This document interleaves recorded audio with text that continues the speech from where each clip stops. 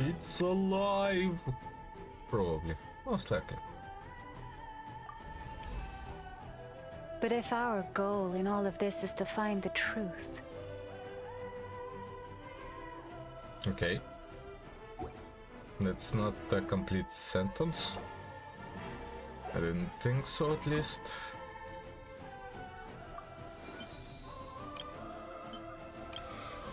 Она готова.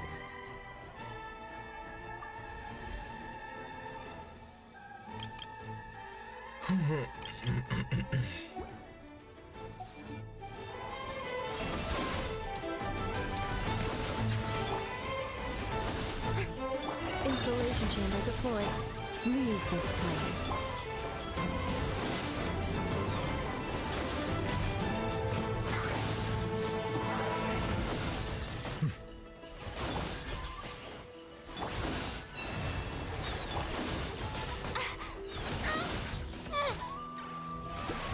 Cleanup sequence initiated.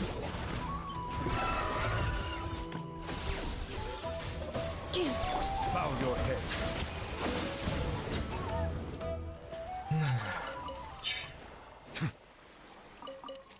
I think that first enemies in the puddle is really uncomfortable.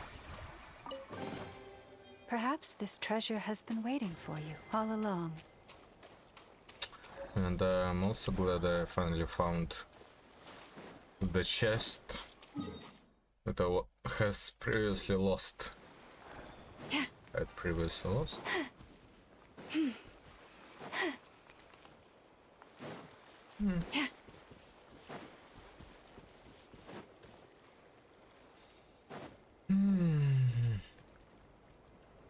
Right. Let's continue watching. Adblock is the problem and the clips. One day ago. Talking about recession currently. Confusing. Nice. Yeah. Well, a big part of the fault is it? confusingness Have they is- been committed? Have they been removed? Is it UBO? Is it temporary? Is it not? There's like an internal debate for these block lists. and are we even fully back? I don't know. Because hard to say. there's a pretty strong argument for us only being partially back. Yeah, like have a look at this. So here's where we see the decoupling of our typical tracking between desktop and mobile views. So that's blue and green here. So here's the viewpocalypse where desktop views go. About See you later, August buddy. 10th, August 11th. Yep. And then they're still, they're still Yeah. not here. And I don't believe that the LTT audience just like suddenly stopped using computers as much. One thing is we may have been basically removed from the algorithm, right? Suddenly we're not getting any views. So, okay. So I actually chatted with a fairly senior member of YouTube over that topic yesterday because it occurred to me. In our dashboard, for instance, a lot of the time it'll say things like, hey, this video is getting a lot of views because it appealed to your core audience, so it's like gaining extra reach. And I was like, so if our views aren't tracking properly, does that impact the likelihood of our videos being suggested and gaining virality since they'll be recorded as low view videos? And it was explained to me, and you have to always take everything, not with a grain of salt, because this is someone that I believe would be very honest with me. So I'm not saying that there's any sort of distrust, but you have to take everything through the lens of the person who's delivering it. And their lens is as someone who works in raw numbers and who if you cut them would bleed red. But like YouTube, so they're very pro the platform and justifiably so. They work hard to make it, in my opinion, this is my opinion now, the best video platform on the internet. Full stop. Period. YouTube is a technological marvel. I have called it the whatevereth wonder of the world many times. I think it is. I think it has all the importance of like the Library of Alexandria in terms of the wealth of human knowledge and humanity that it contains. I love YouTube as a whole.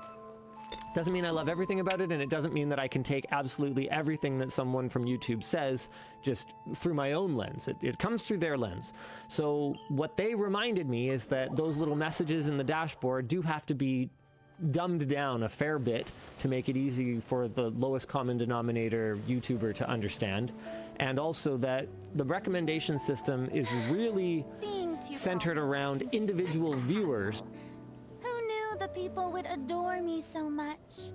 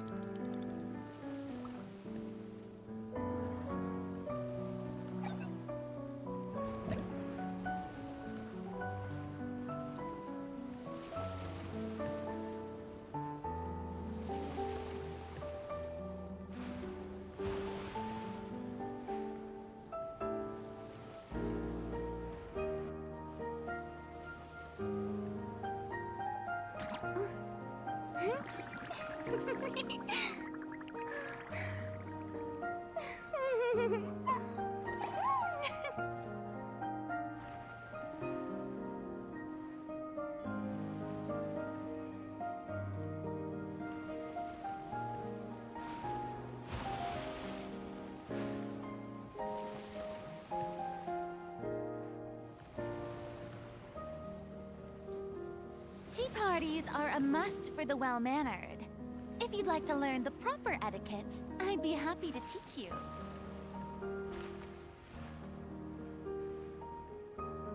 Oh.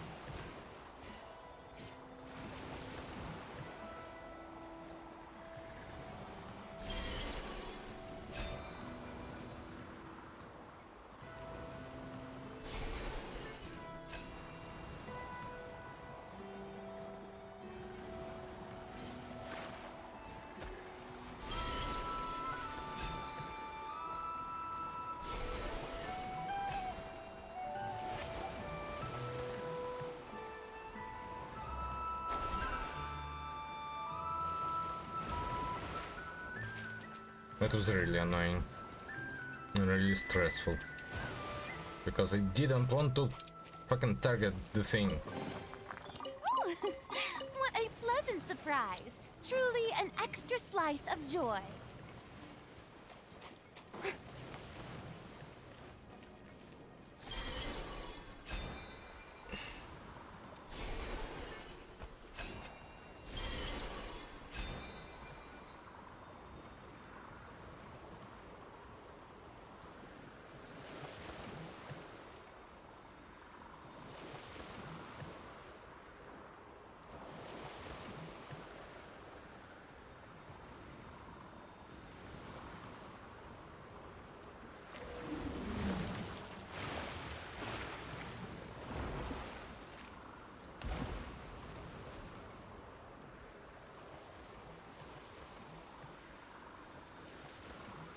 Okay.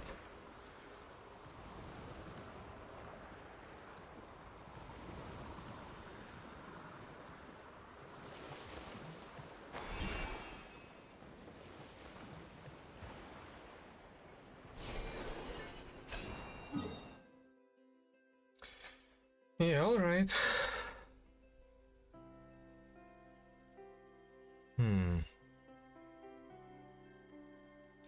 What I want to do is spend 2 of those here, but unfortunately I wanted to level up the weapon and yeah, I messed up a bit. Not around creators. When you upload a video, YouTube doesn't go, oh, there's some juicy new content. How can I get viewers to come look at it? Instead, it works the other way. When you log on to YouTube, YouTube goes, ooh, a juicy new viewer. What will they watch? And it goes and it finds things from its content library and it serves it to them, it feeds them. So with that in mind, if somebody is consistently using an ad blocker, then that will skew their consumption recommendation relationship with the YouTube algorithm. And yes, Luke, I know exactly where you're going with this. What if there are certain channels that they predominantly watch on desktop? And that's where, you know, them having their YouTube hat means that they're not going to necessarily think about or care that much about that being kind of a big deal to someone like me, for instance. Because there are certain types of content that I'm way more likely to watch on TV, and certain types of content that I'm way more likely to watch on my phone. Like you might watch.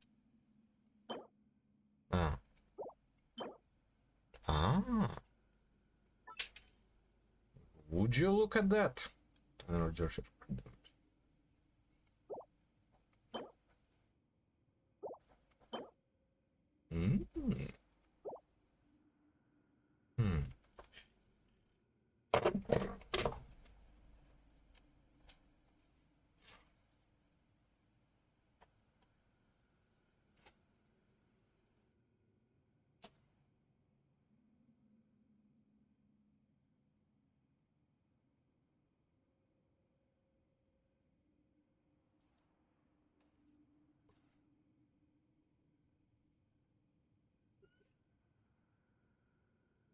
Нет.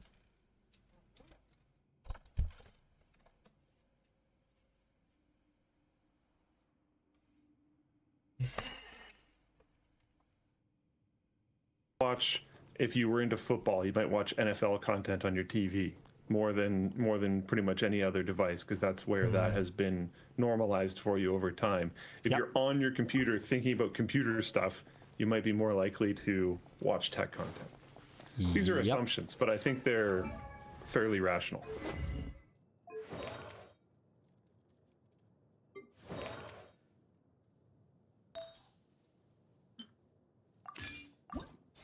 Yeah. Wait, that's not. Crit rate. Switch to that. And hopefully we'll get enough. A lot of energy recharge.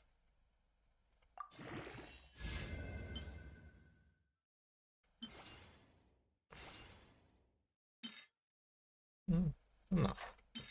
Recharge. And a lot of energy recharge.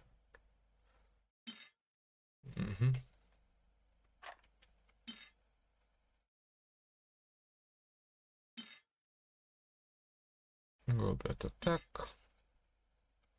Go bit cryo damage.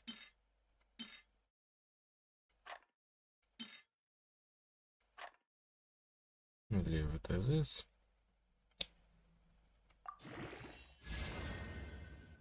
Obviously, now that it was 5.2 energy recharge.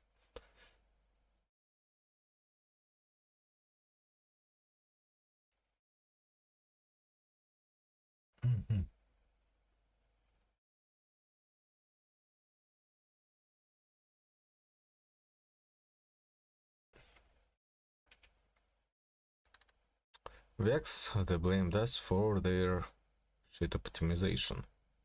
Brutal runs 4 just dropped the chaos. Meat.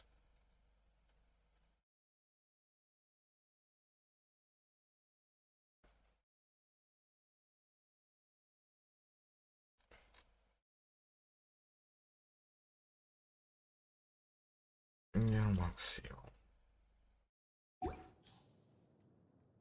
You're wrong. Your experience is invalid. Just because your computer can't run the game well doesn't mean it's unoptimized. Doesn't mean that we did a poor job actually making the game. I was gone this past weekend. I come back, everything went to hell in terms of Borderlands 4, Randy Pitchford, and Gearbox, and oh my god, the game, oh my god. Here is an RTX 5090, a $2,000 graphics card running Borderlands 4. It's only getting between like 30, 40 FPS. Yeah, this is maxed out settings at 4K native resolution, but I would expect a $2,000 graphics card, which it can typically hit max settings on a ton of other games and get 60 FPS at least. You would expect it could get probably maxed out in this game, but it really can't. So you could turn down settings down to high settings in the game, which there is 5 levels of graphics settings in the game, so this is actually somewhere in the middle. And the 5090 still can't even get 60 FPS at 4K. $2,000 graphics card, by the way. Probably twice the price of most people's computers. Now, I've always thought in the past that Borderlands is actually a very, very well optimized series. Let's check out the 5090 in Borderlands 3, which I'm pretty sure came out in 2020, and it can get over 200 FPS maxed out at 4K. Actually, you can up the resolution, and this is just for shits and giggles and everything. You can turn that up to 8K, which is actually 4 times 4K resolution, an insane amount of pixels, and still get 60 FPS on the 5090, which is more frame rate at 8K than Borderlands 4 was even getting at 4K, a quarter of the resolution. And if we were to honestly look at these, Borderlands 4 definitely looks graphically superior, but is it more than 4 times better? Well, according to the CEO of Gearbox, the people who make Borderlands, this guy's name is Randy Pitchford, he says that the game is completely optimized. In fact, he says things like this: code your own engine and show us how it's done. The people doing it now are clearly dumb and don't know what they're doing, and all the support and recommendations, code and architecture from the world's greatest hardware companies and tech companies working with the world's greatest real-time graphics engine coders don't know what you seem to know. They're brilliant, they've never made any mistakes, and they're coding it in the most optimal way possible, which is extremely ironic because they're using Unreal Engine 5, the code or the engine built for Fortnite. Yet he's telling us to do it ourselves. They're borrowing Epic's code to make their game, which there isn't anything technically wrong with that, but don't sit here and say that you're coding this all yourself, because when you dig into the actual features of Borderlands 4, they aren't adding any significant graphical features to the game to optimize it in their way. Now, they might have some custom tools in the engine and stuff in order for their workflow, but other than that, I don't see anything different about it. They're using the graphical features that are baked into Unreal Engine, like Lumen and Nanite. So to come out here and say that they're doing something absolutely revolutionary is insane to me. Crazy, especially when you compare it to games like Cyberpunk, which uses path tracing at its max settings. Path tracing means every single thing in the game is ray traced, which is actually simulating real light in a game. And you're getting similar performance numbers in Cyberpunk as you are in Borderlands 4. And Borderlands 4 is not using path tracing. This is me post-edit and everything. I just have to jump in because they just released another patch. And if you go on Twitter, there's this account that I guess looks at Borderlands, and they first said that Borderlands 4 performance and bug fix patch is here. So they're saying there's a performance patch. Interesting.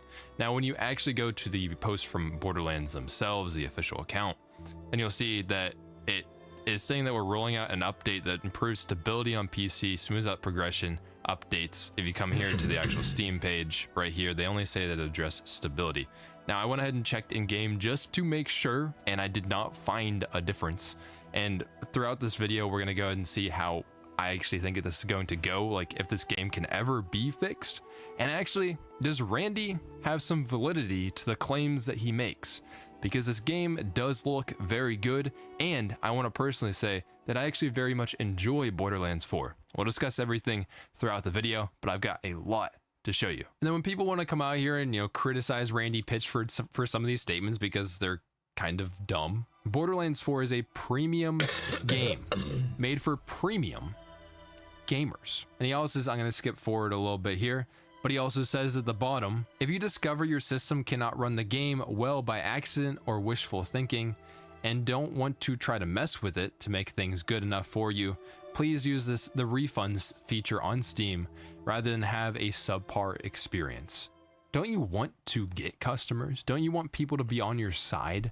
Instead of, addressing concerns, maybe saying that you guys possibly made a mistake, he's saying that, hey, just refund the damn game. And then he also posted this, saying customer service reports for Borderlands 4 at roughly 1% or so of installs. So this is the customer service reports directly to Gearbox or 2K, who publishes the game. They're saying that more than half of the tickets, 0.55% of customers, are users reporting difficulty with their shift accounts, which is the crossplay accounts on Borderlands 4, and only 0.04% of customers are PC performance related.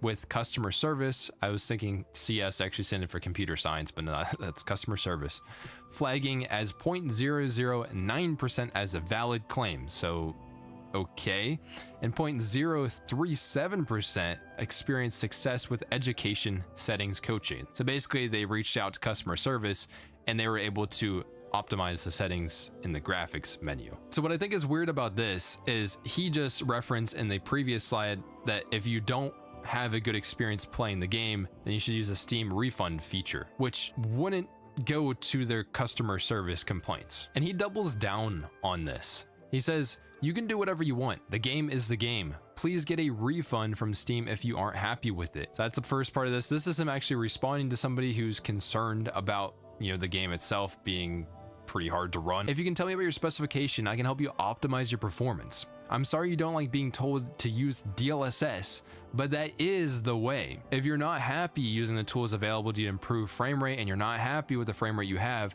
you should play a different game. And he's, saying that 30 FPS is fine, that is ideal for a lot of people. Which if you are playing with a keyboard and a mouse where you have a nice input, that is not a very good experience trying to aim. There's tons of scenarios where I was playing the game at a lower frame rate or had pretty high latency. It was pretty hard to play the damn game. Just like the little guys, I just can't aim at right now. I'm not gonna lie. I just can't aim at them. And Gamers Nexus directly calls out Randy Pitchford saying, do you want to go on camera and talk about this belief? We can fly out to you. I mean, just based. Now you might be like, oh, it's not really a big deal. It's a damn video game. Shut the fuck up. But at the same time, have you seen how much this game costs?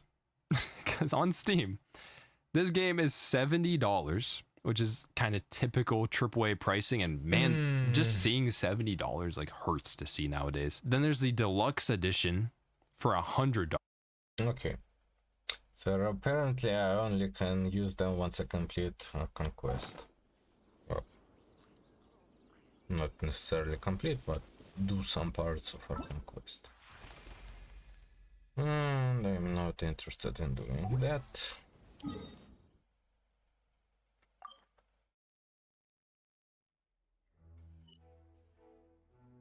Expedition reward. Let's teleport here.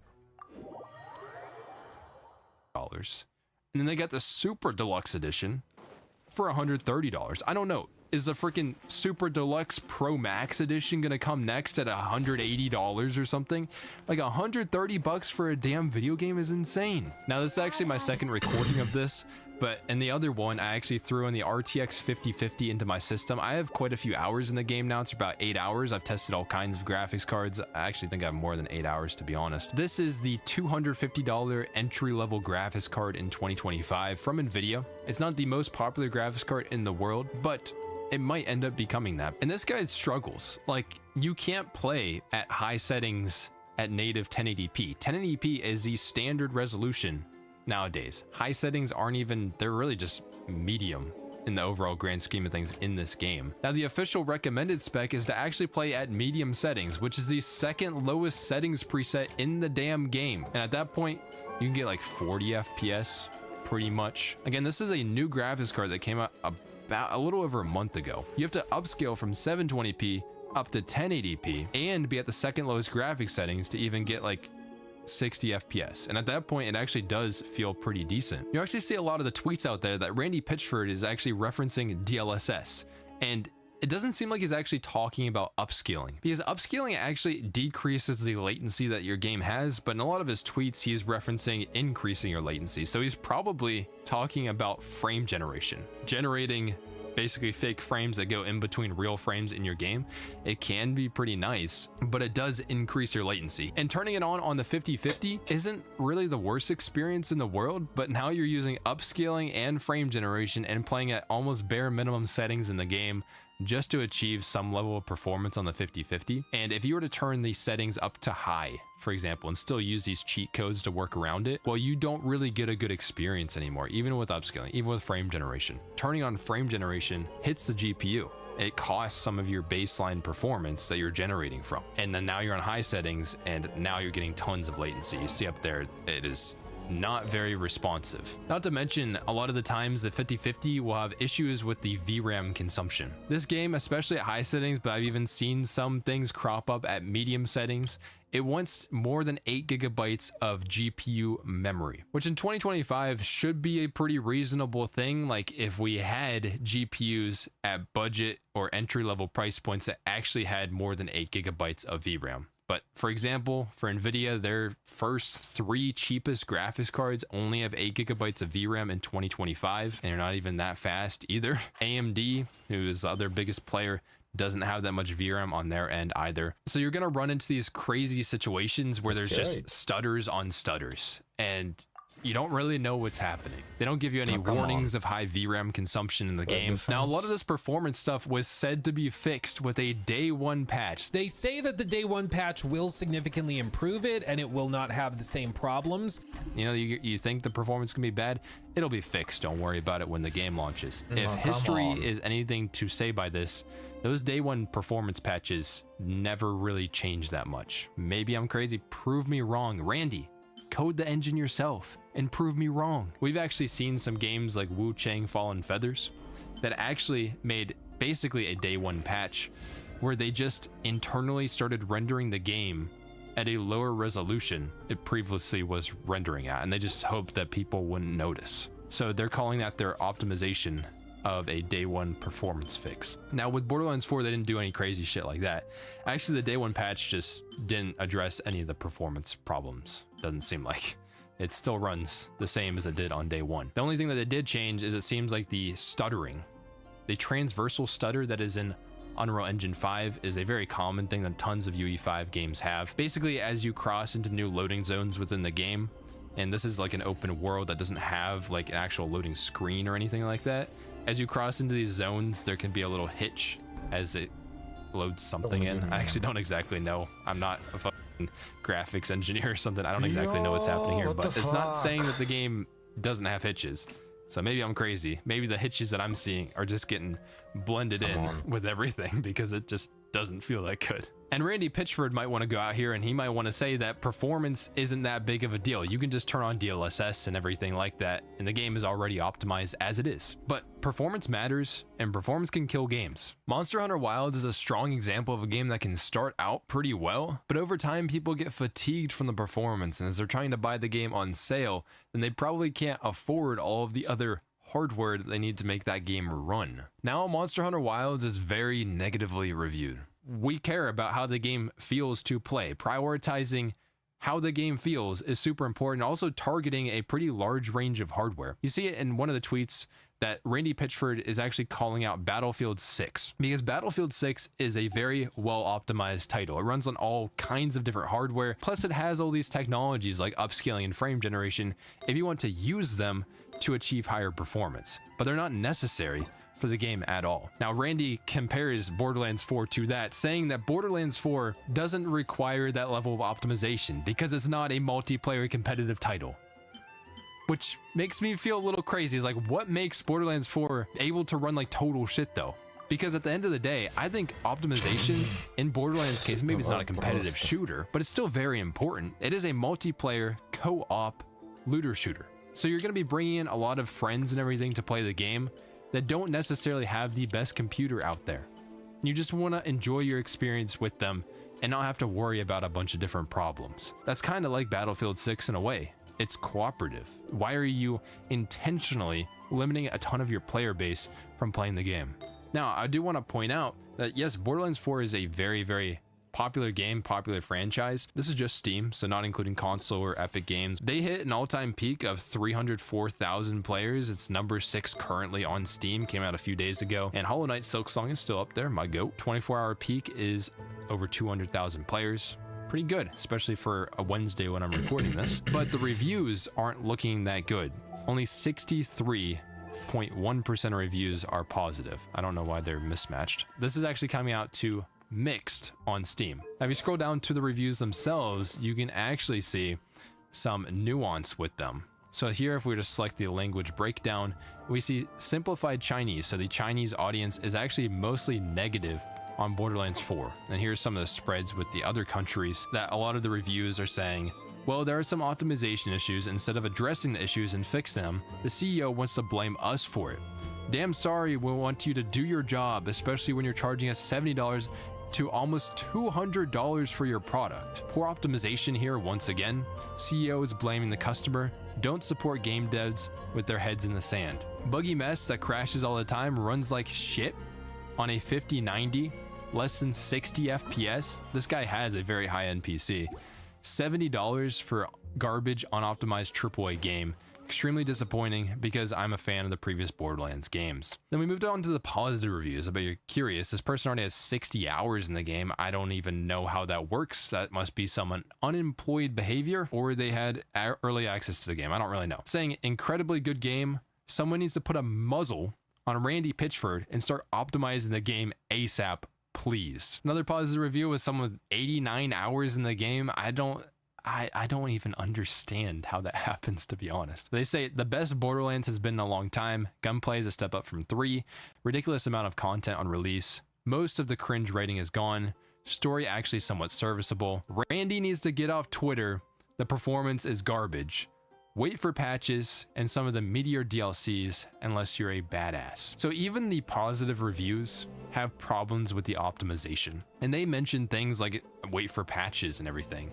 But this most likely isn't going to be fixed in the future. It's just a fundamental problem with the way that they've built the game, unless they were to completely reimagine a lot of the issues. And I will give Randy Pitchford a little bit of credit here because I think he has some validity with how the game is quote unquote optimized, that this is the way to make the game that they wanted to make. But I'm going to address that later because we can look at some of the things that I tested to see just why this game hurts so much. Okay, start off with a very, very average computer. This is with the RTX 4060, a pretty reasonable graphics card, one of the most popular in the world at the moment, and the Ryzen 3600, which is a 6-core CPU that is pretty old now, but it's actually similar performance to what's in the PS5. You can notice one thing, especially with a slower CPU, when we go to compile them shaders, it is a not very fun experience because this is very CPU dependent, which means it almost took me 5 minutes to compile the shaders. And then when I change the graphics settings for the game, just like I mentioned before, you have to compile shaders again.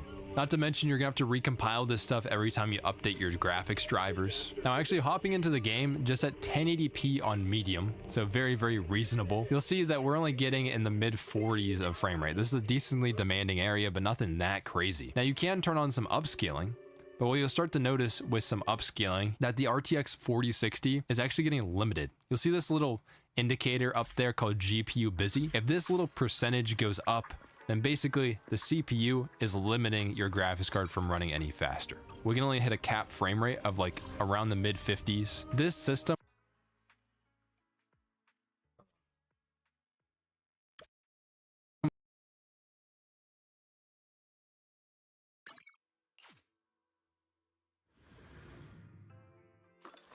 can't even achieve 60 FPS, and this isn't that far off from what's actually in a PS5. Now, if you want to try to bypass the CPU limit, because the GPU is kind of just sitting there doing nothing, just turn on frame generation in the game. And now we can get about 100 FPS, and I will say it doesn't feel terrible.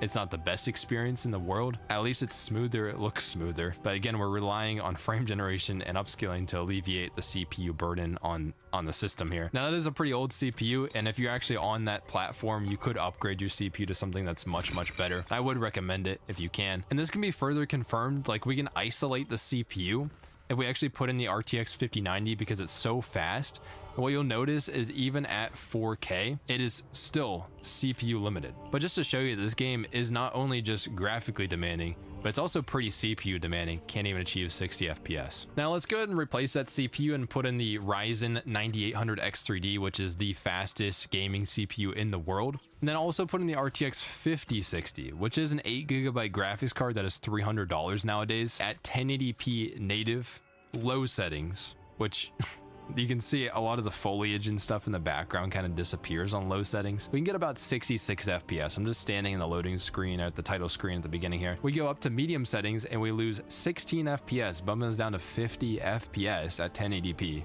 which isn't really a great look. On high settings, almost half our frame rate. We're at about 28, 27 FPS. We go up to very high settings on top of that, and we get about 20 FPS.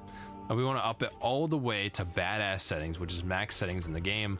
Then at that point, you're getting like 9 FPS. So we went from getting 66 to 9.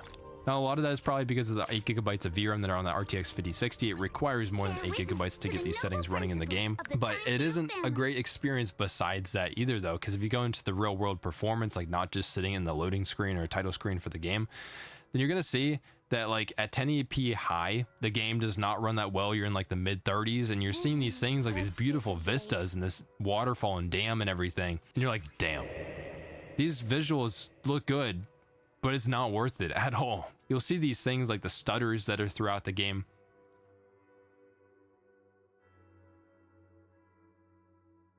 With the limited VRAM capacity, which a lot of entry-level graphics cards or even honestly mid-tier graphics cards nowadays only have 8GB of VRAM. Now, if you go down to medium settings and you get in about the mid 40s, the game runs a little bit smoother. You can upscale at 1080p, so you're upscaling from 720p up to 1080p. You can get about 60 FPS at this point, and the game plays okay. Now, you can turn on frame generation. It does increase your latency, so now we're in about the mid 40s. This isn't anything I'd actually be super against playing. It's just feels bad to do all this just to get that. Now, just for shits and giggles, I actually had a bug with this. I couldn't increase the resolution to 1440p originally on the 5060. I actually got a bug. They're like, hey, you know, you can't do this, basically.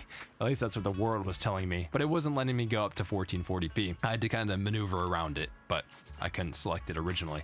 Now, at 1440p medium settings isn't a great experience. I mean, you're talking in like the 30s. How I would sadly recommend, if you want to play at 1440p to play the game, is to probably play with performance mode upscaling from 720p up to 1440p, which is pretty insane. But yeah, you can get about 60 FPS at this point. And that's what ends up bringing me to the next point here, is the RTX 5060 Ti 16GB. This card having 16GB of VRAM is a huge advantage and usually makes it a 1440p graphics card. But it doesn't end up working out like that in Borderlands 4, because even at 1080p high settings, I mean, you're only expecting in like the 40s. Even on medium settings, it can't quite hit 60 FPS. So this is just the type of experience you're gonna get in Borderlands 4. You need to use things like upscaling to get playable frame rates, and we move to 1440p and see that exact same thing. For the rest of these, I just want you to kind of pay attention to some of the settings I have in the bottom left and just take it in, because it is rough. Even on very expensive graphics cards, you would think on like a 5070 Ti, which is $750, that you could start to max out the game possibly at 1440p. Still can't do that. High settings are kind of at a point where you can play it at that. And then what surprised me the most is actually with the RTX 5090. Yeah, we went over it at 4K before, but you expect a $2,000 graphics card to be able to max out at 1440p, right? Well, it's disappointing. You're realistically only hitting in the mid 60s. And this isn't like hardware ray tracing or anything like that. That would be extremely demanding. This is just the game. So even on the 5090, you'd have to upscale at 1440p or drop it down to like high settings or something. What I thought was really funny too is apparently this game is built for and optimized for DLSS. But if you go and click in the auto detect graphics settings in the menus, it's going to default you to use some kind of upscaling. It's only going to be the native Unreal Engine 5 TSR upscaling, instead of actually detecting what GPU brand you have and then using your brand's upscaler. So their claims about it running optimally is a little odd. Now, I didn't personally test any AMD graphics cards for this just because of time, to be honest, and so I could keep things consistent. There is some data out there about these cards. Here's like some AMD ones, so like 9070 XT. at 1440p maxed out gets 40 FPS. So you can look at Hardware Unboxed's video if you want to see some other GPUs, but you kind of get the picture. Most of these cards struggle to run this game, but we first need to address why is it poorly optimized. And number one is the graphics just aren't that impressive.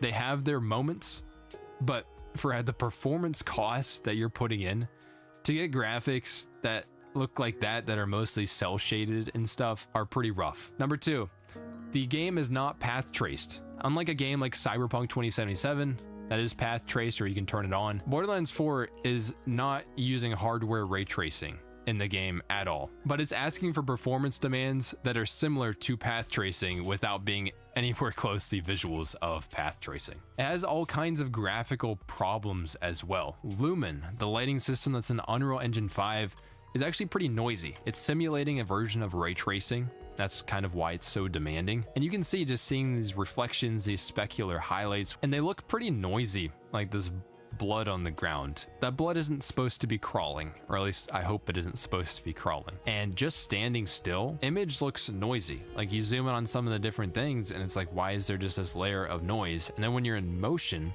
there's actually no noise. So for whatever reason, when you stand still, the image gets more noisy with the ray tracing, or the software ray tracing. And the reason why ray tracing gets noisy is because it's not very high resolution, because we don't have the horsepower to ray trace every single pixel on the screen. And you also see that leads to some issues like graphical anomalies where it seems like it shouldn't look like this. That also is a combination of having to upscale so much that fine detail just gets lost. You can see that there's this thing called light leak. It's a problem with Lumen, where a light source from beyond a barrier can actually leak into another area. It also gets noisy as well, like we talked about. And this gets better as you turn up the settings in the game, as you give more ray counts, more fidelity to the ray tracing, the lumen in the game. It just like, it's still so demanding. And then it has these visual flaws. It's just wild. If you check on Twitter, you can see Randy mentions you can turn on hardware ray tracing, which would solve some of the problems that Lumen has. And I did go into the game files and I found an ini that allows you to turn on hardware ray tracing within the game settings, because it doesn't appear in the actual settings menu. But upon analysis with these side by side, I don't really see a difference, and the performance seems exactly the same. So I don't think this hardware ray tracing setting actually changed anything, but it might be something they could add in the future, maybe could help, and could possibly improve performance at least a little bit, but I don't even think that's true. Now also, like Lumen has a bunch of issues with noise. Then to try and remedy this, you end up with a bunch of smearing on different things in motion. It's like here, ignore the sniper just kind of flying everywhere, but pay more attention to how it's just smearing instead of actually staying clear. Or this propeller on this lady's hat, it doesn't look so clear. And because we rely so much on upscaling within this game, it seems like the damage effects, so those numbers that show you how much damage you're doing, those are actually rendered inside the game, not as a HUD element, which would be separate from the upscaling. And because it's rendered in game, the lower resolution you are, the blurrier the numbers actually get. Like right here, I'm at performance level upscaling at 1440p, so 720p up to 1440p, and the numbers are clearly blurrier compared to the rest of the image. I just think that's a weird effect, but that's what happens. This game's optimized, remember? The game has all these shader compilation problems. Every time you change settings in the game, you have to recompile your shaders, which is so freaking annoying, which does lead to less stutter throughout the gameplay, but tons of these issues where you're sitting there waiting for basically a loading screen in 2025 when we have these super fast SSDs and everything. And then my last point is this game still looks like consistent to Borderlands. It still maintains that art style, which seems like something you could optimize really well for. It's a very cartoony style, cell shaded and everything, but it's not taking advantage of that art style anymore. In fact, actually, I think they're just running base Unreal Engine very, very demanding features, and then they're putting a filter over, I just spit.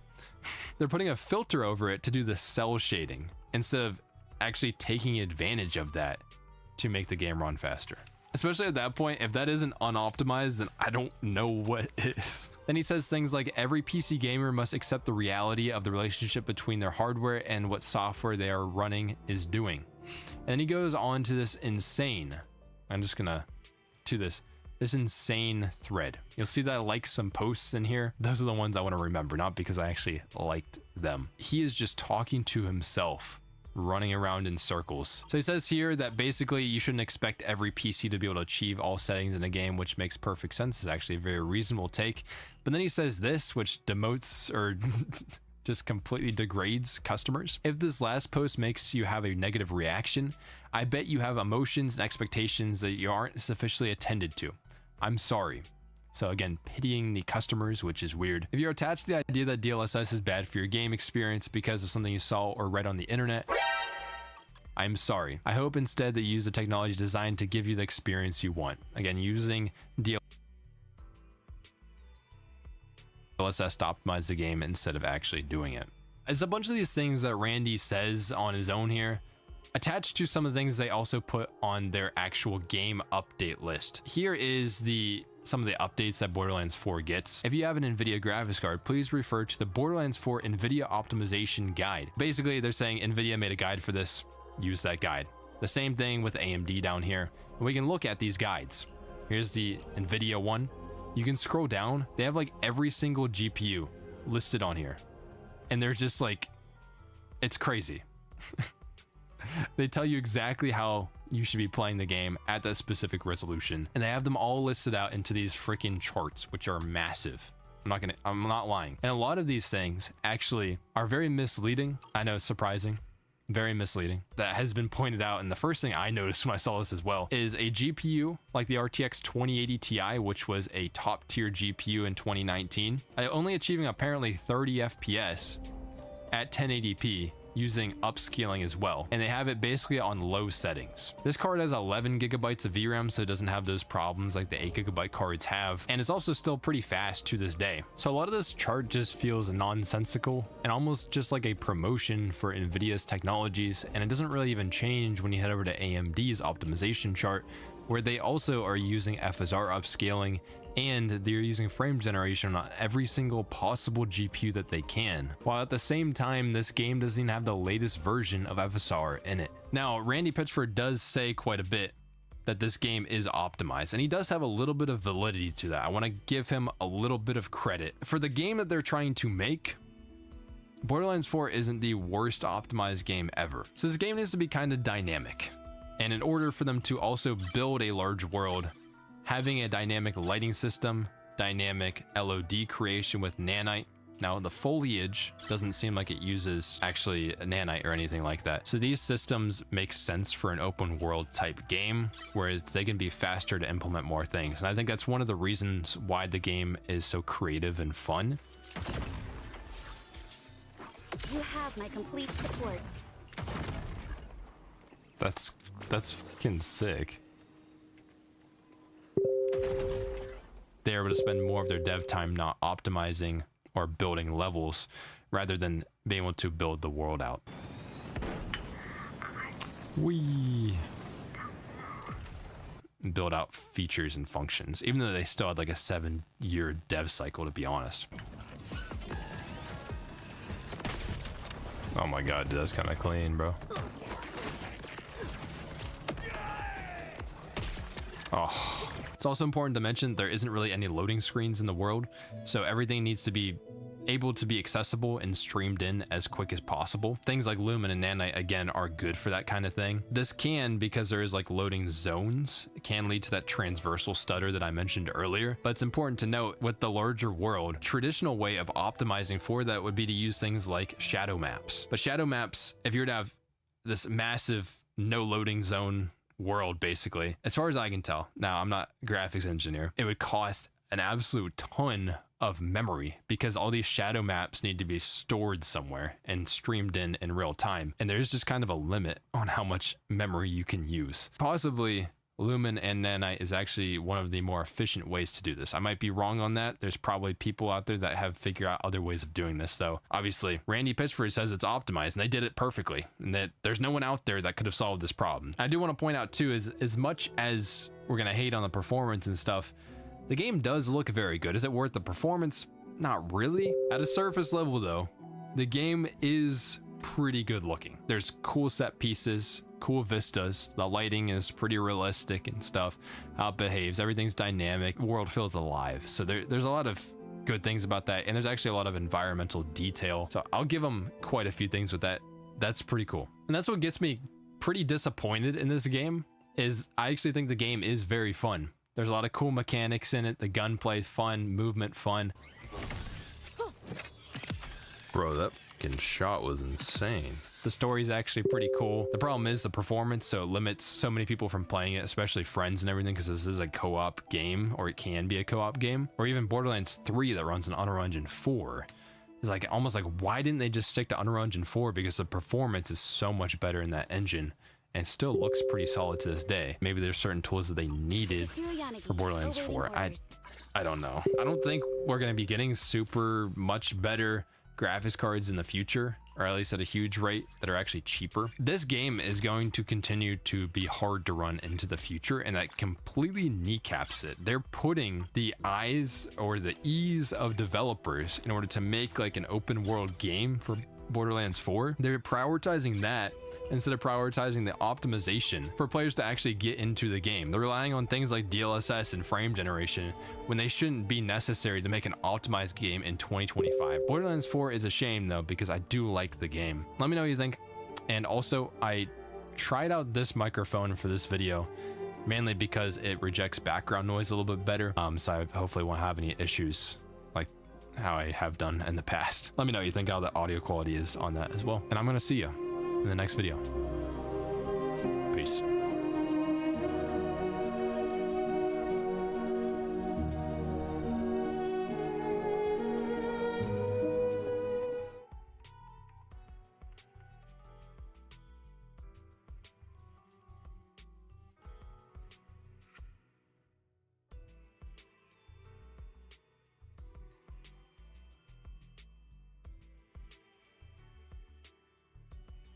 After Starfield, I finally appreciate Outer Worlds.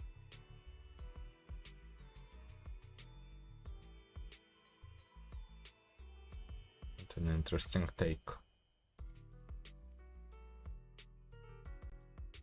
Inspired software narcissist.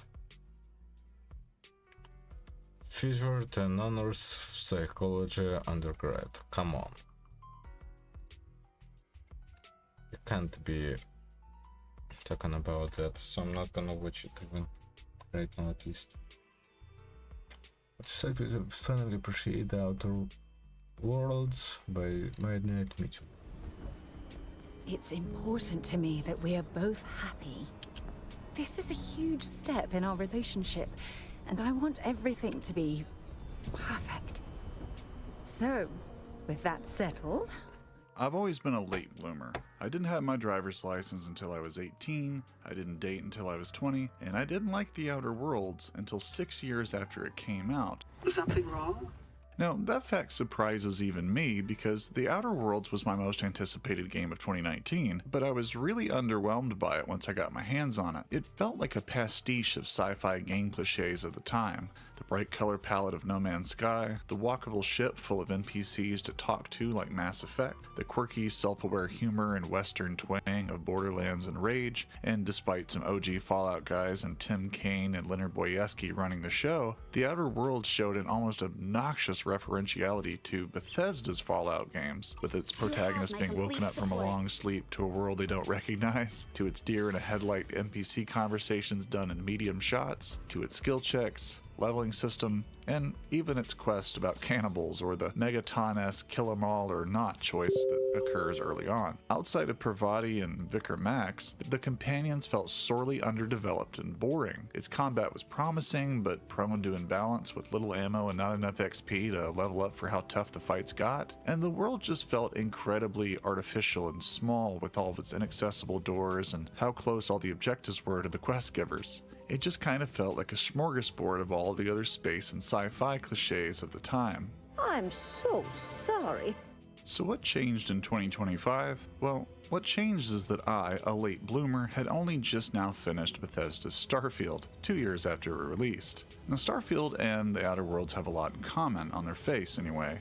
They're both space-themed RPGs with lots of dialogue and skill checks and first-person shooting with beautiful soundtracks and visuals. But where they start to differ is in light of Starfield's bigness. The Outer Worlds limitations begin to feel less like the result of a small budget or creative laziness, and more like thoughtful guardrails that respected my time and gave me more immediate and consistent satisfaction than a game like Starfield did. After years of fan speculation over very little information of substance, Starfield's gameplay hit like a truck and gave us some really sweet jetpack shootouts, but also the lofty, suspicious promise of 1,000 unique playable worlds to explore. And not just this system, but over 100 systems. Over 1,000 planets, all open for you to explore. No Man's Sky had promised the same thing years before and underdelivered, and Bethesda's increasingly streamlined approach since Skyrim did not bode well for the 1,000 worlds, meaning that there would be even maybe half that many good worlds. Rampant scope will never be compelling if there's too little craftsmanship involved, and that's where the Outer Worlds, a game that I'd written off for years, suddenly started to make more and more sense. It seemed like the kind of game that knew that paring things down to their essence was a smarter choice than ballooning everything out to extremes. Now, don't get me wrong, there's plenty of decent stuff in Starfield to sift through and lots of weird little systems to play with and have some fun, but very little of it is necessary or even that incentivizing to take the time to engage. The payoff's just not there. It's a byproduct of Bethesda wanting to be so player-friendly that no one in a sea of menus and loading screens. It starts to get pretty old the umpteenth time you've seen the same looking planet, except maybe this one has a ring around it, or if you fought in yet another indistinguishable space battle, or had to go through the boring menu-laden ardor of docking and undocking and then holding X to board a ship or to get out onto the planet, where you'll then have to use a really awkward diegetic map or the worst overhead map that Bethesda's ever made to get around in the city or just through the long, dreary, featureless expanses of Starfield's generated worlds. The character building aspects of this RPG are a mixed bag too. You've got so many unique skills to choose from, but most of the game my points just kind of sat there in reserve, waiting for when I need them to pump my character past skill checks. Most things are ultimately decided by high persuade and holding down the trigger, so all the finagling with bartering and ship upgrade efficiency and all these little minute character upgrades become background noise, especially when messing with all these breaks the flow of moving through the world and interacting with it, like you're having to go out of your way to make lurking features feel more included by paying extra attention to them. You'd also think you could subtly gain a significant edge in combat if you spec into the right weapons tree, and sometimes the extra shotgun damage will matter, and sometimes I'll upgrade it 3 times and still feel like it kills things in 3 shots regardless. But even if this system was working like you'd expect it to, the reward of skill allocation is undercut by how each skill point you earn for leveling up can only be spent on a skill you've unlocked the previous skill level for, and also done all the requirements to make it available in the first place, which is an obnoxious choice that feels like asking for industry experience on an entry-level job you're applying for so that you can get industry experience. Nick of the Nth Review told me that space combat was awful for him until he leveled up 2 skills, which I would presume were probably starship design and piloting if I had to guess. But despite thinking that I'd really need to engage this system to get past all the tough in-game ship battles that I was getting stuck on, all I really needed to do was change the grav drive out and then just have a reasonably durable ship to withstand all the damage, and suddenly I owned every space battle thereafter, including the in-game one that I've been stuck on. Okay. And that's a shame because shipbuilding is actually pretty fun to mess around with, as you actually have to account for the mass of what you're adding. So you can't just kit everything out with the best tech and, go on about your merry way. You've got to make sure your engines can actually move all that junk in your trunk. That's not to mention the outpost building, which just felt like a smaller grade version of the base building from Fallout 4, and ultimately ended up just being another time killer. And that's kind of what Starfield ends up being so much of the time, a time killer. I've often called it the game of the gaps, like it's the game that you play in between other big commitments, like say Kingdom Come Deliverance 2 or whatever. Starfield's rhythm will become inoffensively rote till you can do it in your sleep, and that can be great for just letting loose and relaxing when you're playing a game. I definitely could see I did plenty of that. But eventually, it does become a numbing rhythm broken up only occasionally by a finally decent quest line like the Crimson Fleet or the Freestar Rangers or the villainous Ryujin Corporation. The quests that do hit only have maybe 2 branching major paths at most, but they offer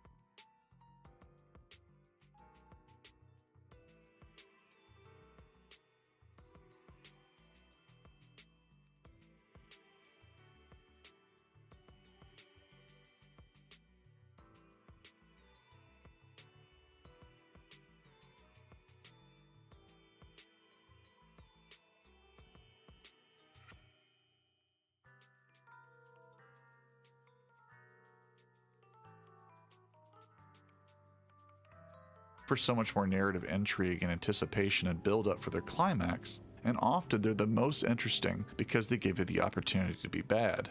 In typical Elder Scrolls fashion, Starfield feels like a chill guy's RPG, a do-gooder's dream. It's NASA punk as people have called it, or that space-age optimism that we became a little bit familiar with from the Fantastic Four video that I did a little while back. And I do like that this is Bethesda's calling card, but it doesn't play as harmoniously as you might think with the weirdly gritty, realistic look of this world, and more importantly, it doesn't play out all that interestingly either.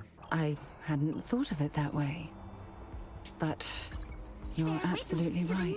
Starfield's companions are reasonably well drawn in and of themselves, like Sarah Morgan, a decent, rule-following stickler who struggles to let people in, but is reliable and moral. But she's also a giant wet blanket who scolds you for every mildly off-kilter action and comment that you undertake. Based on your recommendation, they'll be continuing their work on the NeuroAmp technology. And now you're going to stand there and pretend you find that type of decision to be disgusting. Please. Sam Coe, your other companion voiced by the always excellent Elias Tefexis of Adam Jensen in The Expanse fame, is done little justice by this character's boring writing, paperback romance cover cowboy getup, or his extreme touchiness over doing anything criminal, so much so that he'll leave you with the first sign of untowardness. I really messed up on this one, friend. Even our smuggler's double agent friend Andrea somehow finds time to schoolmarm us about allying ourselves with the Crimson Fleet space pirates, or even just doing other things like your Neuralink to let you manipulate other people. I know. I'd be glad these people were on my side if it was a real-life situation because they have morals and they would make sacrifices for them. But they're kind of like how Skyler White felt in Breaking Bad the first time I watched it. Like, she's technically right and there's nothing really wrong about what she's doing, but in the context of the show's escapism, they become insufferably boring and annoying as they finger wag everything the main character is doing when I just want to break bad. Starfield's so allergic to real conflict that it's suffocating. The fact that there's a corrupt corporation called Ryogen that unequivocally lets you go in and systematically destroy rival corporations like some white-collar Dark Brotherhood is strikingly fun, not just because it's gleeful escapism to be this bad, but because it stands out in such stark contrast to the rest of the Goody Two-Shoes world. It really feels like we're doing something consequential, and that's a rare feeling in Starfield. It certainly is. It doesn't help that this bland moral atmosphere and quest design that Starfield's trafficking in isn't nearly as vast or as interesting to explore as Bethesda prophesied either. There's some cool backstory about how Earth was essentially ruined by grav drive experiments that let us get to space in the first place, so we had to stay out there in the stars because we'd ruin our own home. We even get to see the NASA base in its last stage of disrepair. It hits hard because it's so real and something that seems like a sobering reality that could happen if we ever created technology like this in the real world. That is quite an unfortunate tragedy. It's best not to dwell on it, though. But beyond some juicy details like this, the world of Starfield just doesn't have enough texture or narrative vibrancy to it. Starfield's world is bereft of any classic humanoid alien races, so we're talking to regular people all the time, which isn't a problem.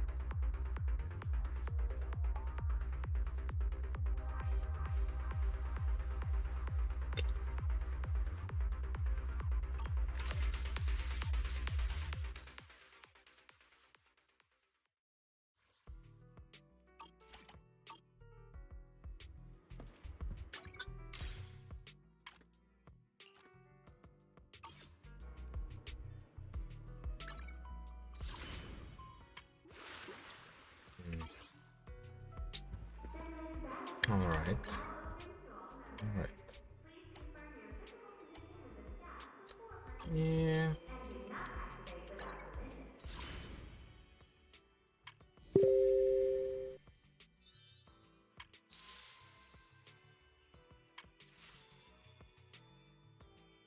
Oh. Makes sense.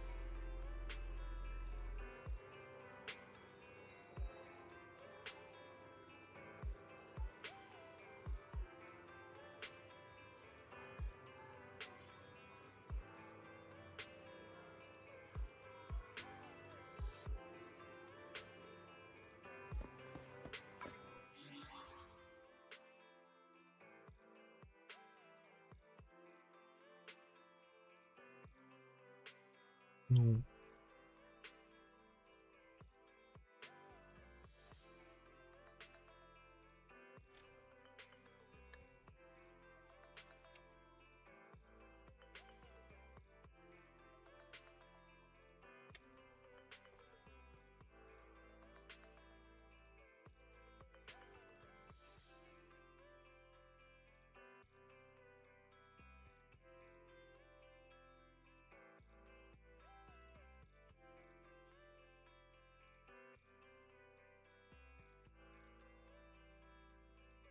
No.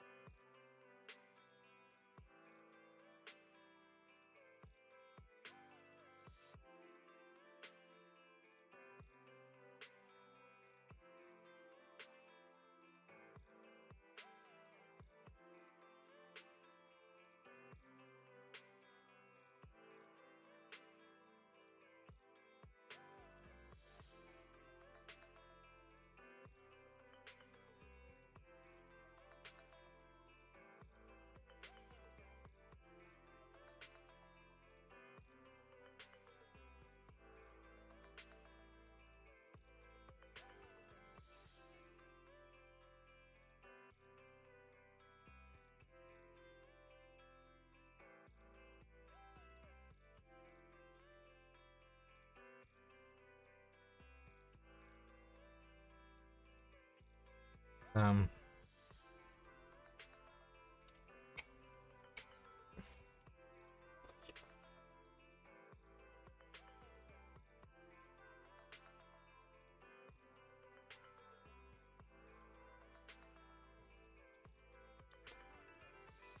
No.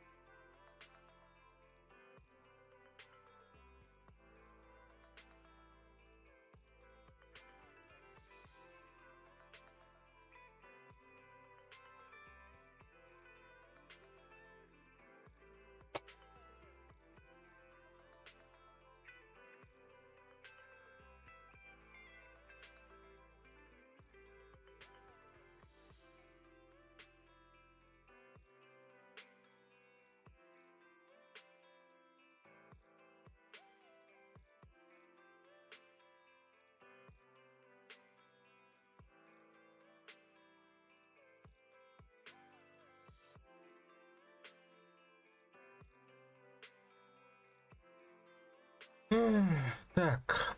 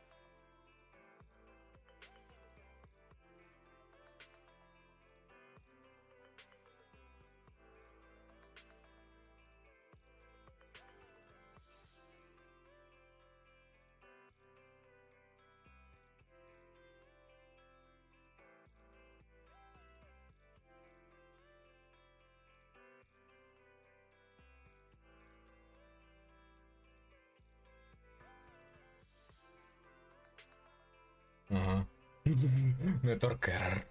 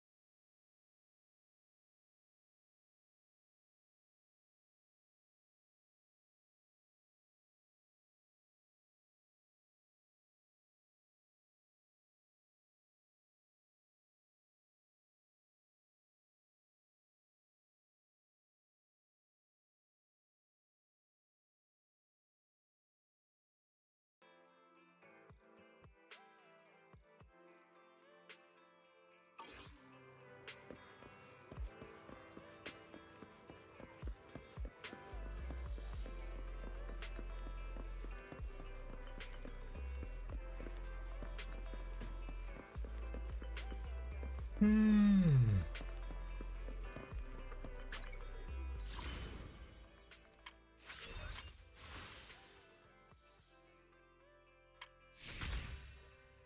days remaining. Okay, I'll talk to them later, I guess.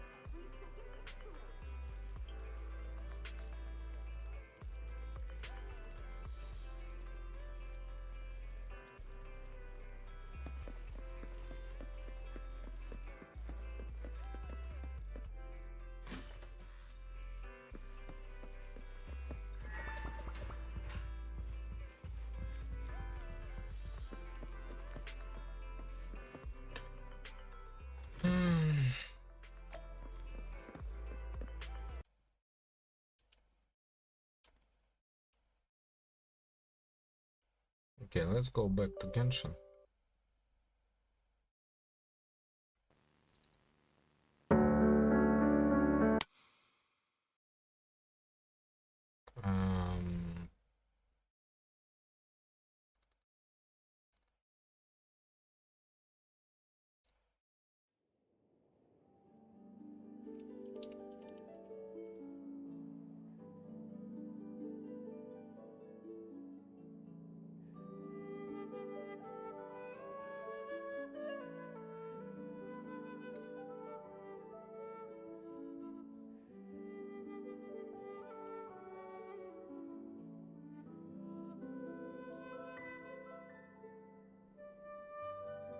Ooh, nice.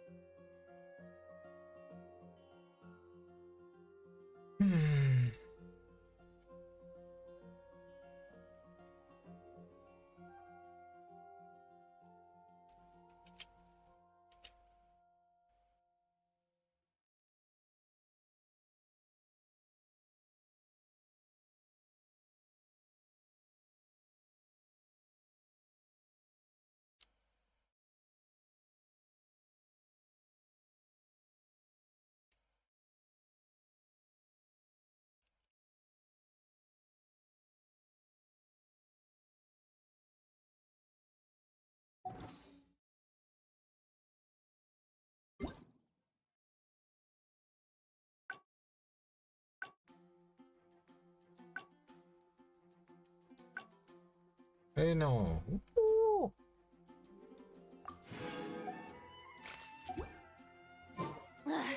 Boring. Isn't there anything else more interesting to do?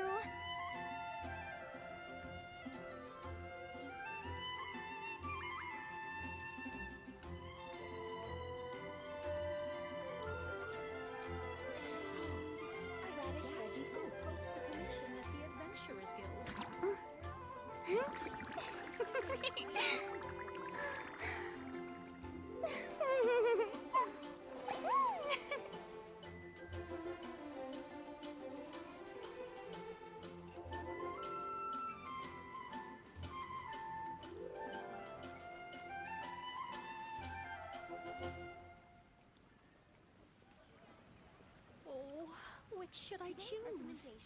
Is the stake. Being too popular can be such a hassle.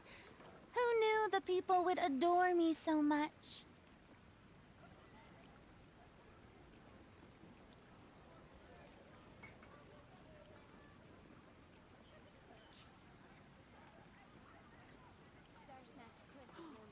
I guess I'll post the commission at the adventure. Tea parties are a must for the well-mannered. If you'd like to learn the proper etiquette, I'd be happy to teach you.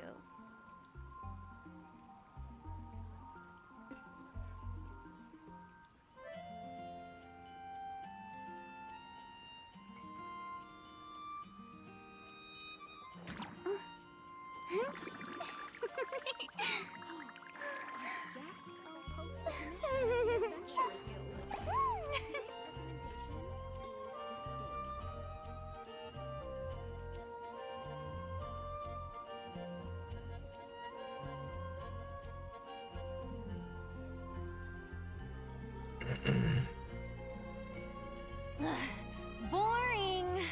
Isn't there anything else more interesting to do? Which should I choose?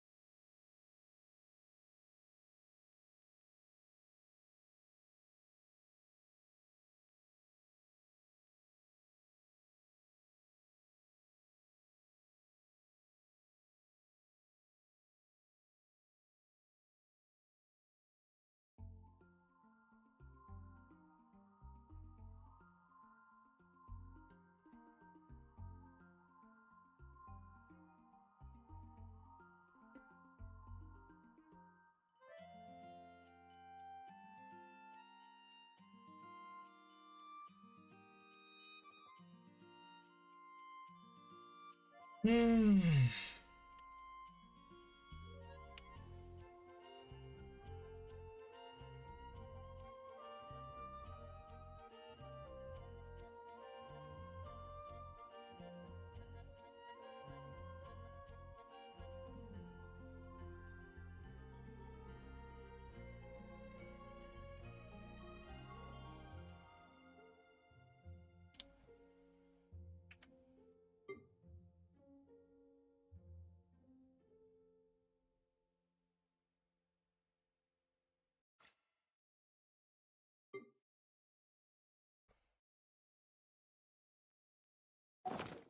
recommendation is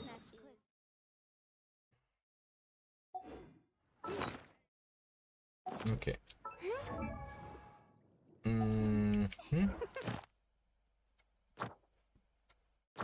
Domains, trans, you.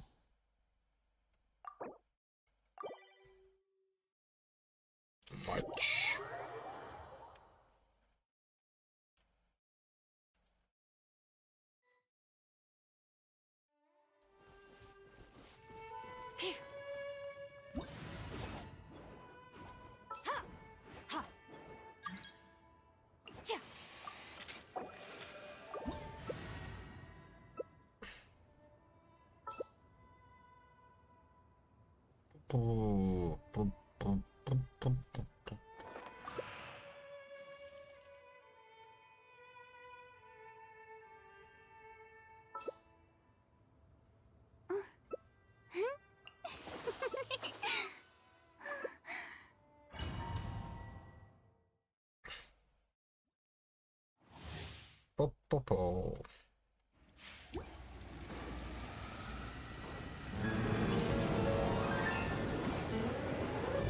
A dash of frosting!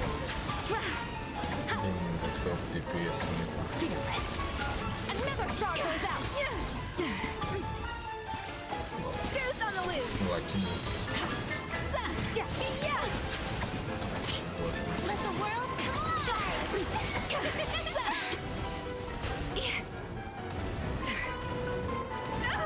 one person is A little moose boosh! running speed. Yes, this is wonderful.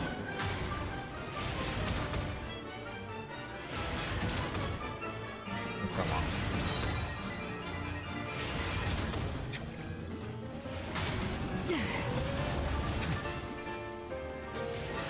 Allow me to intervene.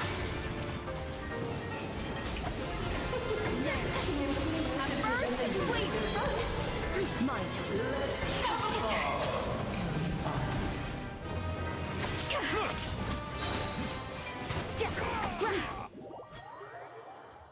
Ta-ta. A dash of frosting! Goose on the loose!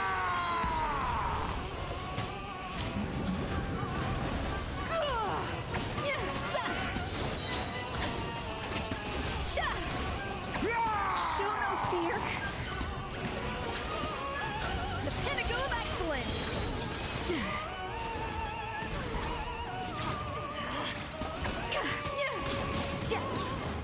Let us dance, my dear. Try to remember the steps this time. Off to the freezer! Oops!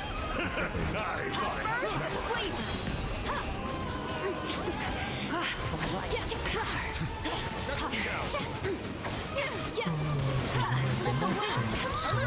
Our performance has yet to conclude. Let the mighty be humble. Goose on the loose! I dance for you, my dear. Mine to wield.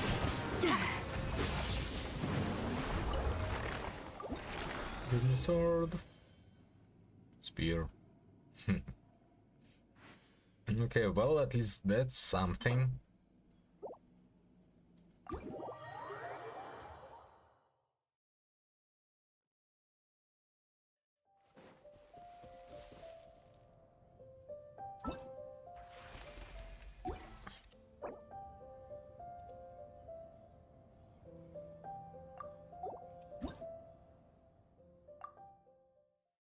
Jeez.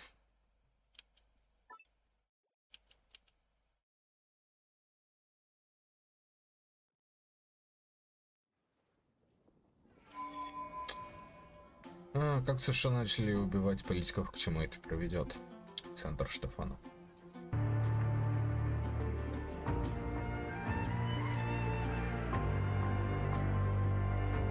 Раскол в американском обществе продолжает расти. Политическое насилие, увы, постепенно становится частью политики в США. Недавно всех потрясли новости об убийстве политического комментатора Чарли Кёрка. Но этот случай не единственный в своем роде. За последние 10 лет в стране все чаще происходят покушения на видных политиков и активистов. Иногда успешные, иногда не очень. Почему так происходит? Кто совершает больше политического насилия, республиканцы или демократы? Как американские политические лидеры довели страну до такого? Кто виноват и что делать? Неужели Америка стоит на пороге гражданской войны? На все эти вопросы попытаемся ответить в этом видео. Короче, давайте разбираться. С одной стороны, политическое насилие всегда было частью американской политической культуры. Страна буквально была рождена из пламени войны за независимость. Важнейшие изменения часто сопровождали широкомасштабные акции протеста и неповиновения властям. Последние десятилетия в США...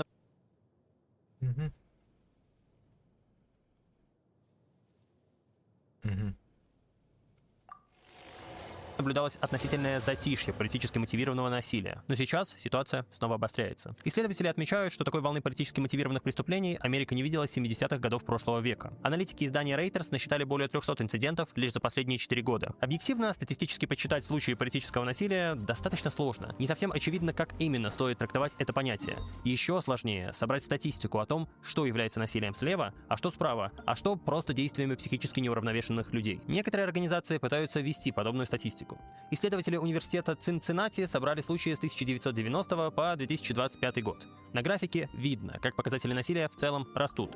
Правое насилие встречается чаще на протяжении всего промежутка, но особенно оно начинает расти после 2017 года. Оно достигает своего пика в 2019 году, когда произошло около 250 подобных преступлений. Эта статистика, собранная на основании материалов уголовных дел, где подсудимого признали виновным. Поэтому последние несколько лет дают неполную статистику. Судебные процессы зачастую еще идут. Как видно из этих данных, случаи правого насилия случаются даже чаще, чем насилие исламистов. Правда, эта статистика не отражает уровня насилия. Тут собрано все, от избиения прохожего с неправильным цветом кожи или сексуальной ориентацией до жестоких убийств и терактов. Но если брать сугубо убийства и теракты и считать число непосредственных жертв, то исламисты сильно обгоняют и левых, и правых. Общественная организация ADL приводит следующие цифры. Правые радикалы совершили 76% смертоносных покушений за последние 10 лет. Правда, тут есть интересный нюанс. Согласно данным организации, количество убийств, совершенных экстремистами, за последние годы на самом деле снизилось. Сама ADL отчасти объясняет это упадком исламистского терроризма после 2017 года. А именно он раньше уносил больше всего жизней. К тому же, согласно докладу, данные последних 5 лет всегда являются несколько заниженными. Дело все также в том, что расследования или суды могут продолжаться, и не все преступления еще выявлены. Как отмечается в докладе, снизившееся количество смертей само по себе не обязательно означает уменьшение политического насилия как такового. Зачастую количество смертей в отдельно взятый год зависит не от количества инцидентов,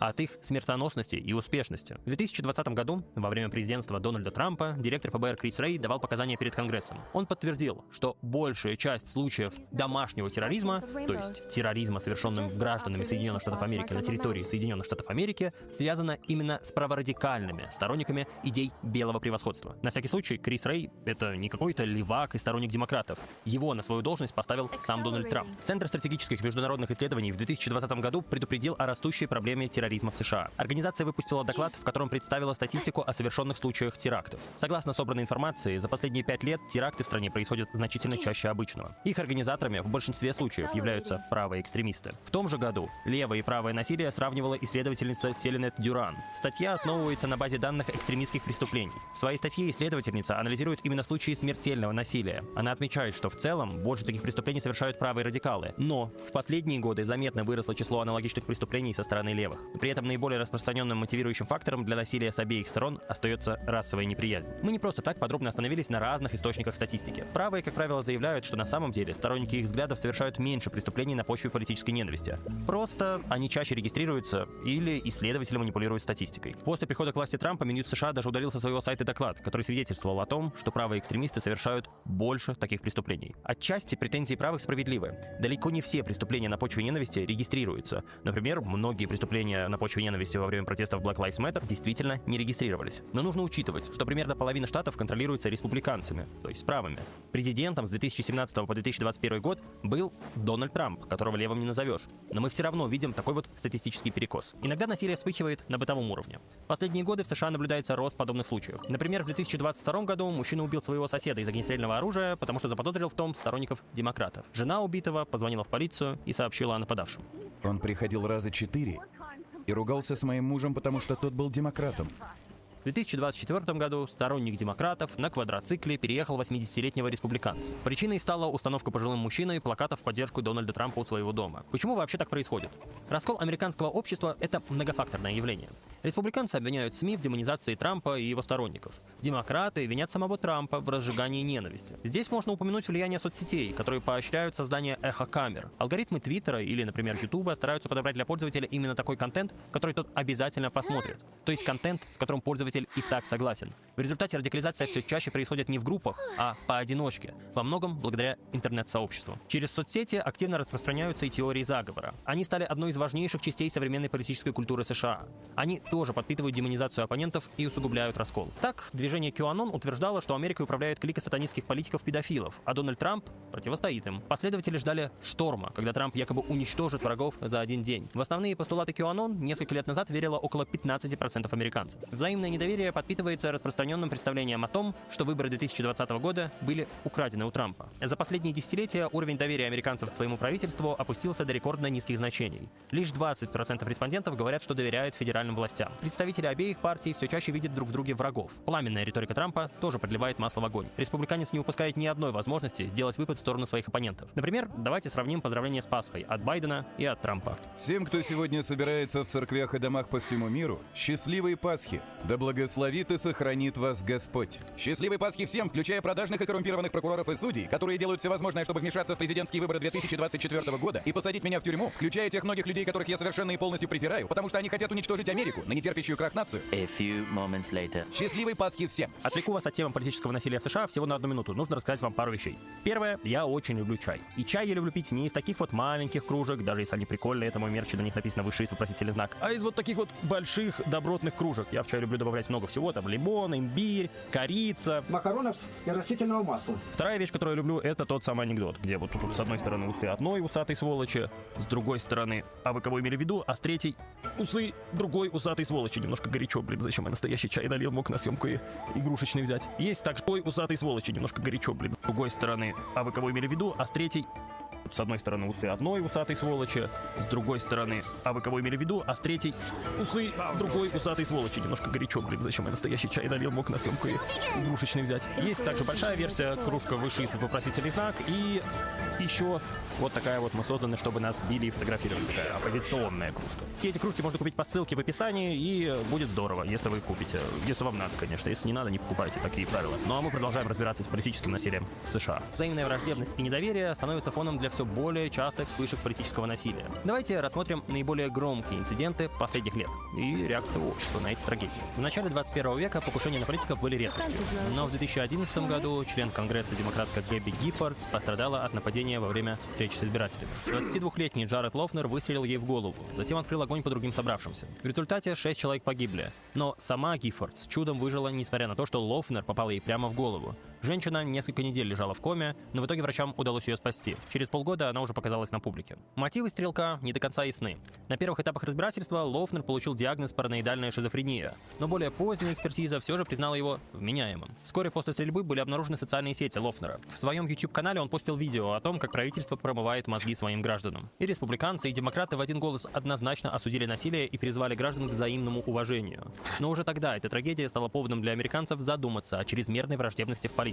Показательно, что буквально накануне стрельбы сама жертва нападения Гэбби Гиффордс написала письмо своему знакомому республиканцу. Цитата: «Нам нужно понять, как умерить нашу риторику и снизить уровень межпартийной враждебности». После стрельбы критике подверглась сенатор Сара Пейлин. В преддверии выборов она распространяла карту, на которой демократические штаты отмечались прицелами. Пейлин в ответ обвинила СМИ в кровавом навете и перекладывании ответственности на правых политиков. И все же она перестала распространять подобную символику и осудила любое насилие. Приход в политику Дональда Трампа перевернул представление американцев о том, какими вообще могут быть политики. Высказывания, которые которые делал республиканец, тогда казались всем немыслимыми. Он говорил, что большинство мексиканских мигрантов являются насильниками, говорил, что нелегальные мигранты отравляют кровь нации. Он требовал запретить въезд в страну всем мусульманам, придумывал обзывательства своим оппонентам. Трамп говорил, что нужно лишить лицензии СМИ, которые пишут о нем негативные репортажи. Неоднократно называл СМИ врагами народа. Называл политических оппонентов паразитами, которых необходимо уничтожить. Говорил, что они уничтожают нашу страну. Называл левых внутренним врагом страшнее любой внешней угрозы, и против которого можно и нужно использовать нацгвардию и войска. Думаю, что главная проблема — это враг изнутри. Даже не те люди, которые прибыли в нашу страну и разрушают ее. Кстати, они тоже полностью разрушают нашу страну. Постил изображения своих политических оппонентов связанными в кузове машины. Он не раз говорил, что демократы крадут выборы. И в 2012 году, и в 2016, и после этого в 2020. Говорил, что нужно приостановить действие Конституции, чтобы найти махинации на выборах. Говорил, что демократы собираются убивать не только нерожденных, но и уже родившихся детей. Она настолько радикальна, что хочет разрешить аборты на 8 и 9 месяце беременности. Прямо до самых родов и даже после родов. Казнь ребенка. Это не аборт, это казнь ребенка. Публично обвинил одного из своих генералов в национальном предательстве и заявил, что в прежние времена наказанием за такое была бы смерть. Такой пламенный подход, на удивление многих, дал свои плоды. Вокруг республиканца в рекордных количествах сплотились сторонники его собственной партии. Но это оттолкнуло от него демократов и независимых избирателей. Демократы тоже выступили агрессивно против Трампа. В его адрес ежедневно слышались обвинения в расизме, сексизме, фашизме и гомофобии. Образ политика демонизировался. Президент, который является расистом, сексистом, гомофобом и религиозным мракобесом. Хиллари однажды сказала, что примерно половина сторонников республиканца — это сборище отвратительных людей. Вскоре она и извинилась за некорректное обобщение, но это не сильно помогло склонить республиканцев на ее сторону. После победы Трампа издание «Политика» писало: Трамп разрушил все наши представления о современных политиках. Он провел кампанию более успешную, чем ожидало большинство, с невероятными заявлениями, шокирующими оскорблениями и безумными преувеличениями. На следующий год после победы Дональда Трампа на выборах в 2017 году произошел громкий случай политического насилия. Стрелок открыл огонь по республиканским конгрессменам, когда те готовились к благотворительному матчу в бейсбол. Нападавшему было 66 лет. Его звали Джеймс Ходжкинсон. Перед стрельбой он подошел к двум политикам около поля для игры и уточнил у них, играют ли здесь демократы или республиканцы. Через полчаса после начала тренировки Ходжкинсон открыл огонь. На поле ему попасть не удалось, и поэтому он стрелял через забор. Республиканцы скрылись от стрельбы в яме. На месте были двое полицейских, которые начали стрелять в ответ. Перестрелка продлилась около 10 минут. Было сделано около сотни выстрелов. Благодаря действиям полицейских, политики и другие безоружные люди успели скрыться. Прибывшее подкрепление вскоре нейтрализовало стрелявшего. Он скончался в больнице от полученных ран. Все остальные участники инцидента выжили, хотя несколько республиканцев и полицейских получили ранения. В больницу был эвакуирован конгрессмен Стив Скалис. В этот раз мотивы стрелка были гораздо более понятны. Ходжкинсон был ярым антиреспубликанцем. Ненавидел Дональда Трампа за расизм и сексизм. На выборах он поддерживал кандидатуру Берни Сандерса. В Фейсбуке он состоял в группах под названием «Уничтожить республиканскую партию» и «Дональд Трамп не мой президент». Но еще он оставлял комментарии по типу «Трамп предатель», «Трамп уничтожил нашу демократию», «Настало время уничтожить Трампа и компанию». В тот же день демократические конгрессмены запостили твит и сообщили о том, что они молятся за своих коллег. Белый дом выпустил пресс-релиз, в котором говорилось: «Мы глубоко опечалены этой трагедией. Наши мысли и молитвы с членами Конгресса, их сотрудниками, полицией Капитолия, спасателями и всеми остальными, кого это коснулось». Сам Трамп, в подобающей президенту манере, выразил соболезнования пострадавшим и пожелал им скорейшего выздоровления. Тогда он не стал делать резких выпадов или обвинений. В обращении он особо выделил 2 раненых полицейских, которые, несмотря на ранения, выполнили свой долг. Мелания и я благодарны за их героизм, и мы молимся о скорейшем выздоровлении всех пострадавших. Сенат начал заседание с молитвы. Направляй и вдохновляй нас всех следовать Твоему плану для нашей жизни. Мы молимся во имя Твое милосердное. Аминь. Берни Сандерс, которого поддерживал стрелок, заявил: «Я только что получил информацию, что предполагаемый стрелок на тренировке республиканской бейсбольной команды, по-видимому, был волонтером в моей президентской кампании. Меня глубоко возмущает этот отвратительный поступок. Позвольте сказать предельно ясно. Насилие в любой форме неприемлемо в нашем обществе, и я самым решительным образом осуждаю это действие».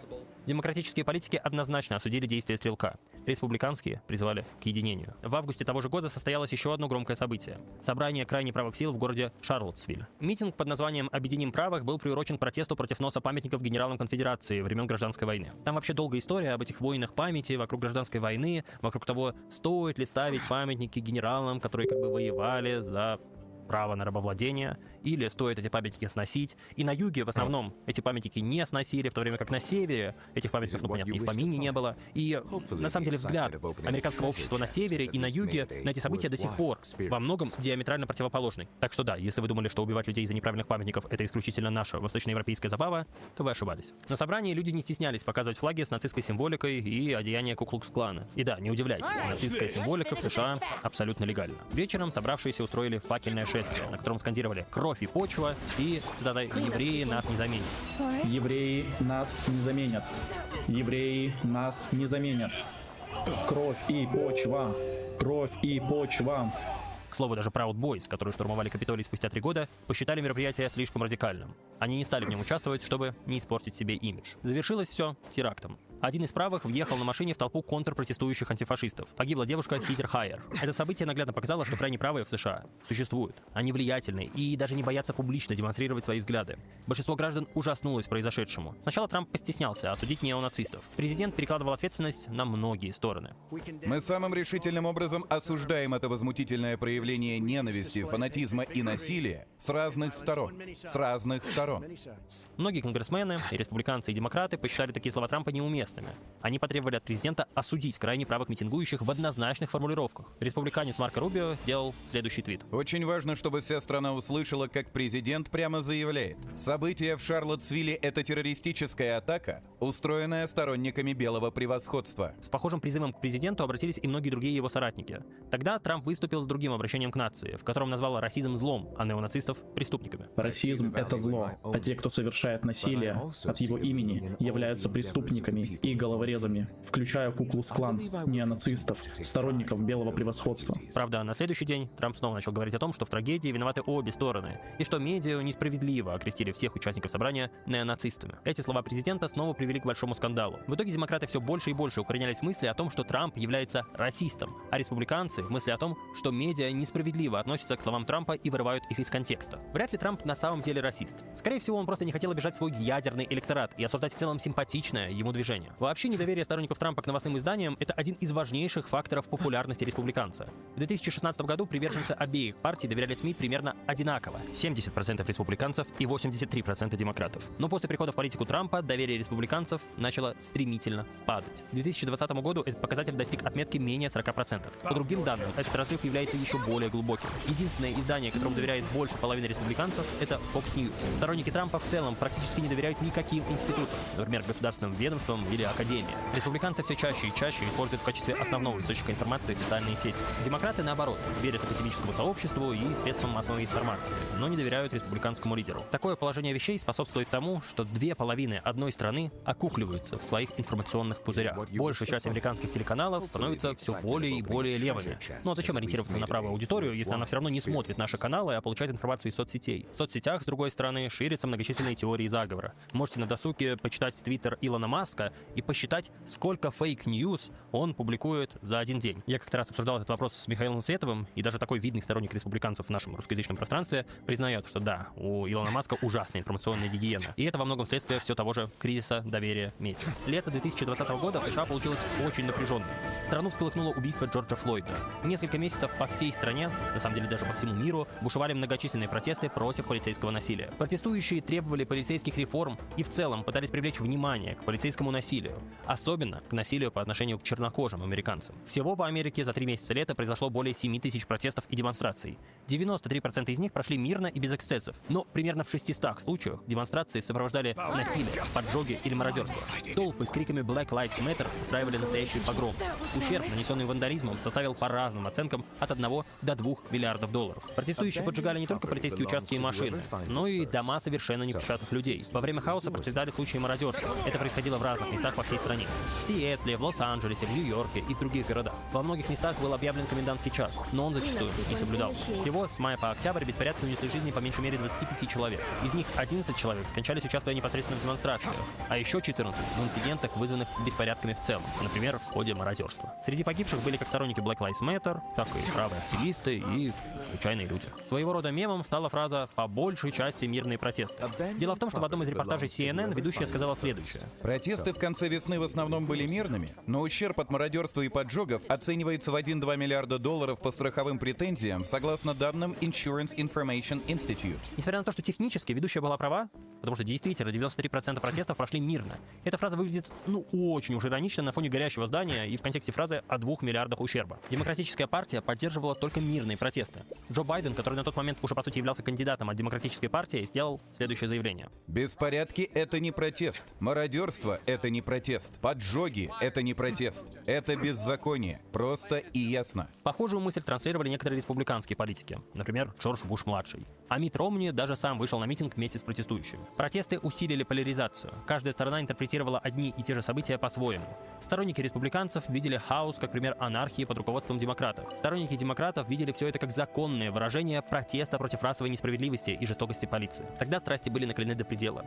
К тому же на горизонте были президентские выборы. Примерно в то же время происходит еще одно громкое убийство. Антифашист Майкл Рейнаэль убивает правого активиста Аарона Дэниелсона. Рейнаэль в интервью прессе заявлял, что его действие — это самооборона. Мол, Дэниелсон планировал зарезать другого протестующего, но инцидент попал на видео, и там мы подтверждения его словам не видим. Мы видим, как Дэниелсон идет с газовым баллончиком на Рейнаэля, и тот застрелил его. Ножа при убитом не нашли. Рейнаэля полиция застрелит при неудачной попытке ареста. Родители Дэниелсона выступили за диалог демократов и республиканцев, чтобы положить конец насилию. Отец убитого правого активиста сказал, цитата, «Если я могу потерять своего сына, то они могут сесть за стол переговоров, вести себя цивилизованно и начать что-то решать. Я заслуживаю этого как гражданин». В октябре 2020 года прогремел еще один громкий скандал. ФБР обезвредила парамилитарную организацию Wolverine Watchmen, то есть Стражи Росомахи. 14 ее участников собирались похитить и убить демократического губернатора штата Мичиган Гретхен Уитмер. Дело в том, что в штате Мичиган действовали самые жесткие противоковидные меры, локдауны и запреты. Несогласные с локдаунами протестующие однажды даже заняли здание местного Капитолия. Не понравилась такая политика губернатора штата и членам группы Стражей Росомахи. Они посчитали все это тиранией.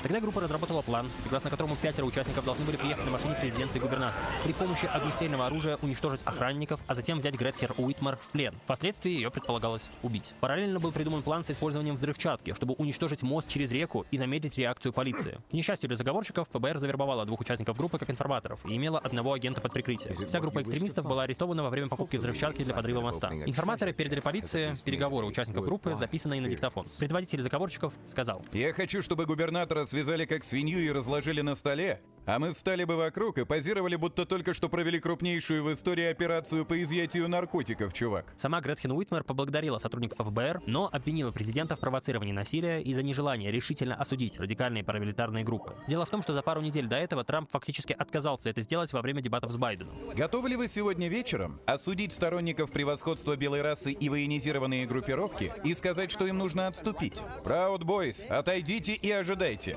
Но вот что я вам скажу. Кто-то должен что-то сделать с антифа и левыми. В ответ на обвинение демократки, Трамп выдвинул ответные претензии в том, что Уитмер не поблагодарила его за предотвращенное покушение. Это я. Это именно наши люди помогли ей с ее проблемой.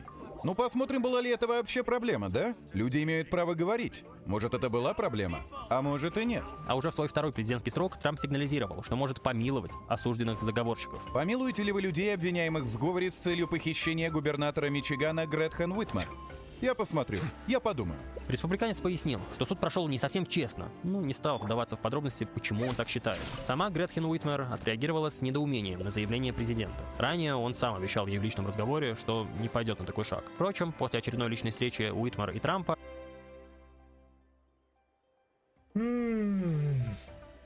Окей.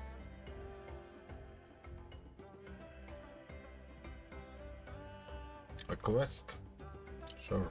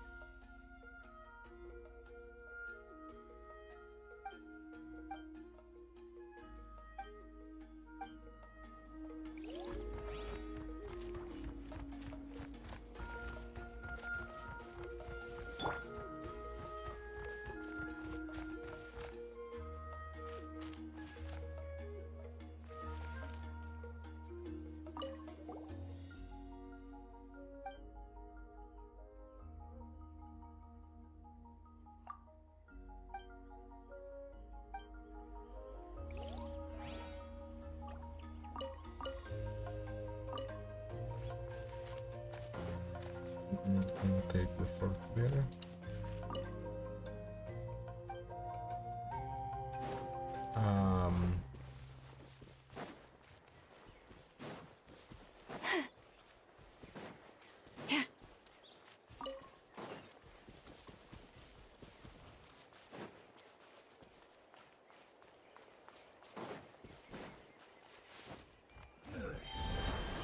Here you are.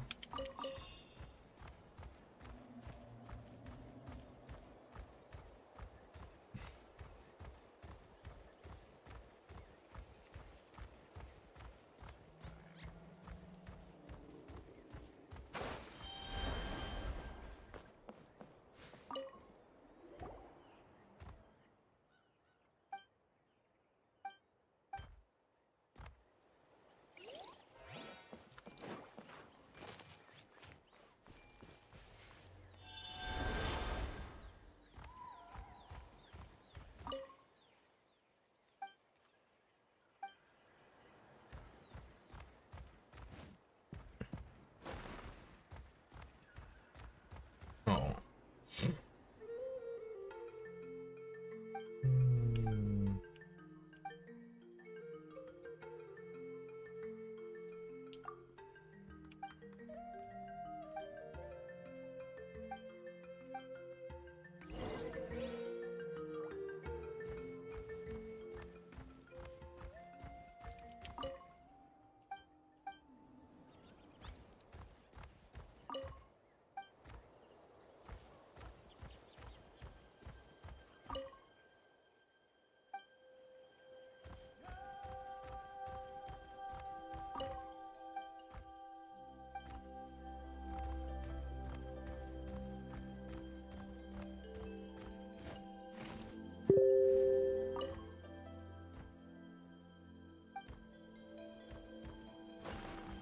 Okay.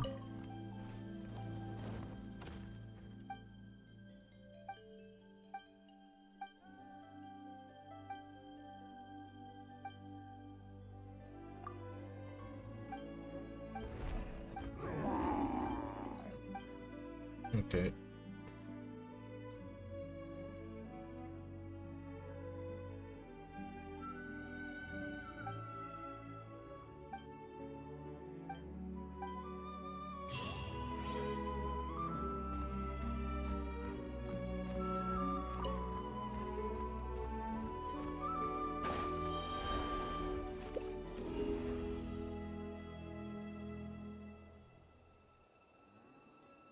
Он все-таки не стал никого миловать. Важнейшим событием для США стал штурм Капитолия. Он послужил своего рода водоразделом. После 6 января политическое насилие стало более допустимым в глазах американцев, причем с обеих сторон. Демократы рассматривают Трампа как угрозу демократии, как человека, который попытался совершить государственный переворот, чтобы остаться у власти. Республиканцы смотрят на своих оппонентов с зеркальной неприязнью, потому что уверены в том, что те выборы у них, по сути, украли. И вообще-то тогда получается, что демократы уже совершили государственный переворот. Опросы показывают, что сейчас каждый пятый американец считает, что применение насилия может спасти страну. В 2024 году так считало 28% республиканцев и 12% демократов. После выборов 2020 года политически мотивированное насилие стало случаться чаще, и уже не всегда оно встречает единогласное осуждение. Зачастую появляются различные теории заговора, которые призваны объяснить, почему наша страна совершенно не причастна к произошедшему насилию. В 2022 году сторонник Трампа Дэвид Де Папе ворвался в дом к демократическому представителю Нэнси Пелоси. Нападавший имел при себе молоток. При помощи молотка он пробил вход через стеклянную дверь, но в здании он нашел лишь мужа женщины, Пола Пелоси. Тогда Де Папе сказал, что подождет, когда Нэнси вернется. Пол Пелоси позвонил в полицию. Причем звонок состоялся в присутствии вторгнувшегося Де Папе, который, скорее всего, был не в себе. Пол Пелоси пытался всеми силами намекнуть оператору на то, что находится в смертельной опасности. Этот звонок сейчас есть в открытом доступе.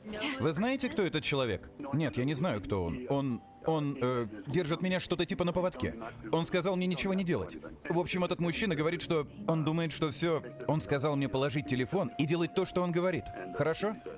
Оператор прислал по адресу наряд полиции. Когда полицейские прибыли на место, Де Папе, увидев их, бросился избивать Пола Пелоси молотком по голове. Мужчина остался в живых, но получил переломы черепа. Полицейские обезвредили Де Папе. После атаки журналисты нашли социальные сети нападавшего.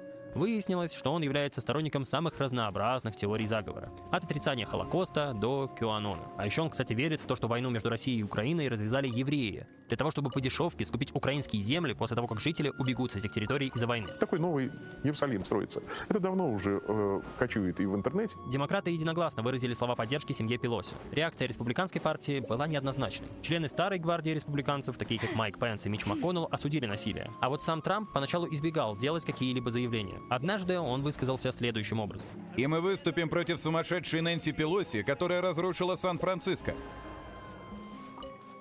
Кстати, как там ее муж, кто-нибудь знает? И она выступает против строительства стены на нашей границе, хотя вокруг ее дома стена есть, которая, как мы видим, не слишком хорошо ей помогла. Сын Трампа в Твиттере тоже стал насмехаться над инцидентом. Он запостил вот такую вот фотографию с подписью «Мой костюм Пола Пелоси на Хэллоуин готов». Владелец Твиттера Илон Маск решил поделиться теорией, которая состояла в том, что на самом деле Пол Пелоси был пьян, Де Папи не врывался к нему в дом, а на самом деле является любовником Пола. Ссылку на теорию Маск сопроводил подписью. Есть крошечная вероятность, что в этой истории может быть нечто большее, чем кажется на первый взгляд. Правда, вскоре Маск удалит свой твит. В этом же году произошла попытка покушения на судью Верховного суда. Вооруженный 26-летний Николас Росски отправился к дому Бретта Кавана. Осенью Верховный суд собирался вынести вердикт по одному делу в вопросе об абортах. Консервативные судьи хотели отменить действующий судебный прецедент, который гарантировал право на аборт. Это не понравилось заговорщику. В переписках мужчина делился мыслями. Я остановлю отмену Роу против Уэйда. Если бы я убил хотя бы одного судью, это изменило бы расклады голосов на десятилетия вперед. А я намерен достать 3. В конце концов, Байден все равно выберет им замену. Республиканцы не смогут с этим ничего поделать. Николас Росски совершил перелет через всю страну, чтобы оказаться у дома судьи Кавана. Он взял с собой огнестрельное оружие, 37 патронов и лазерный прицел. В час ночи мужчина вышел из такси напротив дома судьи, но там он обнаружил 2 охранников. Тогда Николас испугался. Он завернул за угол и написал о своих намерениях сестре. Та быстро убедила брата сдаться в полицию, что он и сделал. Расскажи мне, что именно ты имеешь в виду, когда говоришь об этих своих мыслях? Они были у меня еще давно. Я из Калифорнии. Я пришел, чтобы воплотить их в жизнь. У тебя есть мысли о том, чтобы причинить кому-то вред, включая себя? Да. В итоге мужчина без происшествий сдался властям и сейчас ожидает суда. В предвыборный сезон 2024 года произошли, пожалуй, самые громкие покушения прошедших десятилетий. Это покушение на Дональда Трампа. 13 июля Трамп выступал перед своими сторонниками в штате Пенсильвания. Выступление проходило на открытом воздухе. В 6 часов вечера Трамп начал свою речь. Спустя буквально 6 минут Томас Мэтью Крукс открыл огонь.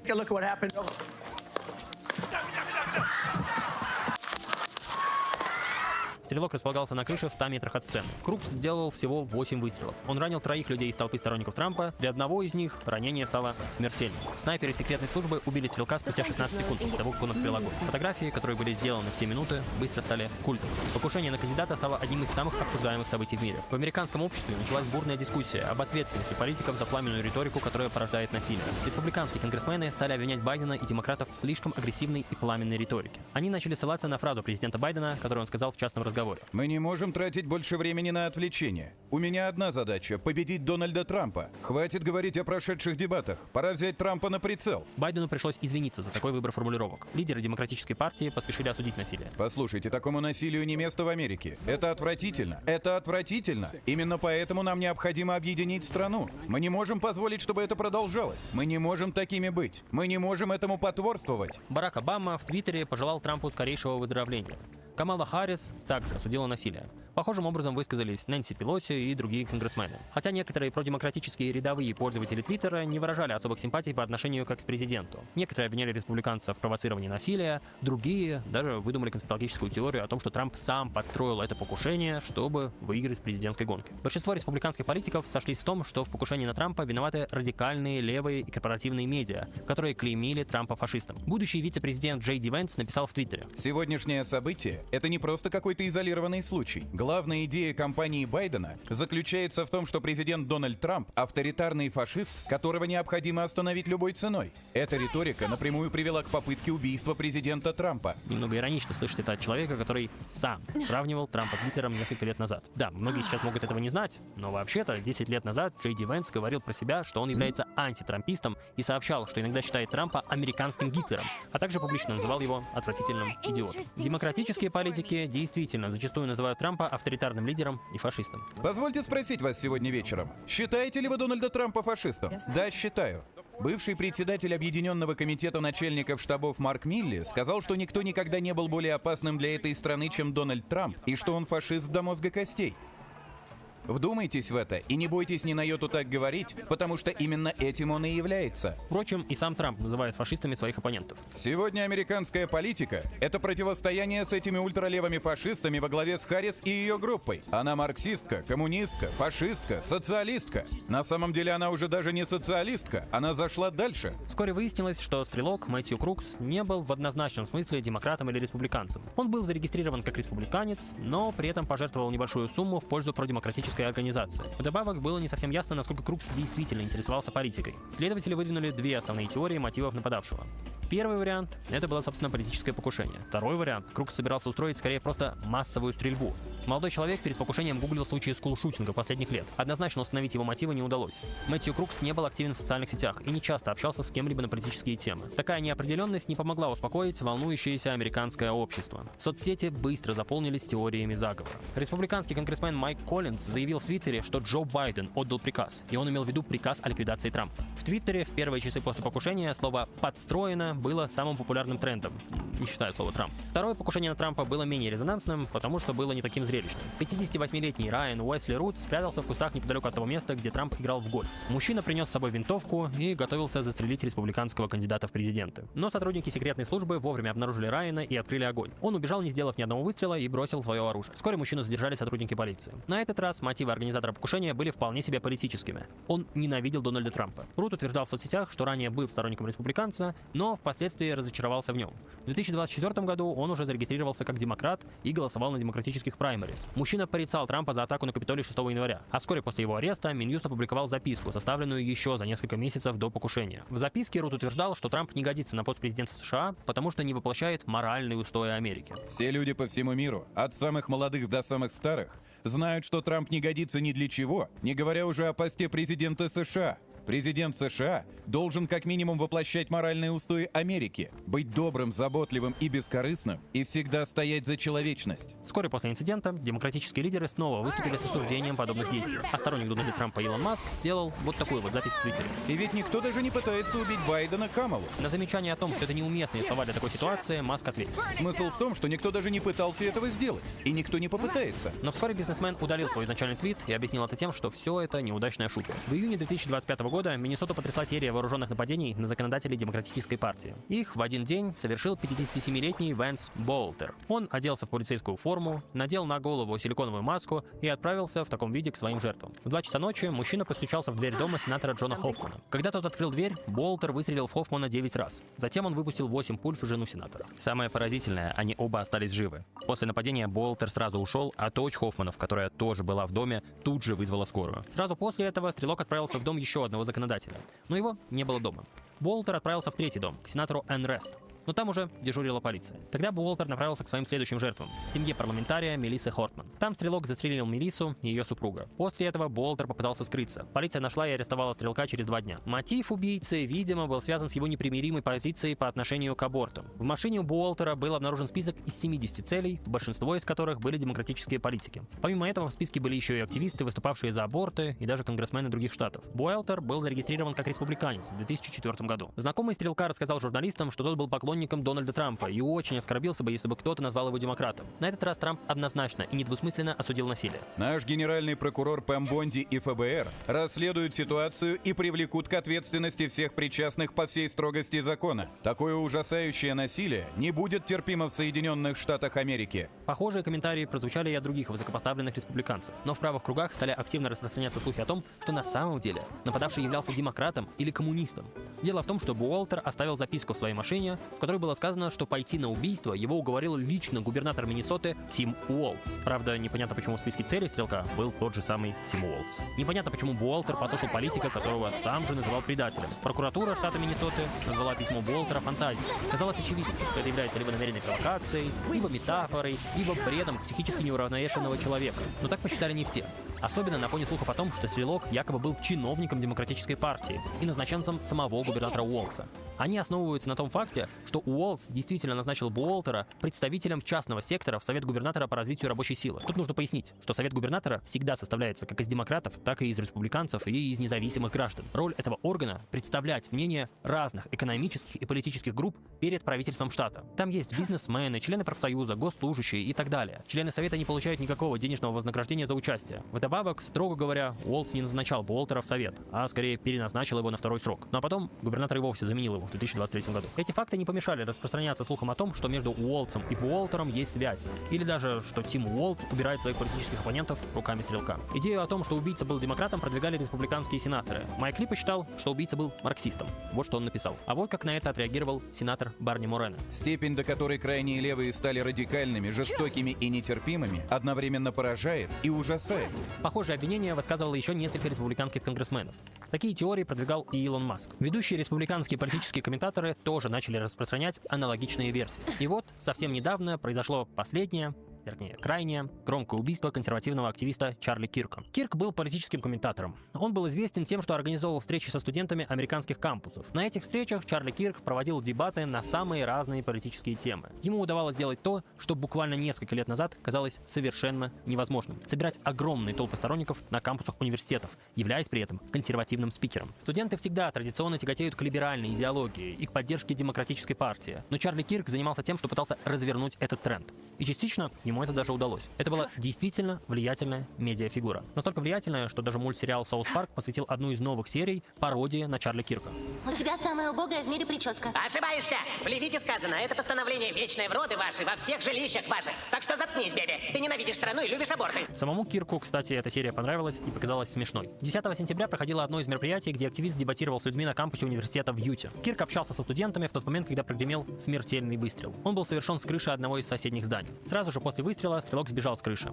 Он спрыгнул с высоты нескольких метров и попытался скрыться. Убийство Чарли Кирка стало одним из самых громких событий в американской политике последних месяцев. Реакция республиканцев была несколько тревожной. В Твиттере самые популярные республиканские сторонники без преувеличения объявили демократам войну. Это война. Администрации Трампа пора закрыть, прекратить финансирование и привлечь к ответственности каждую левую организацию. Мы должны положить конец этим безумным левым. Раз и навсегда. Левые – угроза национальной безопасности. Илон Маск написал. Левые – партия убийств. И если они не оставят нас в покое, наш выбор – сражаться или умереть. Среди республиканцев укоренилось представление о том, что левые активно празднуют убийство Чарли Кирка. В СМИ стали появляться соответствующие публикации. Но если посмотреть, кого они приводят в пример, то почти все эти люди совершенно незаметные фигуры.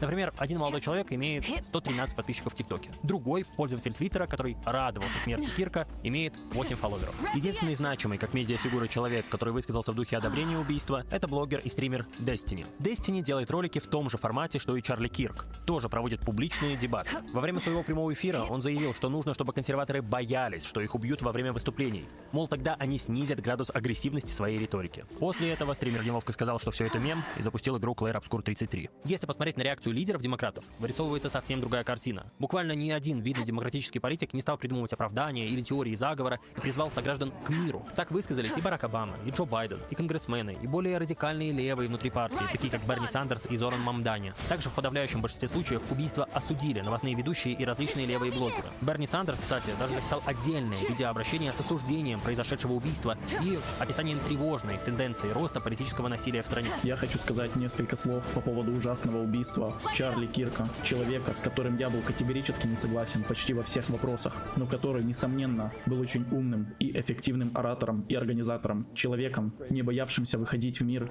и взаимодействовать с обществом. Я выражаю свои соболезнования его жене и семье. Это, конечно, не значит, что не было демократов, которые радовались насилию. Некоторые, например, стали припоминать высказывания Кирка об обороте оружия. У нас должно быть честное и ясное понимание проблемы вооруженного насилия, но оно не должно быть утопическим. Вы никогда не будете жить в обществе с вооруженным насилием и при этом без единой смерти от огнестрельного оружия. Это чепуха, нонсенс, но я считаю, что оно того стоит. Я думаю, стоит мириться смириться с тем, что, к сожалению, ежегодно будут происходить какие-то смерти от оружия, ради того, чтобы у нас была вторая поправка, защищающая прочие данные нам Богом права. Один из новейших опросов показывает, что респонденты, которые называют себя либералами, значительно чаще считают, что радость от смерти политического оппонента является допустимой реакцией.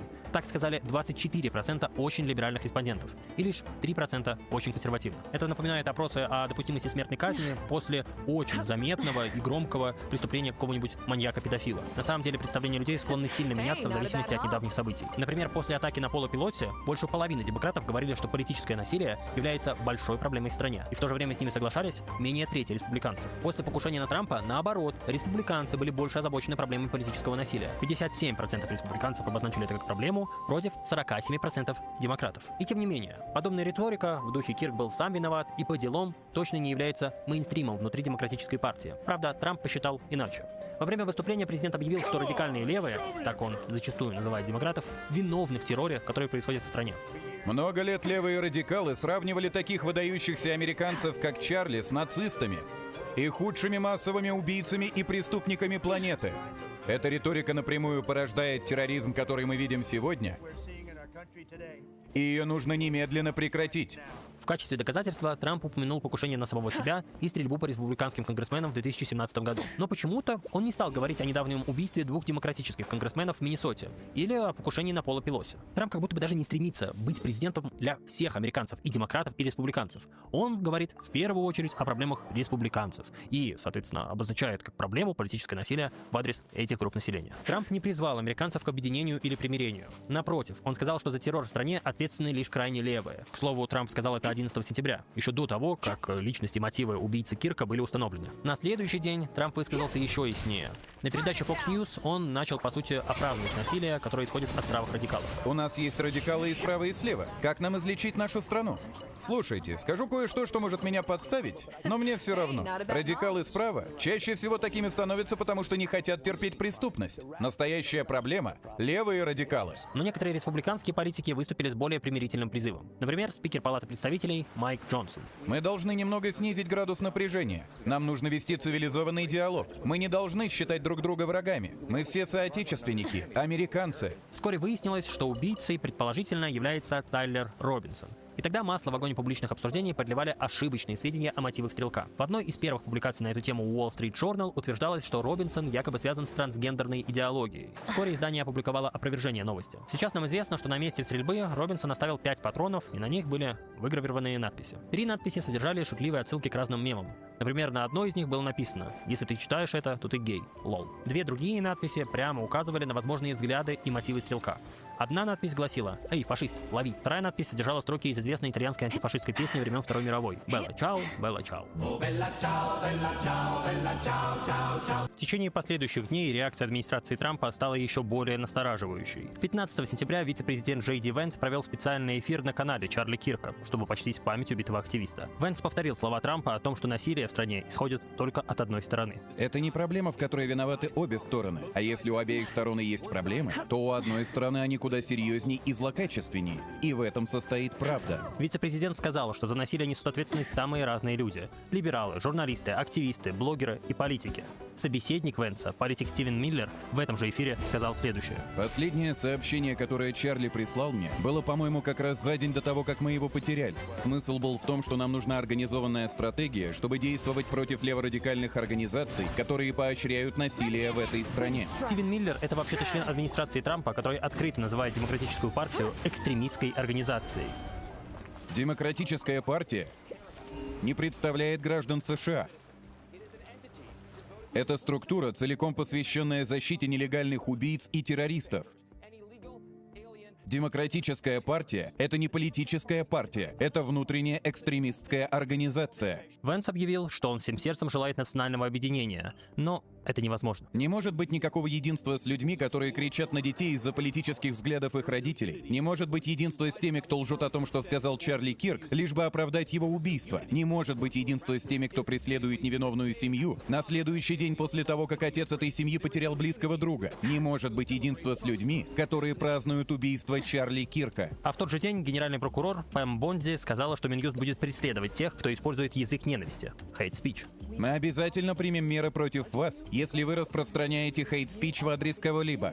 Республиканцы традиционно выступают против запрета на хейт-спич как явление, поэтому генпрокурор подверглась критике самих же республиканцев. Тогда Бонди в Твиттере пояснила, что имела в виду лишь призывы к насилию, а вот Дональд Трамп объявил, что планирует признать движение Антифа экстремистской организацией. Правда, пока непонятно, что это вообще значит, и значит ли что-то вообще. В США нет какого-либо списка, реестра экстремистских организаций, как у нас. Да и Антифа, как единая организация, строго говоря, не существует. Ситуация в этом плане напоминает признание ЛГБТ экстремистской организацией. Антифа — это именно что движение, а не какая-то зарегистрированная компания или даже неформальная организация. Существует опасение, что Трамп попытается как-то изменить политическую систему США под предлогом повышения безопасности. В американском обществе люди постепенно начинают задумываться о возможной гражданской войне. В 2022 году канадский публицист Стивен Марш выпустил книгу с названием «Новая гражданская война». Она начинается со слов «Соединенные Штаты подходят к своему концу». Вопрос в том, как именно это произойдет. В книге автор попытался поразмышлять о возможных вариантах того, как случится подобный конфликт. Марш выдвинул 5 разных сценариев. Первый повествует об антиправительственных настроениях среди правых. Все начинается с небольшого локального конфликта. Шериф в сельском округе отказывается подчиняться федеральным распоряжениям. Правительство хочет закрыть прохудившийся мост, но местная власть настаивает на том, что это государственный произвол и тирания. Символическое противостояние расширяется. В местность стягиваются парамилитарные группировки и образуют эдакую Техасскую народную республику. Заканчивается все введением войск и пролитием крови. Второй сценарий развивает мысль о громком убийстве президента США, который подвергнет Америку в хаос. По мысли автора, роль нового Гаврилы Принципа сыграет молодой парень без друзей и перспектив в жизни. Эдакий современный зумер-ноулайфер. Этот человек будет радикализован разными теориями заговора в интернете и попытается добиться справедливости при помощи радикальных действий. Убийство президента приведет страну к параличу власти и отсутствию ее легитимности, а в конечном счете к насилию на улицах и вооруженному конфликту. Третий сценарий связан с климатической катастрофой. Например, с разрушительным ураганом или наводнением, которое обрушится на прибрежный город. Парализованные внутренними склоками власти могут оказаться неспособными оказать достаточную и своевременную помощь пострадавшим. Появятся миллионы внутренних беженцев. Кризис приведет к центробежной тенденции, Штаты начнут действовать самостоятельно. Это спровоцирует новые конфликты. Четвертый сценарий является скорее пространным рассуждением на тему того, что произойдет в США в случае большого теракта, например, взрыва ядерной бомбы. Автор отмечает, как гораздо меньшие по значимости события провоцировали глубокие изменения в странах. Пятый сценарий предполагает обоюдный развод между двумя или более частями страны. Отдельные регионы или штаты начинают откалываться и строить собственные политические режимы. Это означает фактический распад страны на несколько политических образований. Сам Марши не считает, что война неизбежна, но он также говорит, что ситуация не исправится сама собой. Требуется осознанное и решительное действие. Американцы должны переизобрести Америку заново. Политическое насилие в США сегодня постепенно становится частью нормы. По крайней мере, на уровне риторики. Да, между словами и действиями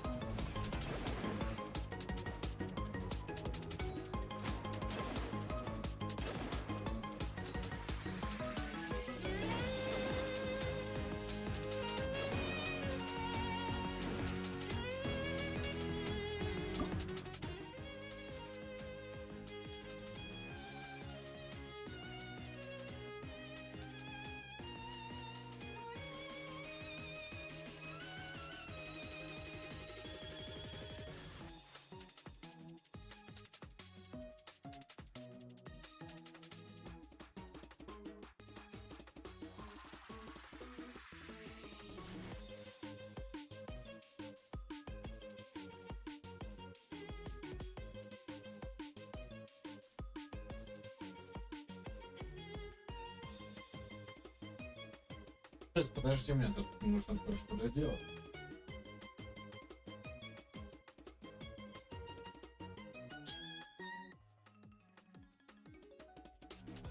Ну, просто 5 минут доделаю, а потом начну.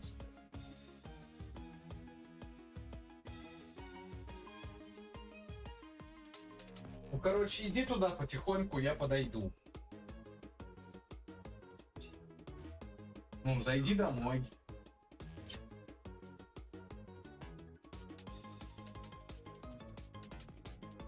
Давай.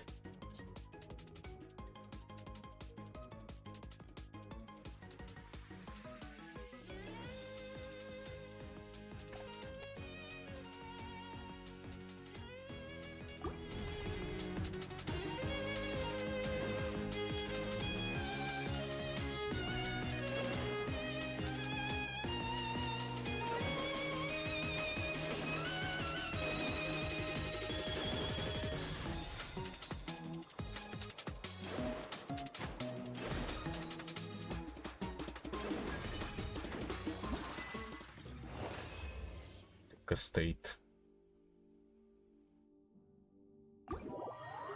Yay, boss.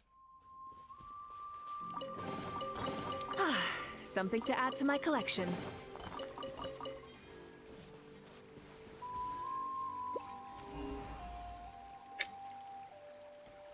Okay.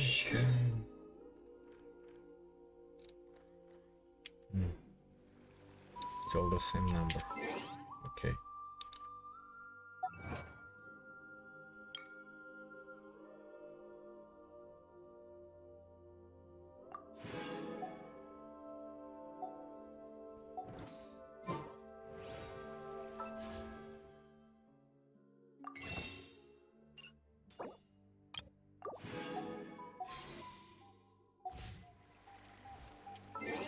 All right, pause.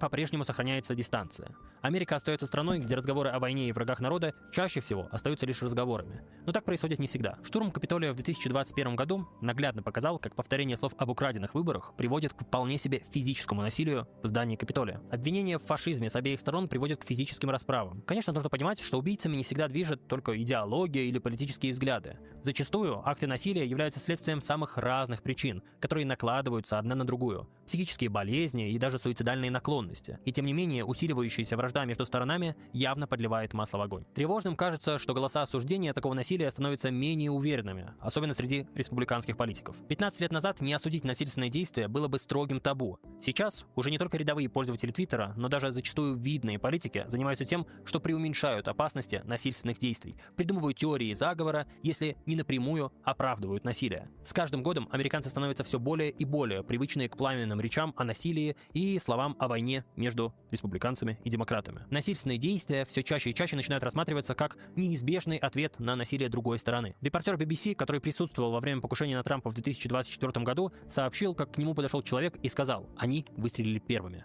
Это война». В том же году опрос показал, что около 20% респондентов считали, что политическое насилие может быть оправдано хотя бы в некоторых случаях. 60% американцев считают, что насилие является оправданным, если противоположная сторона прибегла к нему первой. И, конечно, в конфликте демократов и республиканцев, как и, наверное, в любом другом конфликте, обе стороны свято уверены, что первым начал их оппонент. К чему все это приведет Америку, мы не знаем. Пока рано говорить о том, что США катится к гражданской войне. Вообще, надо сказать, что гражданские войны в последние несколько десятилетий происходят только в бедных странах, странах третьего мира. В богатой, развитой стране мы еще не видели подобных конфликтов. В качестве исключения можно было бы, конечно, назвать конфликт Ирландии и Великобритании, который тоже можно в теории натянуть на гражданскую войну, но это будет и натягиванием, и нам понятно, почему этот пример не совсем подходит. Все-таки там конфликт двух национальных идентичностей. А вот конфликт в развитой стране двух политических идентичностей, который бы вылился в гражданскую войну, пока мы не видели. В целом, современные люди слишком ценят свои жизни и жизни окружающих, чтобы браться за винтовки и идти вершить судьбу нации, считать, что это единственный способ как-то изменить страну и сделать свою жизнь лучше. Население развитых стран стареет, что тоже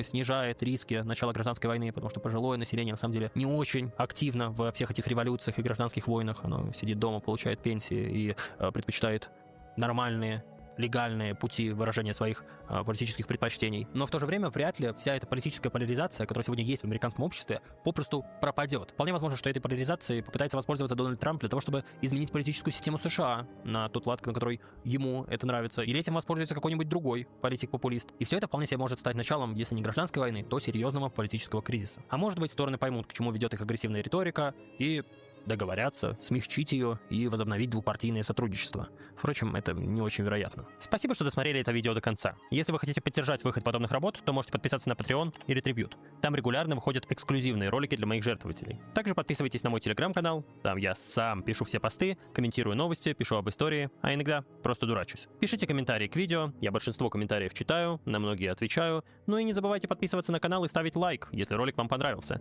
Это поможет распространить его среди других людей. Как-то так.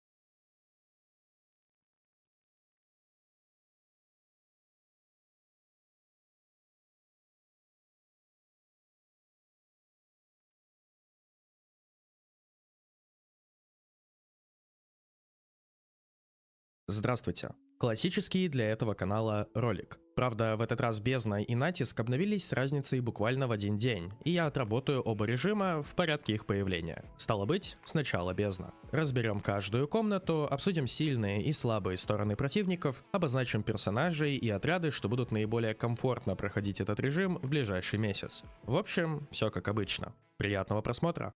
Для начала, в видео много раз будет звучать слово «конкретно». По традиции мы заигнорим все этажи, кроме 12-го, поскольку 12-1-1. Две волны врагов идут по одному. Сначала нас встретит зеркальная дева Фатуи, она же гидротетка. Чуть более миллиона хп и 50% гидрорезиста. Во время боя будет перемещаться с помощью своих бесячих зеркал, то и дело покидая область бафов твоих персонажей. Убиваем любым уроном в одну цель, желательно потратить на это не более 20-30 секунд, и переходим к боссу. Бывалый айдол Пипильпан, он же Кактус, уже знаком нам по предыдущей бездне и натиску. Давайте я вновь повторю информацию о том, как против него сражаться. Сперва он даст нам немного времени, в которое мы постараемся набрать как можно больше энергии, если это нам нужно. Если же нет, то лучше не тратить способности. Затем он прячется в шляпу. Их всего будет 3 и только одна настоящая. Может сделать до 3 движений, меняя положение шляп. Нам нужно следить ту, в которую он залез изначально, и начать ее бить. Сверху вы увидите белую полоску. Это общий щит босса, 40% от его хп. Его надо сломать, чтобы вывести его из этой фазы. В щите у него огромные резисты ко всем элементам, кроме электро и гидро. На самой шляпе можно увидеть кругляшок. Он работает отдельно от полоски и заполняется, если происходит реакция заряжен или лунный заряд. Когда кружок заполняется, общий щит босса теряет примерно 30%. Если у нас часто срабатывает заряжен или лунный заряд, мы не только быстрее ломаем щит босса, но и шляпы не будут дальше меняться местами. Наш обычный урон тоже ломает этот щит, просто очень медленно. То есть на бумаге его можно сломать и без заряженных реакций, но я бы не советовал пытаться это сделать. На всех, кроме гидра или электродамагеров, но об этом чуть позже. Когда щит будет сломан, босс получит урон, причем чем больше гидроурона, а также реакций заряжен или лунный заряд он получил, тем больше урона в него влетит. Ну и после этого мы сможем его бить. Но помимо этого, его можно убивать и через большое количество гидра или электроурона и без тазера. Заряженный нивелет, ВРСа, кларинда какая-нибудь и даже банальная промывка, все работает хорошо. Еще, кстати, работает Муалани, причем работает весьма хорошо. При этом, если мы сломали ему щит уроном, он получает больше дэмэджа после выхода из шляпы. Ведь урон, что мы наносим по шляпе, частично засчитывается, а заполнение кружочка ломает щит, но не увеличивает нанесенный нами урон. Если подытожить, то его можно легко убивать либо тазерами, либо высоким уроном стихии электро или гидра. Еще есть вариант просто переждать шляпы и убить его высоким уроном после них, но это уже скорее к китам, которые и так разберутся. Главное не забыть задоджить ваншот с помощью какого-нибудь взрыва стихий. Всего у врага 3 400 000 хп, что меньше, чем в прошлой бездне, ведь теперь у него 95 уровень. Однако это без учета стадии неуязвимости и резистов, но также и без учета той тычки, что он сам по себе нанесет после выхода из шляпы. Ну и в этот раз перед ним поставили весьма толстого противника на 1 миллион хп. И в итоге первый зал этой бездны в среднем проходится дольше, чем третий зал предыдущий. Всего в комнате 4 429 000 хп без учета резистов и стадии неуязвимости босса. 12-1-2.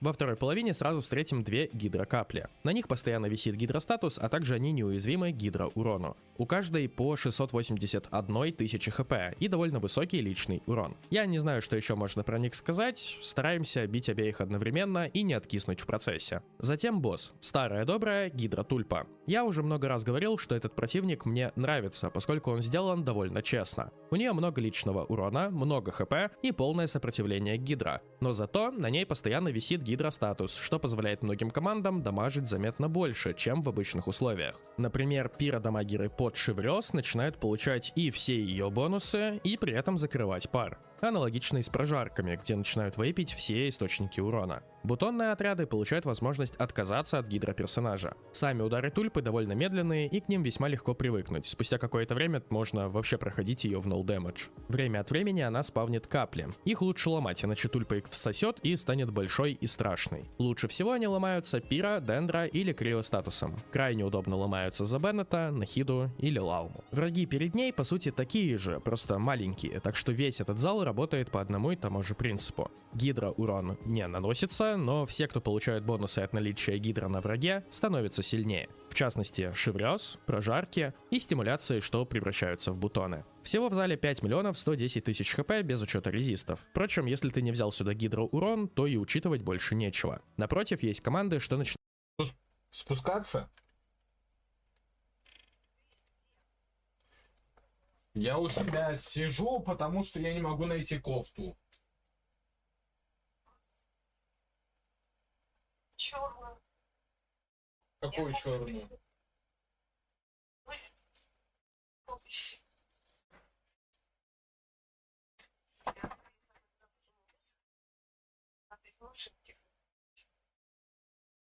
Я постирала все, и она вычеркнула.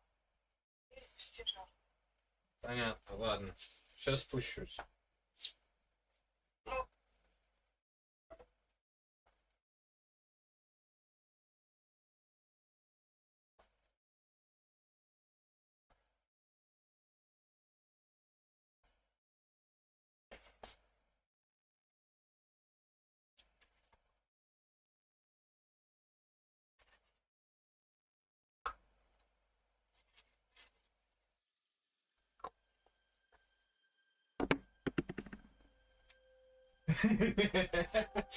О.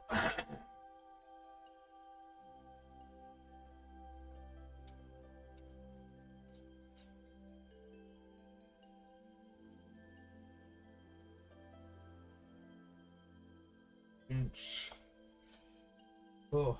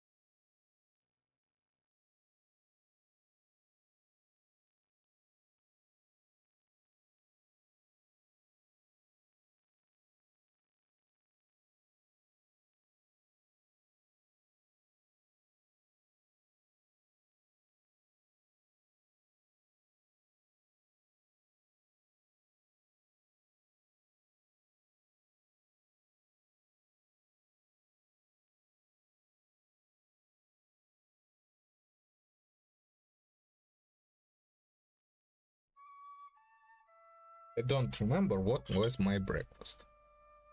Did I even have a breakfast?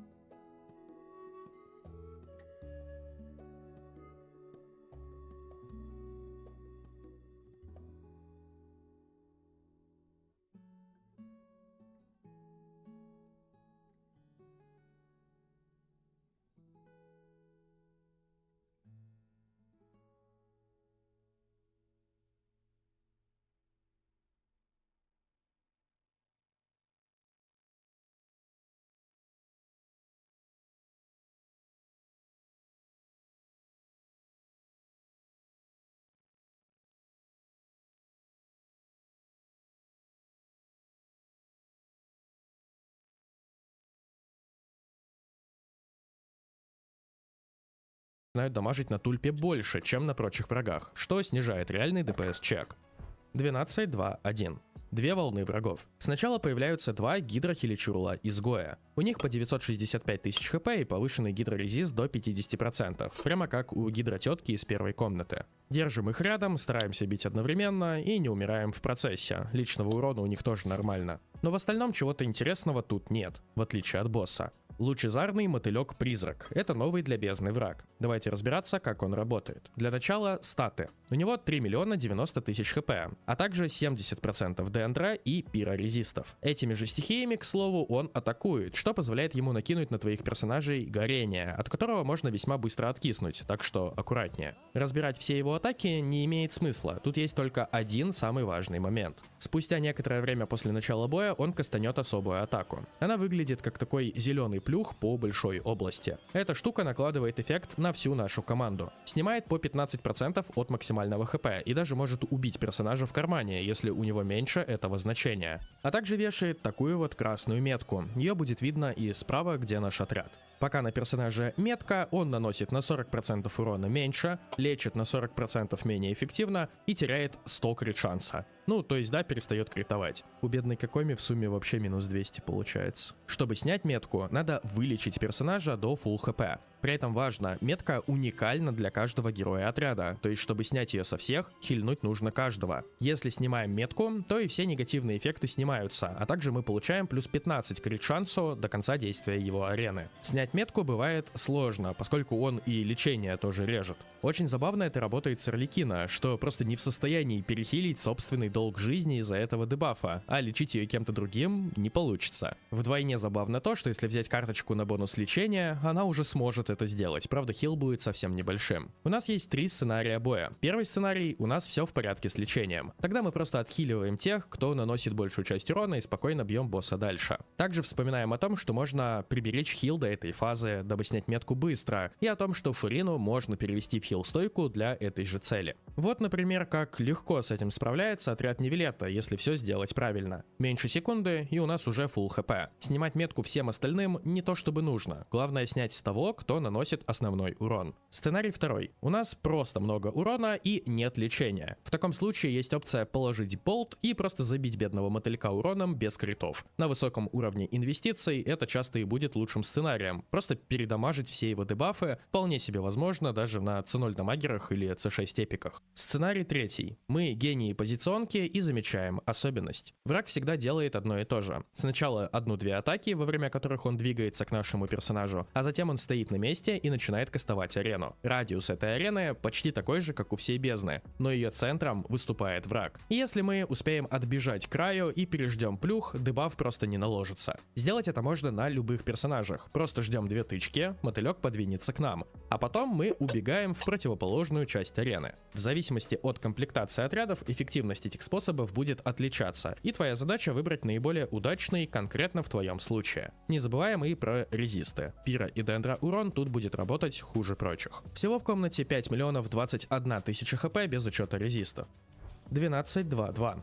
Здесь у нас будет аж 3 волны противников, и те они будут парами. Первая волна, пожалуй, самая неприятная. 2 гончие разрыва. Имеют по 1 миллиону 351 тысячи хп и немного повышенные резисты, 25% на каждый источник. При этом большие и подвижные, атакуют размашисто, телепортируются тебе за спину, в общем, ужас для позиционки. Ты часто будешь промахиваться по ним важными способностями, да и наносить им урон равномерно будет довольно трудно. Единственный совет: не стоит за ними бегать. Если гончая далеко от тебя, она сама почти сразу телепортируется за спину. Изо всех сил стараемся бить их равномерно, и часто придется поритраить до более удачного сценария боя. Вслед за ними появляются 2 спецмека, 2 робота по 927 тысяч хп без повышенных резистов. У них вообще есть усия, а значит атаки пневмой могут их застанить, но это не то чтобы дает какое-то преимущество, поэтому можем смело игнорировать. Неприкольно то, что их поставили так, что если ты начнешь бить их сразу, то скорее всего просто растолкаешь друг от друга. Тут имеет смысл выждать 1 секундочку, дабы они повернулись к тебе лицом. Затем бьем одного из них, толкая к другому, и без особых проблем выносим АУЕ уроном, стараясь бить сразу обоих. Третья волна — это 2 пустынника-призывателя.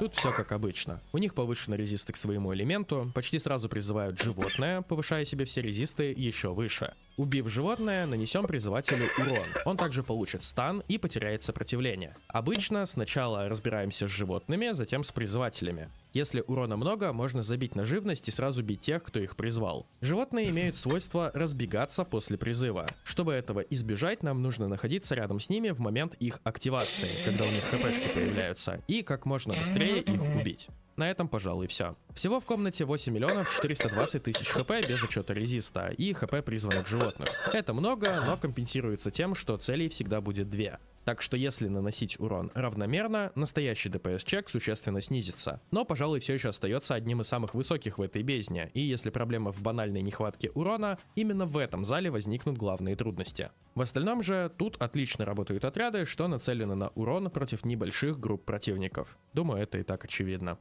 Сейчас я попрошу тебя подписаться на этот канал, если здесь впервые или давно смотришь без подписки. Это лучший способ поддержать канал и меня лично. В Telegram заглядывай, там случаются розыгрыши, и там удобнее следить за анонсами стримов. На стримах, кстати, мы можем пообщаться в режиме реального времени, а еще там есть бесплатная луна за баллы канала. Ну а на Бусти ролики выходят на 1 день раньше. Спасибо каждому из вас за поддержку и приятного просмотра далее. 12.3.1.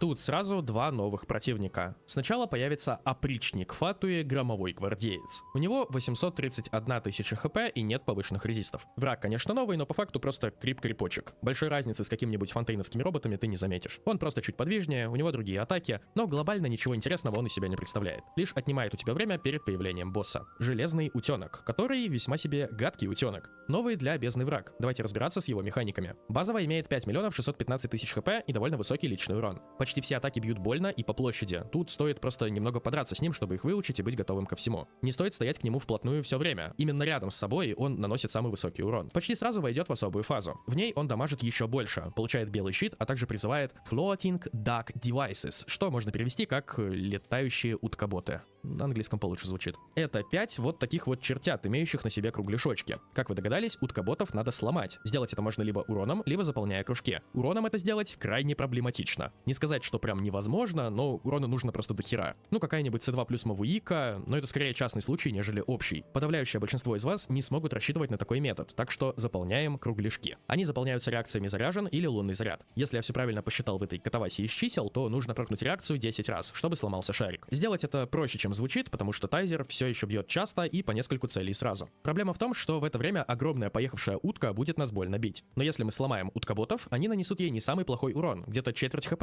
а босс потеряет резисты и упадет на землю. Полежит секунд 12, а затем просто будет нас бить и снова войдет в эту фазу и так по кругу. Бить босса, пока на нем щит, не самая лучшая идея, поэтому при появлении уткоботов все внимание сразу на них. Можно ли пройти его без тазера? Ну, вообще можно. Есть целых два варианта. Первый я уже озвучивал. Можно убить уток с помощью урона, но его нужно прям много. Если же не убивать уток, есть еще одна возможность. А именно переждать фазу с уткоботами, а затем попытаться вынести этого босса за одно окно между этими фазами. Тут опять-таки урона нужно много. Могут справиться сильные констовые дамагеры с сигнами. И оба способа, мягко говоря, для китов. Для простых смертных выбора не остается. Нужно брать заряжен. Правда, я бы отметил, что не обязательно строить весь отряд от этой реакции. Можно собрать команду тазеросодержащую. Ну, например, что-то такое. Урон в основном здесь наносит Арлекина, но и тазер в команде есть, благодаря чему можно закрыть как блок. Ну, либо же действительно упороться в тазер-команду. Если урона персонажей достаточно, больших проблем тоже не возникнет. Но часто будет проще взять сильного дамагера и добрать тазер, чем полностью играть от тазера. Не забывайте о такой возможности. Особенно учитывая, что в игре есть такие персонажи, как Синсю и Фишель, которые по-хорошему должны быть на каждом аккаунте. А если его на твоем аккаунте нет, магазин пойман в помощь. Огромное преимущество здесь имеет и Нефа, что неудивительно, а также стоит обратить внимание на Кадзуху и Сахарозу. Их раздувки помогают очень быстро стирать уток, что выигрывает тебе немало времени. Всего в зале 6 447 000 хп без учета резистов и фазы неуязвимости. В целом эта комната также претендует на самую сложную, но, пожалуй, только в том случае, если у тебя нет хорошего отряда с тазером. А нет его у тебя только если у тебя нет Синсю плюс Фишель / Арарон. Этой парочки, засунутой в уже нормальный отряд, будет более чем достаточно. Обычно за один бой в нормальных условиях босс успеет дважды поставить уток. А это значит снести себе почти половину хп, так что и реальный ДПС-чек несколько ниже. Впрочем, если урона мало и опции добрать тазер нет, будет самой сложной комнатой.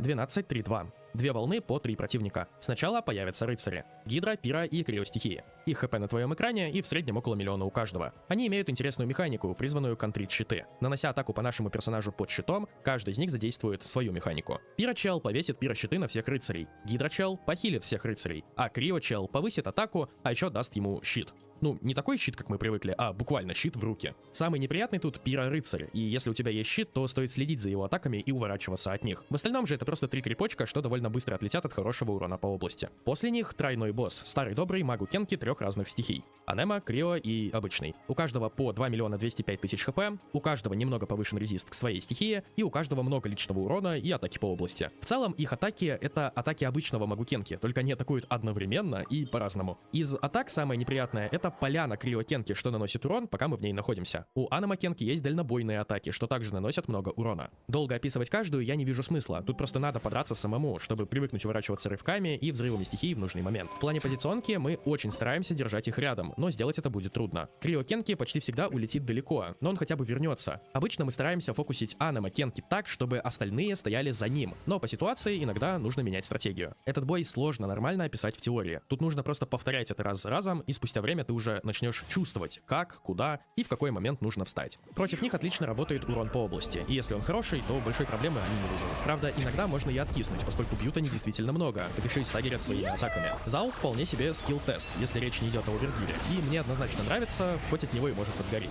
Всего в комнате 9 737 000 хп, что больше всех других залов, но и врагов все время трое, что существенно снижает ДПС-чек. Тут хватит меньшего урона, чем, скажем, во втором зале. Тут главное суметь его нанести так, чтобы враги не разбежались и при этом не помереть в процессе. С залами это все, давайте обсудим бафы бездны. Общее благо в этот раз такое. Когда персонаж вызывает гидрореакцию, наносится волна истинным уроном. Срабатывает раз в 2 секунды. На самом деле это существенная прибавка в урон команд, где стабильно срабатывают гидрореакции, особенно для тазеров в первой половине. Что может малость искажать реальную силу этих отрядов, когда лишние 20 000 урона в секунду наносятся просто из-за блага. В первой половине имеем 200% бонусов для заряжен и 75 для лунного заряда. Эти бонусы идут туда же, где у нас находятся прибавки от мастерства стихий. Бонус не очень сильный, но ощущается. Во второй все то же самое, но уже для бутонизации и лунной бутонизации. Кстати, вегетация и цветение ничего не получили, что так-то обидно. Общий подход к этой бездне примерно такой. В первой половине мы в основном имеем соло-таргет, ну, за исключением второй комнаты, где будет Бэтмен и Чурла. Но это уже не такая большая проблема. В основном нам нужен урон в одну цель. Резисты серьезно повышены только у мотылька, на Пира и Денра. Гидровраги имеют лишь 50%, что в целом адекватно снижается с помощью НМС-сета для тех команд, где у нас есть гидроурон. Также, конечно, хотелось бы иметь тазеры, либо тазера содержащие отряды, чтобы комфортно подходить кактуса и и утку. Кактуса без них пройти проще, но вот утку только на большом овергире. Так что для комфортного прохождения этой половины в один заход на нормальных вложениях придется засунуть тазер в команду. В идеале еще и добрать лечение для второго босса. Но вот это уже не так важно, поскольку можно задоджить его арену. Отсюда имеем следующее. Очень эффективны такие персонажи, как Нефа, Фишель, Арарон, электродамагеры в лице Вересы, Кларинды, Констовый Райден. Также сильны и гидроперсонажи с уроном и статусом, такие как Синсю, Елань, Фурина, Нивелет. Эта половина бездны весьма искусственно завышает силу команд с этой реакцией, но что поделать. Все еще нормально работают любые сильные дамагеры других стихий, если мы сможем элегантно впихнуть заряжен в их тимы. Ну, например, Орликин или Мавуика, и даже Кутао могут себе это позволить. Во второй половине ситуация такая. Во второй и третьей комнате очень хорошо показывает себя мультитаргет урон, а важных как блоков при этом по сути и нет. То есть тут будет хорошо работать любой высокий урон по области. Однако в первом зале тульпа и 2 капли. Стало быть, гидродамагеры не работают. Есть опция пройти отдельно сначала первый зал, а потом оставшиеся 2 другими пачками. Но если брать в один заход, то нужен урон по области, что не закокблочится об тульпу. Но на самом деле мультитаргет не то чтобы важен, если урона много. Так что на самом деле работает любой урон, что никак блокнется об тульпу, не обязательно по области. Отлично себя показывают бутоны, причем даже не обязательно с Лаумой. Старая добрая Нахида Сенсюкуки все еще работает приемлемо, даже на тульпу хватает без проблем. Нилу очень круто себя ощущает в последних 2 залах, ей очень нравится этот мультитаргет и сносит она его бодро. На тульпе, впрочем, тоже нормально, хотя уже не так сильно. Все же в одну цель у Нилу бывают проблемы. Вообще тут не то чтобы много смысла выделять сильнейшие отряды концепции, поскольку опять же работает почти все, что дамажит и не как блочится об тульпу. И даже если как блочится, это не всегда проблема. Бутонный Нивелет разнесет второй и третий зал, а первый за него самого пройдут бутоны. Муалания в отряде с Мавуикой также разносит второй и третий, а тульпу просто убьет Мава в той же команде. То есть даже так это можно пройти. В основном имеем соло-таргет, ну за исключением второй комнаты, где будет 2 хиличурла. Но это уже не такая большая проблема. В основном нам нужен урон в одну цель. Резисты серьезно повышены только у мотылька, на Пира и Денра. Гидровраги имеют лишь 50%, что в целом адекватно снижается с помощью НМС-сета для всех команд, где у нас есть гидроурон. Также, конечно, хотелось бы иметь тазеры, либо тазера содержащие отряды, чтобы комфортно проходить кактуса и утку. Кактуса без них пройти проще, но вот утку только на большом овергире. Так что для комфортного прохождения этой половины в один заход на нормальных вложениях придется засунуть тазер в команду. В идеале еще и добрать лечение для второго босса. Но вот это уже не так важно, поскольку можно задоджить его арену. Отсюда имеем следующее. Очень эффективны такие персонажи, как Инефа, Фишель, Арарон, электродамагеры в лице Вересы, Кларинды, Констовый Райден. Также сильны и гидроперсонажи с уроном и статусом, такие как Синсю, Елань, Фурина, Нивелет. Эта половина бездны весьма искусственно завышает силу команд с этой реакцией, но что поделать. Все еще нормально работают любые сильные дамагеры других стихий, если мы сможем элегантно впихнуть заряжен в их тимы. Ну, например, Орликин или Мавуика, и даже Хутао могут себе это позволить. Во второй половине ситуация такая. Во второй и третьей комнате очень хорошо показывает себя мультитаргет урон, а важных как блоков при этом по сути и нет. То есть тут будет хорошо работать любой высокий урон по области. Однако в первом зале тульпа и 2 капли. Стало быть, гидродамагеры не работают. Есть опция пройти отдельно сначала первый зал, а потом оставшиеся 2 другими пачками. Но если брать в один заход, то нужен урон по области, что не закокблочится об тульпу. Но на самом деле мультитаргет не то чтобы важен, если урона много. Так что на самом деле работает любой урон, что никак блокнется об тульпу, не обязательно по области. Отлично себя показывают бутоны, причем даже не обязательно с Лаумой. Старая добрая Нахида Сенсюкуки все еще работает приемлемо, даже на тульпу хватает без проблем. Нилу очень круто себя ощущает в последних 2 залах, ей очень нравится этот мультитаргет и сносит она его бодро. На тульпе, впрочем, тоже нормально, хотя уже и не так сильно. Все же в одну цель у команд Нилу бывают проблемы. Вообще тут не то чтобы много смысла выделять сильнейшие отряды концепции, поскольку опять же работает почти все, что дамажит и не как блочится об тульпу. И даже если как блочится, это не всегда проблема. Бутонный Нивелет разнесет второй и третий зал, а первый за него самого пройдут бутоны. Муалания в отряде с Мавуикой также разносит второй и третий, а тульпу просто убьет Мава в той же команде. То есть даже так это можно пройти разносит второй и третий зал тульпу. И даже если как блочится, это не всегда проблема. Бутонный Нивелет разнесет второй и третий зал, а первый за него самого пройдут бутоны. Муалания в отряде с Мавуикой также разносит второй и третий, а тульпу просто убьет Мава в той же команде. То есть даже так это можно пройти без особых проблем, лишь бы урона было достаточно.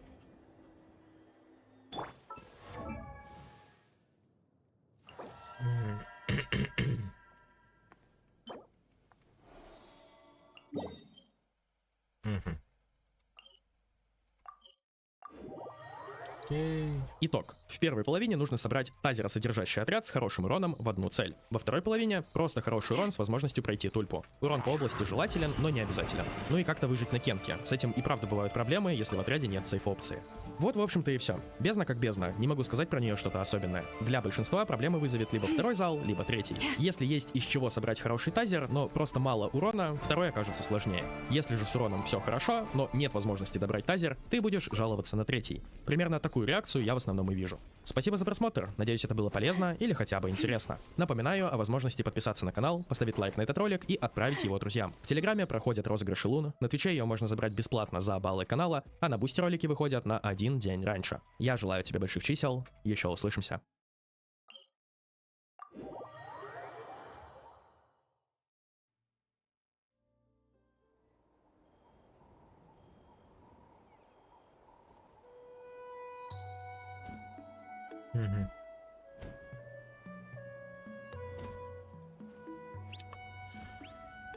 Expert love to a narcissist, fit, whatever.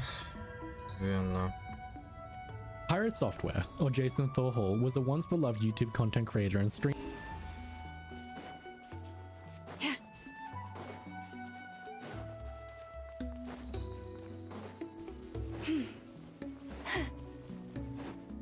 His content usually focused on gaming, hacking, YouTube drama, and game development, with his image now being Bow your head.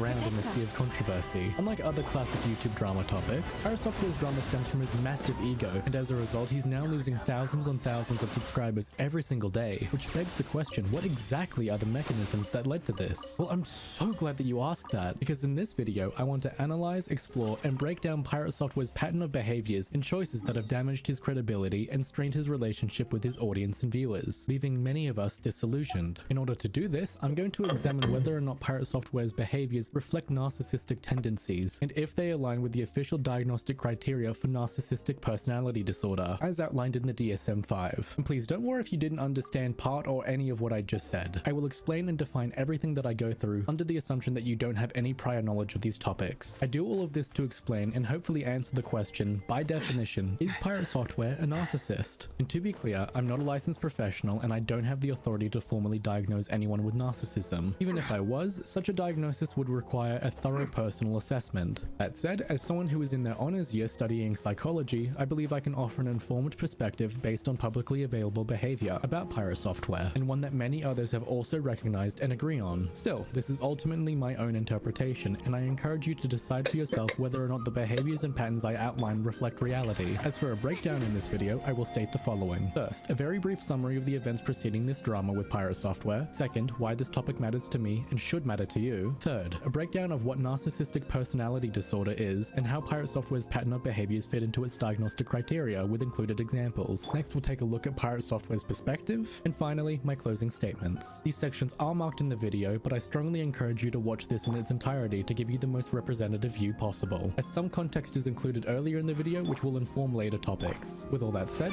let's get into it. In short, this drama started when content creator Pirate Software had a dispute in World of Warcraft with the group he was playing with called OnlyFangs. This was playing hardcore World of Warcraft where tensions and emotions were amplified because you delete your character if you die. Putting it simply, when Pirate Software was playing with the group one day, there was an incident when he ran away instead of helping his team when there was a difficult part of the gameplay. Kill me, just come back a little bit. Zombie sitting, go for him. Snuffy, just run. I can help that. Yeah. Pirates, why are you walking, bro? What are you talking about? Why am I walking? Look at my mana. Savage, but come on, man. Do you see my mana? What am I supposed to do for you? Just kill the Mastiffs. One shot. Okay, we more. The Mastiffs can be Ice Novas.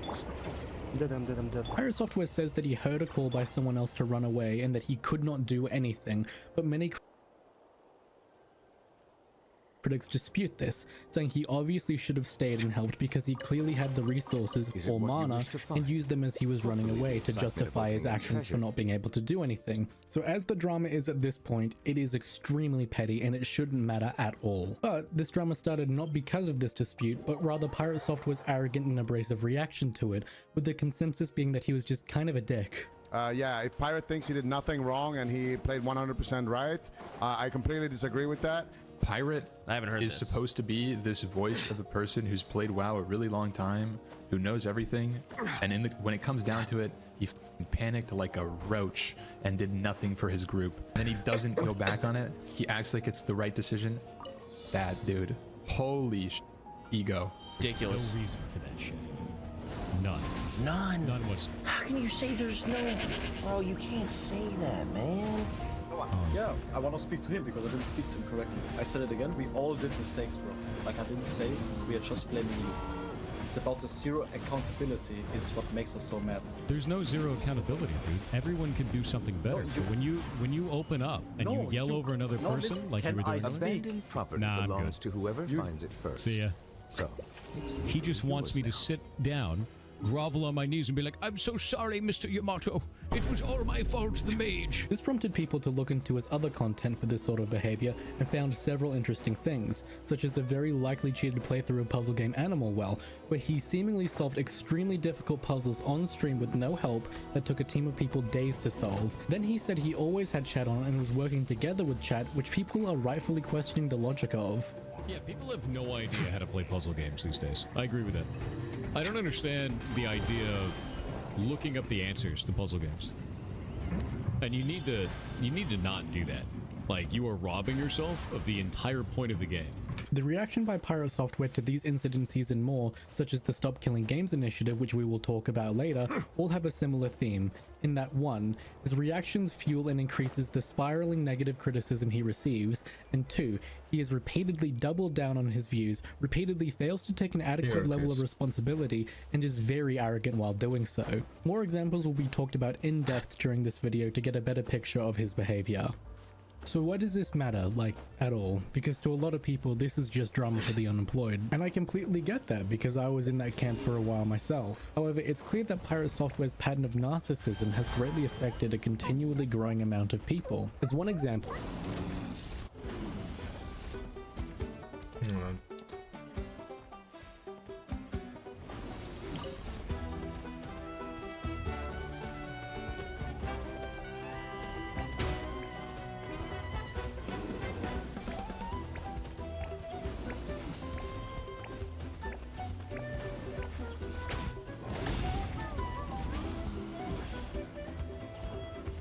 Oh. Нет.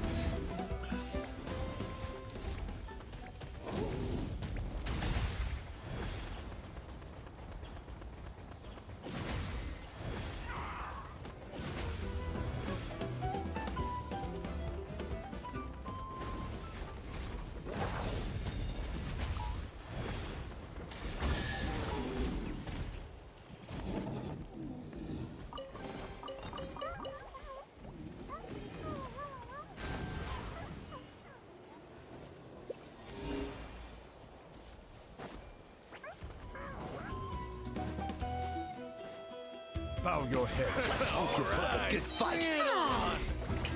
Let the world collide! Defensive mode engaged.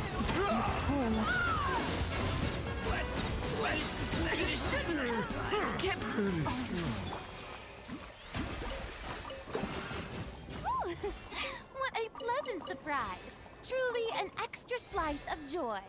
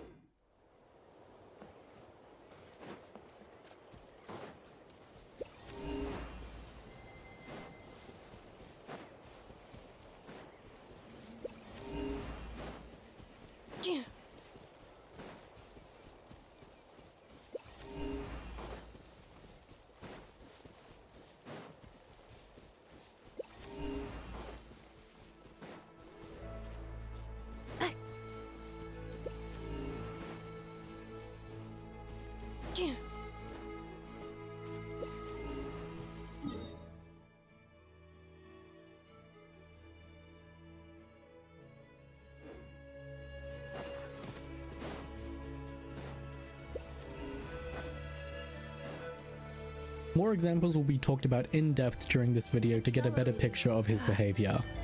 So why does this matter, like, at all? Because to a lot of people, this is just drama for the unemployed. And I completely get that, because I was in that camp for a while myself. However, it's clear that Pirate Software's pattern of narcissism has greatly affected a continually growing amount of people. As one example, I believe the World of Warcraft group OnlyFangs suffered from his arrogant attitudes quite a bit, and was subsequently removed from the group because of it, serving as evidence for his actions being disruptive and negatively affecting people. The sentiment from OnlyFangs members seems to be that his need to control, dismissive feedback, and prioritizing his image over the team's cohesion led to internal fractures and resentment. One message from Sodapoppin, the at the time guild leader of OnlyFangs, had this to say on stream: "I felt a large majority of people in the guild felt uncomfortable playing or being around him, and all that drama that surrounded him at this point. Even though that some people may have not felt this way, a lot did." Another more recent and ongoing example of a group that has suffered is his fans and viewers of his content. Various reports indicate that Pirate Software has been increasingly removing comments, banning people from his social media accounts,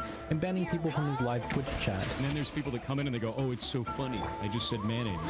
Banned." It's like, yeah, we banned 50,000 people on Twitch alone. Today we're going for the world record attempt at being banned by Pirate Software.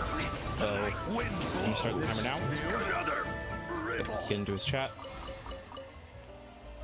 Nope, there's rules. Don't care. Yeah, I think the worst part about this is like... And banned. 7.55 seconds. That's the new world record. Let's go.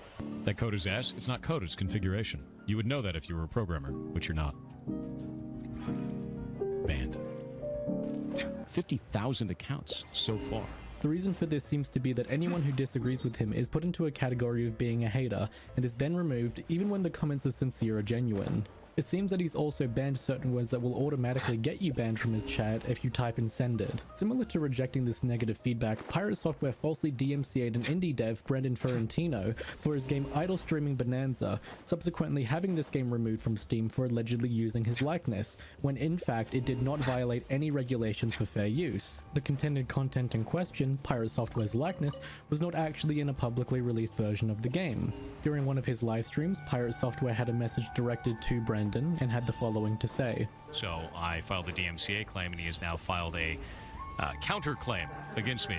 We're going to take you to court. You're going to lose. You cannot use somebody's likeness or voice in any way inside of your games without their permission. It's a really stupid thing to do, incredibly so. All of this so far reinforces his aggressively egotistical personality and how it has caused harm to others, the mechanisms of which we will talk about very soon. Ultimately, Pirate Software dropped the case, likely due to his grounds being false, but the harm caused is still relevant. I don't know about you, but if I was in Brandon's position seeing all of this unfold, I would be very hurt. Finally, and arguably the most well-known impact Pirate Software has had recently is his impact on the Stop Killing Games initiative, which the consensus seems to be that he has significantly, unfairly, and without understanding enough, advocated against it and significantly hurt the initiative. I won't explain it in full here, but to get a better picture, I do recommend that you watch this video from Ross, the man leading the Stop Killing Games initiative, to see a full breakdown of Pirate Software's impact. Now, aside from the individual harm caused to Ross, Pirate Software's impact could have major ramifications for anyone who buys or plays video games. To summarize simply,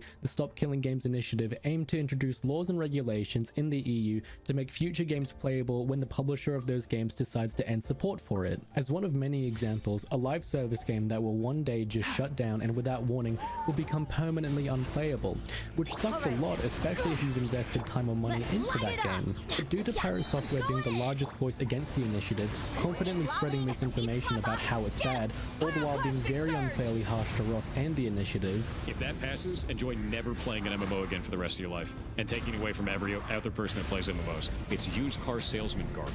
This is shit. It's shit. Not only do I not want to back this, I'm going to actively tell people not to. That is a horrible goddamn direction. That's awful. No, eat my entire ass. The level of stupid that I just had to receive was like sitting on Twitter for 12 hours. This shit sucks. That's a really stupid ass move. That's incredibly stupid ass move. I think this is ass. This is complete garbage. All of this can eat shit then. I dropped the mask entirely. I have no qualms about that. They can eat my entire ass. The whole thing. It killed momentum for the initiative, and now it's worse off because of it.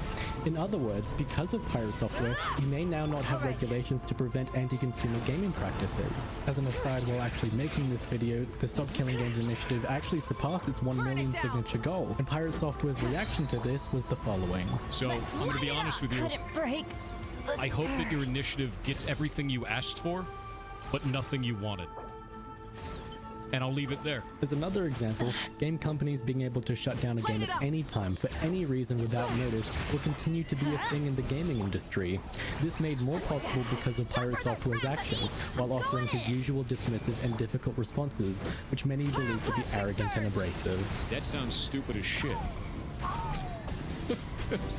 All of this hurts me on a few levels. One being I don't like seeing people being treated unfairly and suffer from someone who's being narcissistic or arrogant. That, and your rights as a consumer or buyer of video games simply matters. I'm sure that most people listening or watching this video right now have had personal experiences with someone in your life who has been narcissistic towards you. Even if it was only for a brief time, it has probably not been a pleasant experience. I believe Pirate Software has had a big enough online following that his attitudes have extended far past personal interactions, and we are now seeing the consequences of a narcissist affecting even more than that, your rights as a consumer. That's why I believe this matters more than just some random internet drama. No one likes a narcissist, but whether you're aware of it or not, this could affect you. I don't think that someone who exhibits narcissistic traits should make any calls that could have huge effects on the gaming industry, especially when that person doesn't know what he's talking about. I also want to raise awareness, for lack of a better word, for Pirate Software's bullying behaviors, because he's shown time and time again to belittle and bully people on an individual and group level, which I don't appreciate. He keeps doing it and he keeps getting away with it, and it's not okay to continually hurt all of these people. I want to explain Pirate Software's behaviors so that way his negative impact on individuals, communities, and the gaming industry can be understood and then minimized as much as possible, because I believe he is causing quite a bit of harm and it needs to stop. So let's talk about narcissistic personality disorder. In this video, I'll be using the DSM-5, the Diagnostic and Statistical Manual of Mental Illness, otherwise known as the Reference Book on Mental Health and Brain-Related Conditions and Disorders. The DSM-5 is written, edited, and reviewed by the American Psychiatric Association. I will be using its criteria for narcissistic personality disorder, which I will refer to as NPD for the remainder of this video, to analyze and explain my thoughts. So, what is NPD exactly? Well, putting it simply, NPD is a mental health condition defined by a long-term pattern of exaggerated self-importance, a constant need for admiration, and a lack of empathy for others. People with NPD often have an inflated sense of superiority, believing that they are special or entitled, and may exploit or dismiss others to maintain their self-image. In order to meet the clinical criteria for NPD, these traits must be persistent, deeply ingrained, and cause significant issues in personal, social, or professional life. And to reiterate from a previous point, I am not a professional giving an official diagnosis. That being said, I do believe that my interpretation is accurate. I'm of the belief that understanding Pirate Software's pattern of behaviors and his motives helps to understand better why so many people have felt harmed or frustrated by his actions. Furthermore, I also want to do this because I believe that Pirate Software, as the man that he is now, as of releasing this video, is very, very difficult to trust. Whether that be about things like the Stop Killing Games initiative or things generally, which we will talk more about later. As an aside, and we will talk about this later, I think that as an individual, you should err on the side of caution when listening to what Pirate Software has to say, because it's very difficult to tell whether or not he's actually telling the truth. So now I want to talk about the exact diagnostic criteria for NPD and how Pirate Software's pattern of attitudes and behaviors fit into it. As written in the DSM-5, an individual must present with at least 5 or more of the following criteria on screen now. I'm of the very firm belief that Pirate Software definitely fits into 5, if not more, of these criteria. I will now go through each of these individually and discern whether or not Pirate Software's pattern of behavior fits into them. The first criteria that we're going to examine is a grandiose sense of self-importance, otherwise defined as someone who exaggerates achievements and expects to be recognized as superior without proportional achievements. Pirate Software has often held himself in very high esteem for working at a particular video game company. It was critiquing you for mentioning you work at Blizzard so much. I literally never talk about it. When I worked at Blizzard, I did that for Blizzard. Blizzard, 7 years, yeah. Blizzard. I used to work at Blizzard Entertainment. Used to work at Blizzard Entertainment. You're red team specialist for Blizzard Entertainment and Blizzard. Very interestingly, and I do want to emphasize this point, Pirate Software in the past had quite a few tweets emphasizing that he has over 20 years of gaming developer experience. Even more interestingly, he has deleted all of these tweets, yet he hasn't ever made a statement as to why he's done that. They simply do not exist anymore. Now, despite his place of work, he only did jobs as a quality assurance tester and security analyst, all the result of nepotism from his dad, who actually worked in a high position on game cinematics at Blizzard. I went to Blizzard in 2004, and like this is kind of my whole career, right? My first job I got through nepotism, 100%. My dad worked at Blizzard for 23 years. He worked at Blizzard for 23 years, so I got a job there in 2004. But here's how nepotism actually works. That's gonna hurt in the morning. It does not look good on your future at Blizzard if you mess with an executive's son. Period. Everybody knows who Jason is. If you write him up, if you fire him for misconduct or otherwise, people are gonna know you did it. They're not gonna know that anything was actually going on. They're just gonna know you were the guy that fired Joey Ray's son. And your career is pretty much toast, because everybody in the games industry knows each other too. Well, I want to say that these jobs are important, but despite their significance, these positions are largely unrelated to game design. So this calls into question Pirate Software's credibility as an actual game developer. Here are just a few examples from people who know what they're doing and what they have to say about Pirate Software's ability to make and design video games. As a game developer who worked as game engine and tools developer on Helldivers 2, I'm a C++ developer with 5 years of experience in the quantitative trading space. I've read dozens of books on C++ and over half a dozen books just on C++ design. he tested what the game developers made, and then the rest of his career there focused on cybersecurity. Again, not game development. They are two entirely different ways of working, and I can see that because for someone constantly critiquing others, his code, while potentially good in other roles, is fucking terrible for game development. Basically, everything I discussed in this video is stuff you learn in this intro level course. The fact Jason doesn't even seem to have a good understanding or know about some of these things is just baffling. If we consider his 2002 link to the start date as when he started learning about programming, that means as of today in 2025, he has 23 years of experience programming. Yet somehow, he doesn't even seem to understand the most basic entry-level concepts in programming. It doesn't matter what programming languages you use or learned, these concepts like loops and booleans are essentially universal in nearly all languages. You don't need to add comments here. Having a comment for we have asked the question and question asks equals 1 is totally superfluous, a waste of time, a waste of space.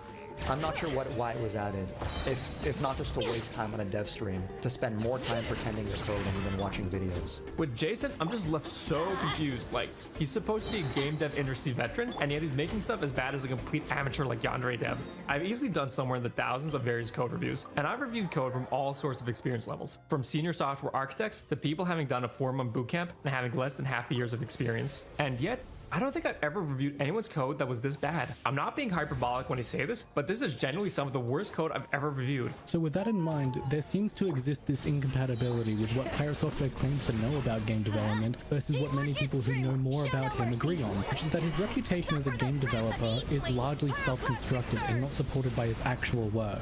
All of this to say that Pirate Software presents himself as an authority on game development, giving advice on it and boasting about it, when the reality is that he's greatly exaggerating the relevance of his past roles and experience with it. As another example of his grandiose sense of self-importance, this is what Pirate Software thinks about the simple act of apologizing for his arrogance. Put up a video saying you were wrong with every situation and then move on. I am not doing that. Everybody stand! Fulfill our pact! Yeah, simply bend the knee and lie about how you feel. Everyone will stop bullying. That's a great idea. Yeah, no, eat shit. And people thought that I didn't apologize. They thought that I didn't care. No, just say, hey guys. So basically, you know, when you tell the narrative, you start with like, I made a mistake, everyone made mistakes, I was smug. And then there's a lot that comes after that. How would you feel about just ending it after that first paragraph? Stars above. I hate that. Okay. I have like an immediate, emotionally angry response against that because it feels like idiocracy. He positions himself as someone who has the most valid opinion and dismisses massive backlash as irrelevant and, importantly, views it as not his fault, with his language reflecting extreme confidence in his superiority over others, especially those with opposing viewpoints. This example is also relevant to a later criteria, arrogant behaviors and attitudes, but I wanted to mention it now instead of repeating it later. As a final example of grandiose sense of self-importance, Pirate Software's faked playthrough of Animal World comes to mind. As while playing Animal World, he clearly knows significantly more than any average player could, to the point of absurdity. How dare you! Wait. It's the lights. Get to work! It's the random poster in the background! It's the random... Oh, yeah? Yeah, you think? Just like that? That's it? Oh, of course it is! Oh, wait, guys, wait.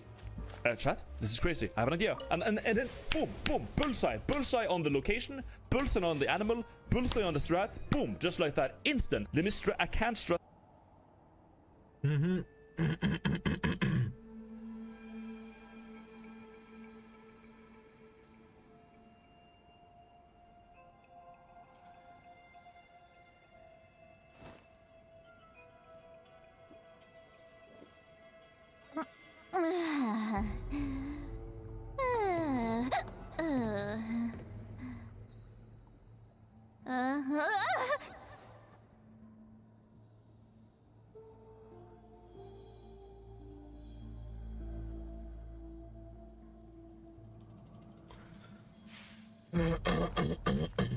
Okay.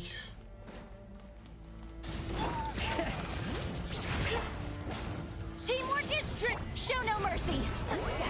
Suffer the wrath of the light of the blazing sun. Come on.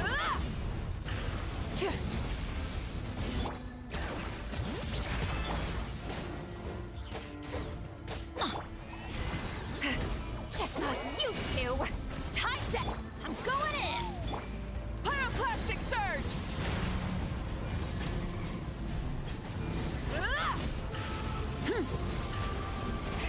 Rev the end.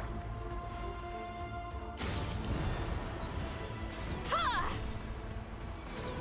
Steady now. Yeah! Just like that.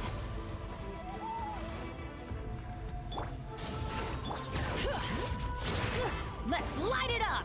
Oh, come on.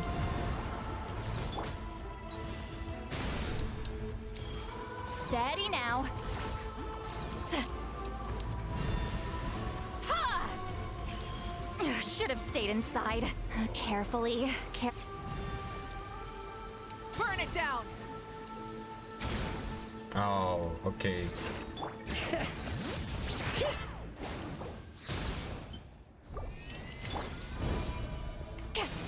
Wrath from the skies!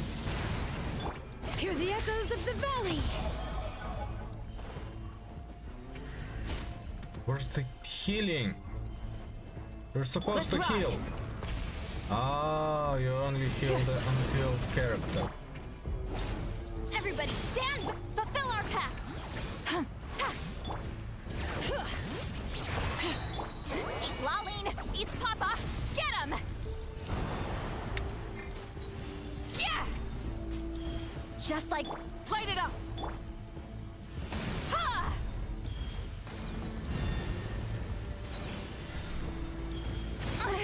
I'm... sorry.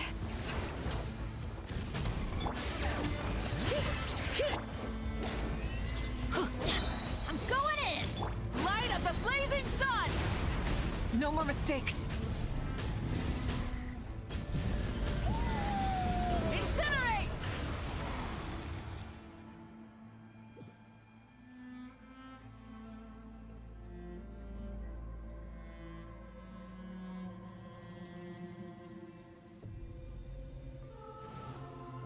What is that supposed to do?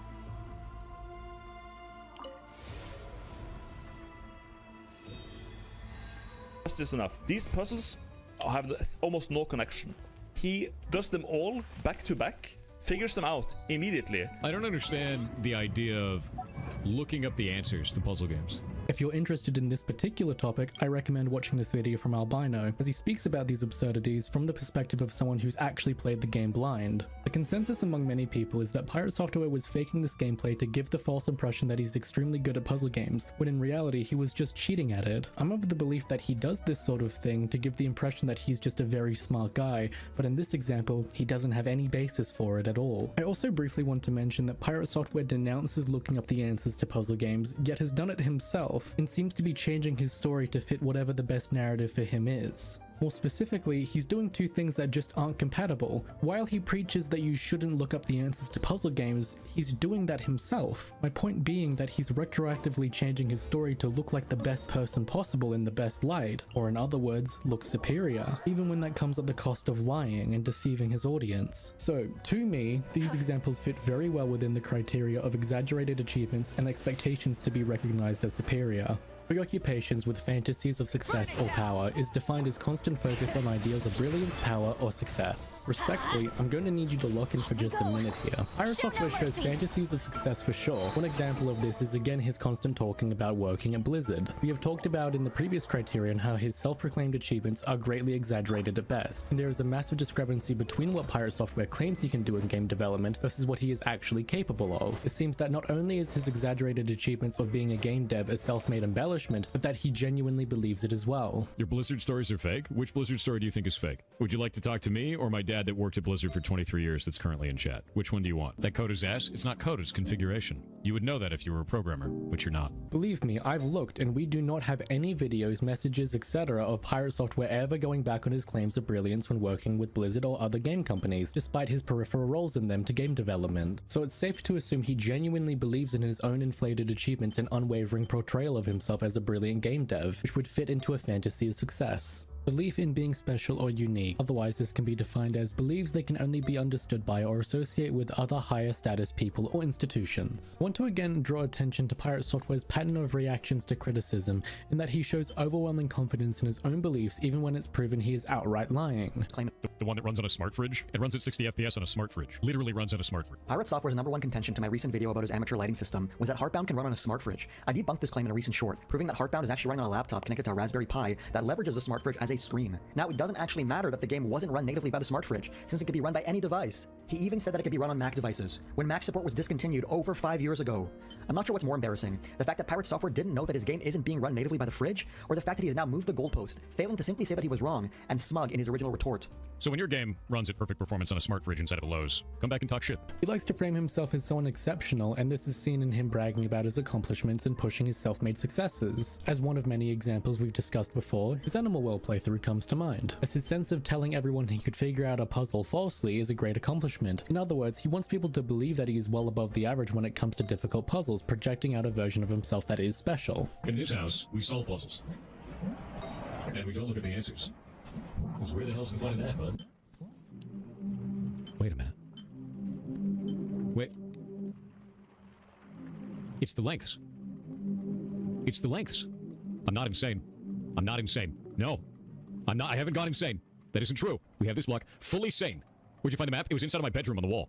Here's another clip with his conversation with Dr. K that I believe further reinforces that he believes he can only be understood with other high-status people. See, that's the thing. I couldn't have this conversation with anyone else because it was just polarized and obnoxious every time I tried to have that conversation. And yeah, no, I get that. So, I've had issues with that my entire life.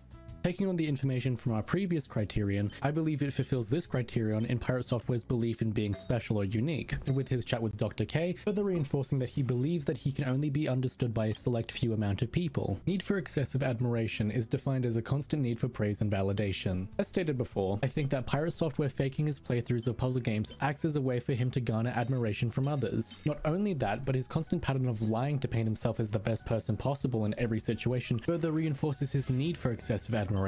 Furthermore, I think that it's very clear that Pirate Software shows an unprecedented level of cope that I've never seen before. He shows this impenetrable armor against any negative feedback. It genuinely keeps surprising me because I've never seen such a lack of accountability. We can speculate the why in just a moment, but I want the current takeaway to be that when Pirate Software is challenged for his wrongdoings and arrogance, it attacks his ego, his need for excessive admiration. He does not project any sort of vulnerability, instead he projects absolute confidence and perfection, which is also sometimes called arrogant self-assurance. Moreover, the DSM-5 highlights harm avoidance as something that is very common in individuals with NPD, and they may act in general disregard for the consequences of their actions. This ties very well into the next criterion, but I want the main takeaway from this one to be that 1. He is willing to project out a version of himself that is fake, all to make himself seem like an amazing and intelligent person in order to receive admiration, and 2. His coping mechanisms of denial, blame shifting, and arrogant self-assurance serve to protect his self-image, while also reinforcing his need for admiration generation, showing that when he's challenged in any context, the central motivation is preserving his own illusion of superiority rather than engaging with reality and taking accountability. Sense of entitlement is defined as unreasonable expectations of favorable treatment or automatic compliance. My example for this criterion is just how many people, again, that Pirate Software has been banning from all of his social medias, Twitch, YouTube, etc. We've banned 50,000 people on Twitch alone for this shit. 50,000 accounts so far. Please, let me repeat that definition of this criterion again. Unreasonable expectations of favorable treatment or automatic compliance. Now you tell me if this is true. It seems that Pirate Software expects everyone to understand his side, and when they don't by challenging him or asking him genuinely, he outright bans them entirely. I think he banned me after I wore that roach outfit, because I think people thought I was making fun of Pirate, but I was not doing that because of that. It's because we have the roach emote. You would know that if you were a programmer, which you're not. Banned. This in large part could be because he isn't getting the compliance from everyone he wants. This behavior reflects an expectation of unquestioned compliance and favorable treatment, and his willingness to silent dissent demonstrates a rigid demand for control that aligns directly with this criterion for NPD. Exploitative of others is defined as takes advantage of others to achieve personal goals. Recently, Pirate Software was caught on a now deleted livestream where he allegedly set up a Twitch hype train. A hype train on Twitch is meant to be a fun community-driven celebration that starts when viewers send a surge of paid support as subscriptions or bits. As more paid support is given, a progress bar appears, and the more paid support the higher it goes, and so on and so forth. Pirate Software fabricated this entire thing by using one of his moderators, Kronos, to send a surge of money over multiple accounts, effectively fabricating this entire event. I acknowledge that this topic has multiple interpretations, as Pirate Software states that Kronos is a grown-ass man and he can spend his money however he wants. But even in this interpretation, we still see that Pirate Software is advising his moderator and employee how to best spend money to benefit himself as much as possible. This demonstrates a clear willingness to exploit those around him, in this case a subordinate, for personal gain, consistent with the criteria for being exploitative of others. As in either interpretation, Pirate Software is clearly taking advantage of his moderator to achieve his own personal goal, which could either be 1, financial incentive, or 2, fabricating a hype train on Twitch. Initially, I also had an additional argument with Lyric, an ex-piano YouTuber, who alleged emotional abuse from Pirate Software for sexual and financial gain. I cannot in good conscience include this section, because while I believe that there might be something there to talk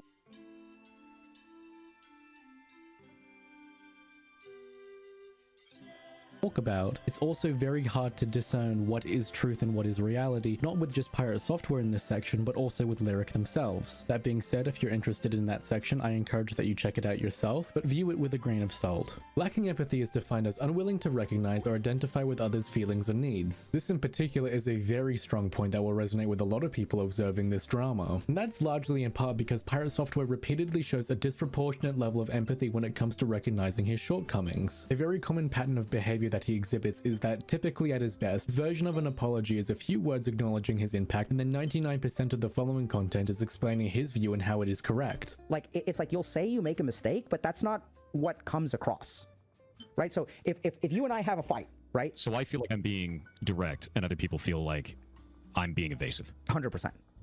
Okay.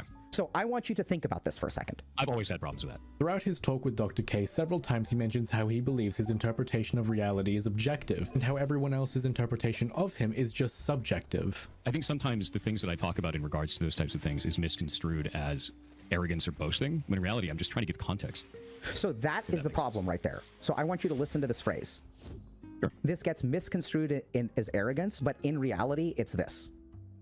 Yeah. That is the most arrogant statement on the planet, bro. Like, tell me I'm wrong. Okay. I don't see it that way, but all right. Furthermore, Pirate Software acknowledges that this is something that he struggled with for his whole life, which is as unfortunate as it is informative, as evidence to the longevity of his lack of empathy. As another example that we've briefly talked about before, Pirate Software has shown a remarkable lack of empathy for his previous OnlyFans teammates. Do you see my mana? What am I supposed to do for you? Just kill the mass. Is that all we're doing? Giving you my points. Okay. You done giving your point? You good? Yes. Okay. Cool. You go roll a mage then. See you around. Person, like you were doing earlier? Speak? Nah, I'm good. You. See ya. And as mentioned before, with members of that guild, they said that they felt unsafe or uncomfortable around him. Moreover, we see this pattern of behavior elsewhere, such as with his ridicule of genuine questions in his chat or comments that could be construed as challenging him or his actions. Put up a video saying you were wrong with every situation and the internet move on. I am not doing that. I don't give a fuck. Yeah, simply bend the knee and lie about how you feel, and everyone will stop bullying you. That's a great idea, dude. Yeah, no, eat shit. So when your game runs at perfect performance on a smart fridge inside of a Lowe's, come back and talk shit. That code is ass. It's not code, it's configuration. You would know that if you were a programmer, which you're not. And so I want you to just pay attention to that for a second, because you're doing it again. Why did this blow up? Why did it amplify? Who's to blame for the amplification? The amplification I could generally say is Reddit and other content creators. Like, I feel very steadfast in that opinion on that. Furthermore, we can see this again with his over-the-top reaction to Stop Killing Games, where he has doubled down on it like he usually has with his opinions, but as I've played before, he has said this while he has been misinformed about the initiative. It's used car salesman garbage. This is shit. It's shit. Not only do I not want to back this, I'm going to actively tell people not to. I hope that your initiative gets everything you asked for, but nothing you wanted. I don't give a shit about the initiative, and I'm not going to support it, and you can't bully me into doing so. And that's that. Which is just rude and unnecessary, especially for someone who the consensus agrees on does not know enough about the initiative to speak about it in that way. And as one final point for this criterion, I find it so incredibly baffling that Pirate Software has received such an overwhelming amount of hate for such a prolonged amount of time, and yet in all of that time his views have stayed exactly the same, with the exception of seemingly taking on a very small amount of responsibility, albeit not adequate at all, which for one probably explains why he's in the exact same place when this drama all began, because nothing has actually changed with him, because he is just so locked into his own viewpoints. But more than that, it is just so confusing to me that he sees this prolonged amount of hate and he hasn't gained any sort of introspective value from it. I don't have the amount of hate that he does, so maybe I don't quite understand. That be as it may, I have been in situations before where I am wrong, unknowingly so, and I have received a moderate amount of backlash for what I have said. And when I received that level of disagreement, my first reaction wasn't to deny the other person's feelings outright, it was actually challenging to me in my own beliefs. I thought maybe I could be wrong in this situation, and I was, and I will continue to be wrong about things as well. So with me trying to empathize with Pirate Software's situation, if I was to put myself in his shoes exactly where he is now, I would find it very difficult to not see all of this huge backlash over such a long amount of time, especially when the outcome, that being huge backlash, keeps happening with different individuals and different groups within different communities, and the only consistent factor would be myself. No, just say, hey guys, so basically, you know, when you tell the narrative, you start with like, I made a mistake, everyone made mistakes, I was smug. And then there's a lot that comes after that. How would you feel about just ending it after that first paragraph? I hate that. Okay. I have like an immediate, emotionally angry response against that because it feels like idiocracy. So with all that in mind, taken together, Pirate Software consistently minimizes or dismisses the perspectives and needs of others, whether that be teammates feeling unsafe, viewers asking genuine questions, or individuals asking him one-on-one raising valid concerns. His tendency to center his own narrative, ridicule or ban dissent, and dismiss others illustrates a persistent lack of empathy. Furthermore, this lack of empathy reflects a broader long-term pattern that extends across the other criteria we've also discussed. It demonstrates not just isolated incidents, but a sustained way of relating to others or lack thereof that is consistent with narcissistic personality traits. The next criterion, envy towards others, or beliefs that others are envious of them, is one that I can't find a solid argument point for. There are some points and speculations that I could make, however, any argument that I could find that relates to Pirate Software being envious towards others or believing that others are envious of him don't quite align with the criterion, and I don't believe them to be a strong argument, and therefore I don't want to present them. Instead, I think I'll draw your attention to the final criterion, which is arrogant or haughty behaviors. In other words, regularly displaying arrogance or condescension. I think that quite a lot of the content that I've already talked about so far with Pirate Software does also fall under the category of him being arrogant. Some of these points to reiterate include his dismissal of apologies and criticism. Put up a video saying you were wrong with every situation and the internet move on. I am not doing that. I hate that. Why are messages about them being deleted? Because I don't want that shit in my chat. Lamau would a douche response? No, it's not. And now you're banned too. Not that hard. We've banned 50,000 people on Twitch alone for this shit. His inflated self-presentation versus his actual role as a game developer. So I'm second generation Blizzard. I'm the first second generation Blizzard employee that ever existed in the country. I'm also a second generation Blizzard employee. I was a second generation Blizzard employee. I was the first second generation Blizzard employee ever. You would know that if you were a programmer, which you're not. Banned. His code is fucking terrible. I don't think I've ever reviewed anyone's code that was this bad. Dismissive and belittling reactions. Do you see my mana? What am I supposed to do for you? Is that all? Is that all we're doing? Okay, you done giving your point? You good? We're gonna take you to court. You're going to lose. Self-constructed superiority in gaming skill, such as his Animal Well playthrough. Wait a minute. I'm not insane. I'm not insane. No, I haven't gone insane. That isn't true. Deflection and blame shifting. There's no zero accountability, dude. Everyone can do something better. The amplification I could generally say is Reddit and other content creators. And his overconfidence in his opinions. Like, I feel very steadfast in that opinion on that.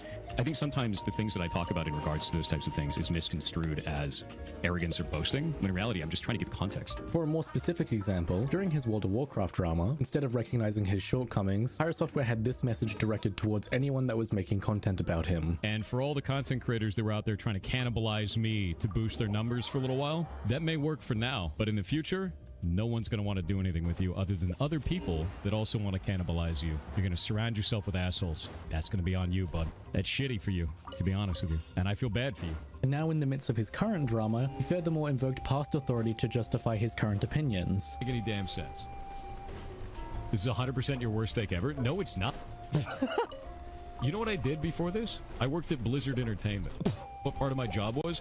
Banning dipshits that did things like this. Fuck this guy. These instances illustrate a pattern of behavior where Pirate Software has exhibited dismissiveness, defensiveness, and a tendency to elevate his own authority while belittling others. In the context of the DSM-5 criteria for NPD, these behaviors fit very well into regularly displaying arrogance or condescension. Finally, this is not a diagnostic criterion for NPD. This pattern of behavior is also very common for Pirate Software, and it's lying. Particularly, I notice lying in order to enhance his perceived superiority, as in telling one thing, then saying another incompatible thing at a later date, or saying the right thing at a later date in order to sound like we've mentioned before as best as he can. There isn't ever an acknowledgement of the original statement, he just retcons as he desires, and that's that. Most of the things that I'm going to mention here we've already talked about previously in this video, and are only being included to consolidate what we already know. So do feel free to skip this section if you wish. My father was the cinematic director for Blizzard for 23 years. People think that I got my job at Blizzard specifically because of him. In reality, I only had help from him in order to do my resume. I went to Blizzard in 2004, and like, this is kind of my whole career, right? My first job I got through nepotism, 100%. My dad worked at Blizzard for 23 years. He worked at Blizzard for 23 years, so I got a job there in 2004. But here's how nepotism actually works, which Jason also doesn't understand. It does not look good on your future at Blizzard if you mess with an executive's son, period. Everybody knows who Jason is. They're just gonna know you were the guy that fired Joey Ray's son, and your career is pretty much toast. In this house, we solve puzzles. And we don't look at the answers. Because where the hell's the fun in that, bud? Pirate Software himself made a comment on his video stating, for all the people losing their shit in the comments thinking this was some kind of fake run now, this was 83.2 hours of live stream over an entire week of just playing the game, cooperatively with chat, live having fun doing so. Okay, so what he's saying is, he wasn't actually blind, he was having help from his chat, right? The only problem then is that at the same time as he's saying this, he's also saying this in the video itself. Yeah, people have no idea how to play puzzle games these days. I agree with that. I don't understand the idea of looking up the answers to puzzle games. And you need to not do that. Like, you are robbing yourself of the entire point of the game. I can't stress this enough. These puzzles have almost no connection. People thought that I didn't apologize. They thought that I didn't care. Put up a video saying you were wrong with every situation and the internet move on. I am not doing that. I don't give a fuck.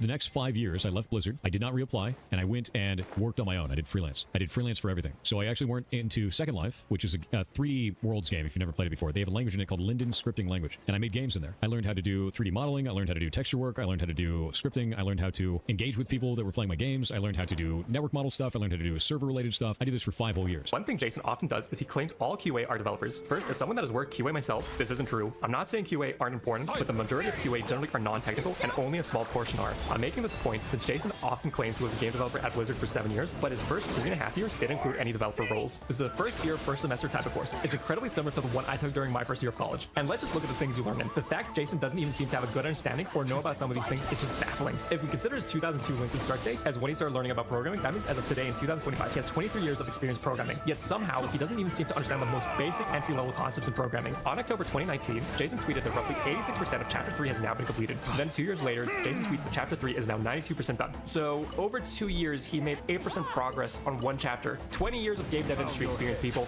and 7 years working at Blizzard. So for those who don't understand, the Stop Killing Games initiatives is basically we don't want single-player games to have DRM that the developers can turn off and thus render the single-player games inactive anymore. This is what they want to change. It would impact every live service game that exists, instead of just targeting single-player, always online games. No, that's not what it is. Stop Killing Games includes single-player games, but nothing about it is specific to them. He completely made that up, and I have no idea where he got that impression. It is irrelevant to increase performance on a game that runs on a smart fridge. We notice that the game is actually being run on a laptop and streamed to the fridge using a Raspberry Pi device. In this case, the screen simply acts as a controller. Everything is running on the laptop, and the actual output is just being streamed back to the smart fridge. I was watching a video that was critiquing you for mentioning you worked at Blizzard so much. I literally never talk about it. When I worked at Blizzard, I did that for Blizzard. Blizzard, 7 years, yeah. Blizzard. I used to work at Blizzard Entertainment. Starts in the Meat Canyon video, I thought it was hilarious. I'm a big fan of Meat Canyon. I have been for a long time. I used to be subbed to him. I think it was subbed him for like 3 months. We've rated him and shit too. Papa Meat's a dude. Very funny human being. Pirate Software has gone on to block anybody who shares this clip with him on Twitter. I could probably go on about this single topic for tens of minutes. Just by searching about Pirate Software lies, you'll already find a plethora of content for it. Significantly more in quantity and that of quality that I can do here. But I do hope that with the examples that I've shown here, it demonstrates that Pirate Software lies to the point of it being pathological, whether that be about his career as a whole, in puzzle games to garner admiration, the Stop Killing Games movement, or even about recent more little things like the Meat Canyon video and him liking it, despite him adding that to a banned phrase in all of his live streams. We've seen how Pirate Software's lying has harmed individuals, much like Ross or Brendan Ferrantino with his game Idle Streaming Bonanza, that and his deception of his own dwindling community. I'm of the belief that Pirate Software shows this destructive pattern of behavior, and if it's left unchallenged, it will likely continue to harm others, both personally and structurally, within the spaces he influences. I think that it's very important that we also take just a few moments to acknowledge Pirate Software's own individual perspective, because I think that now that we've actually looked at all the criteria for NPD, I think that examining closely what Pirate Software thinks will help to understand where all of this is coming from. Most of the perspectives that I'll be talking about now derive from Pirate Software's talk with Dr. K, which, by the way, if you're looking to be a clinician in the future, I highly recommend that you watch that video, as Dr. K does an amazing job of extracting what the issue could be with Pirate Software while collaborating with him as someone who is very difficult to talk with. That being said, what are some of Jason Hall's perspectives? One topic that we haven't talked about yet is how Pirate Software has a fear of losing control. He shares that he often feels that he needs to control his environment, including conversations, social spaces, and audience tone, to feel safe and functional. And this would explain why he frequently bans users who challenge him, even if their messages are respectful. To him, it's not about silencing disagreements, but it may be about maintaining stability in what he perceives as a chaotic or hostile environment. And as mentioned before, Jason admits that he has struggled with empathy essentially his entire life, and has said that while he can understand people intellectually, he often doesn't feel it emotionally. This supports the idea that his reactions may not be rooted in malice or cruelty, but in a disconnect between intention and emotional resonance. One point that I also do wish to highlight is that Pirate Software has been getting tens of thousands of death threats and other very hurtful comments practically every single day for I think hundreds of days at this point consecutively, and that he can't see the value in interpreting opposing viewpoints when it's flooded with so many heavy insults. And then there's the other side of it, which is you're a piece of shit and you deserve to die. And I'm like, dude, these are so polarized. What am I supposed to get? Yeah, so he's explained something to the effect of when the majority of feedback is so extreme, it becomes psychologically impossible to separate the constructive criticism from the unfair and outright hate. From his point of view, reading any of this critique, whether it be big or small, is like walking through a minefield, so he defaults to treating all of it as just hostile. I'm not trying to use any of these perspectives to justify his narcissistic attitudes and actions. Rather, the harmful actions that he's causing to others and himself and his own beliefs can coexist at the same time, albeit to his detriment. Because if you dismiss all the opposition, whether that be little or big, as toxic, it prevents any real growth. And when even sincere voices are blocked out and flattened into a category of just hate, Pirate Software creates a self-sealing worldview, one where he's always under attack and therefore never responsible. So while I believe that his behavior is clearly aligned with narcissistic traits, it's also worth acknowledging that they may be grounded in long-standing internal beliefs, fear, and emotional limitations, rather than, again, just pure malice or manipulation. This doesn't erase the harm or impact that he's had, but it does help to explain why it keeps happening. So let's ask ourselves, is Pirate Software Jason Thor Hall a narcissist?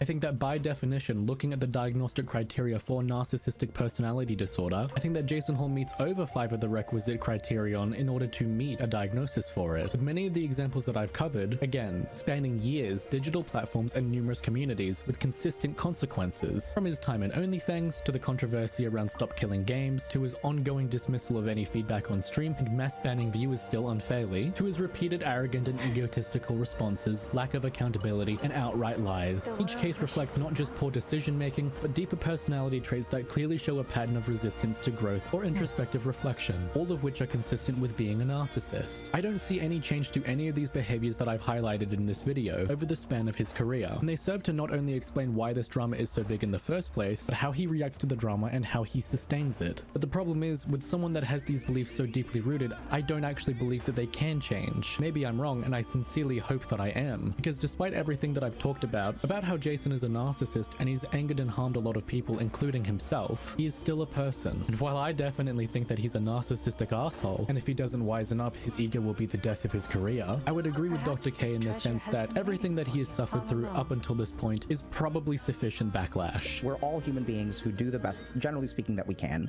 Do people make mistakes? Absolutely. Are you allowed to get mad at them? Absolutely. Should you do death threats? No. Stop for a second and think about what the hate does to you, right? Like, you're hurting another human being, but like, for what purpose? In the moment, you feel like, oh, I want to put someone in their place. And I understand those feelings. I'm not even saying that those feelings are wrong. I don't know how else to say this. Like, it's just a bit much. I don't think it's actually helpful in the long run. You guys are doing all this crap to Thor. It's not clear to me that he understands why you're doing it. That being said, while that's my view, I struggle to see how this drama can change for the better when he keeps adding fuel to the fire constantly. I do sincerely wish Jason the best, and I don't want him to suffer, but I genuinely can't see that changing with how he manages conflict. Dude probably should have reached out instead of talking shit. So I decided to reach out again. Why so many bans? A bunch of people coming in here and shitting up the chat with garbage. We're just banning it all. So I really do think that he's going to continue making these same mistakes. But as unbelievably irritating as that is, I think that we can all agree that wishing for his public beheading and insulting him does more harm to you and nothing productive for him. Instead, if you agree with me in what I've had to say in this video, then I think perhaps the best thing that we can do is just pay him no mind and ignore him. Feeding into the drama may only reinforce his arrogance and narcissism more, and I know that you're more employed than that to care about this drama in that way. Instead, I think the best thing that we can do is take that energy and turn it into support for the things that he is harmed. If you care about it, support Stop Killing Games, support Brendan Ferrantino, support the content creators that he's lied about. Then maybe the impact of Jason Hall, Pirate Software, can be healed somewhat, and we can walk away from this having learned from Pirate Software, and because of that, having learned more about narcissism than what we knew before. That's it. If you'd like this video, then please subscribe, and then maybe one day my dream of having more subscribers than Guna Goblin will be fulfilled.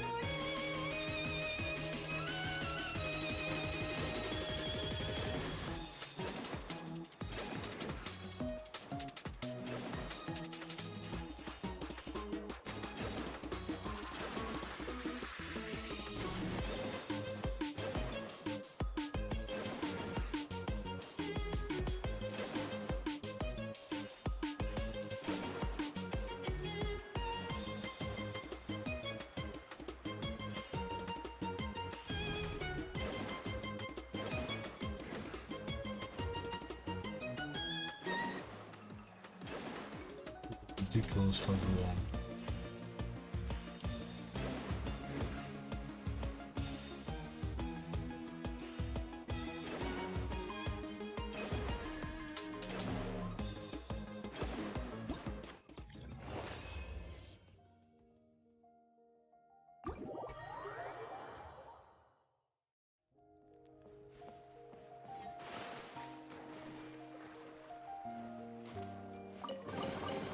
Take heart.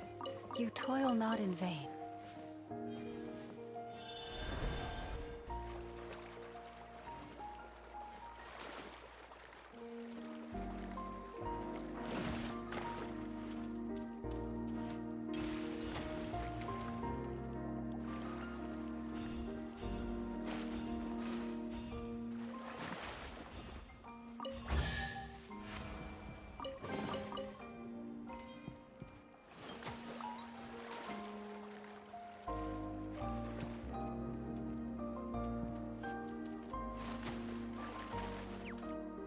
Those are not detected by pressing Z.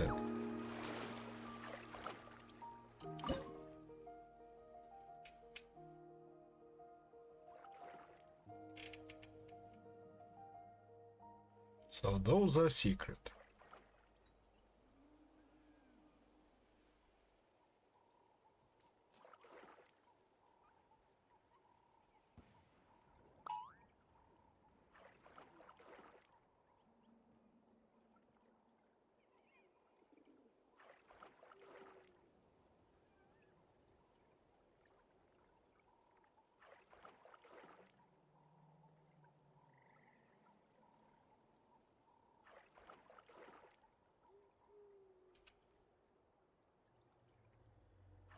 Okay. No reason to go above and beyond. Культурные стереотипы устроены так, что когда мы говорим о людях, которые спасали жизни, то сразу представляем себе такую фигуру рыцаря без страха и упрека. Однако жизнь устроена сложнее, и мотивации таких людей могут быть разными. Что все же не преуменьшает значение их поступков. Примером тут может стать Оскар Шиндлер. Его биография – яркая мишень для показательного морального избиения. Но его роль в спасении сотен заведомо обреченных людей в годы Второй мировой войны бесспорна.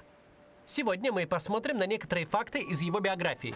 Не самые приятные, но которые отнюдь не помешали ему стать героем. Перед тем, как начнем, мы собрали актуальные инструкции по обходу блокировок, они доступны по ссылке в описании. Там же есть ссылка на надежный и анонимный сервис Shiva VPN. Он зарегистрирован в Панаме, что юридически дает право не хранить данные пользователей. Так что попробуйте, тем более, что первые 3 дня Shiva VPN дает бесплатно. Теперь к выпуску.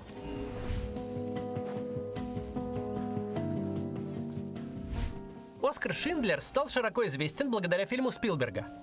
Там Шиндлер тоже далеко не образец благородства и бескорыстия, особенно в начале. И он действительно таковым не был.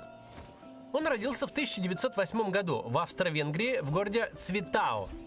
Это регион Судетов, который тогда населяли в основном немцы. После окончания Первой мировой войны и распада Австро-Венгрии регион этот был передан новому государству – Чехословакия. Многие местные немцы не считали себя частью новой страны, не стремились учить чешский язык и желали принадлежать к немецкому, а не к славянскому миру.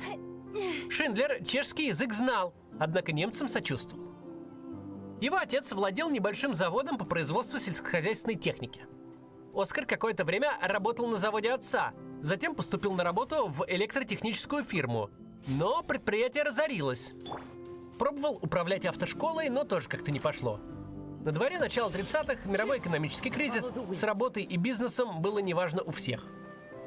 В этот период Шиндлера несколько раз задерживали за пьяные драки и скандалы в кабаках. Он имел серьезные проблемы с алкоголем. И несмотря на то, что с 28-го года Шиндлер был официально женат, он постоянно имел связи на стороне и даже завел долгий роман с бывшей одноклассницей. У них родилось 2 детей.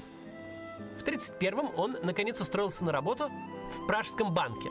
Ему удалось закрепиться там на несколько лет, однако ни о какой успешной карьере речи не шло. Такой вот Оскар Шиндлер в юности.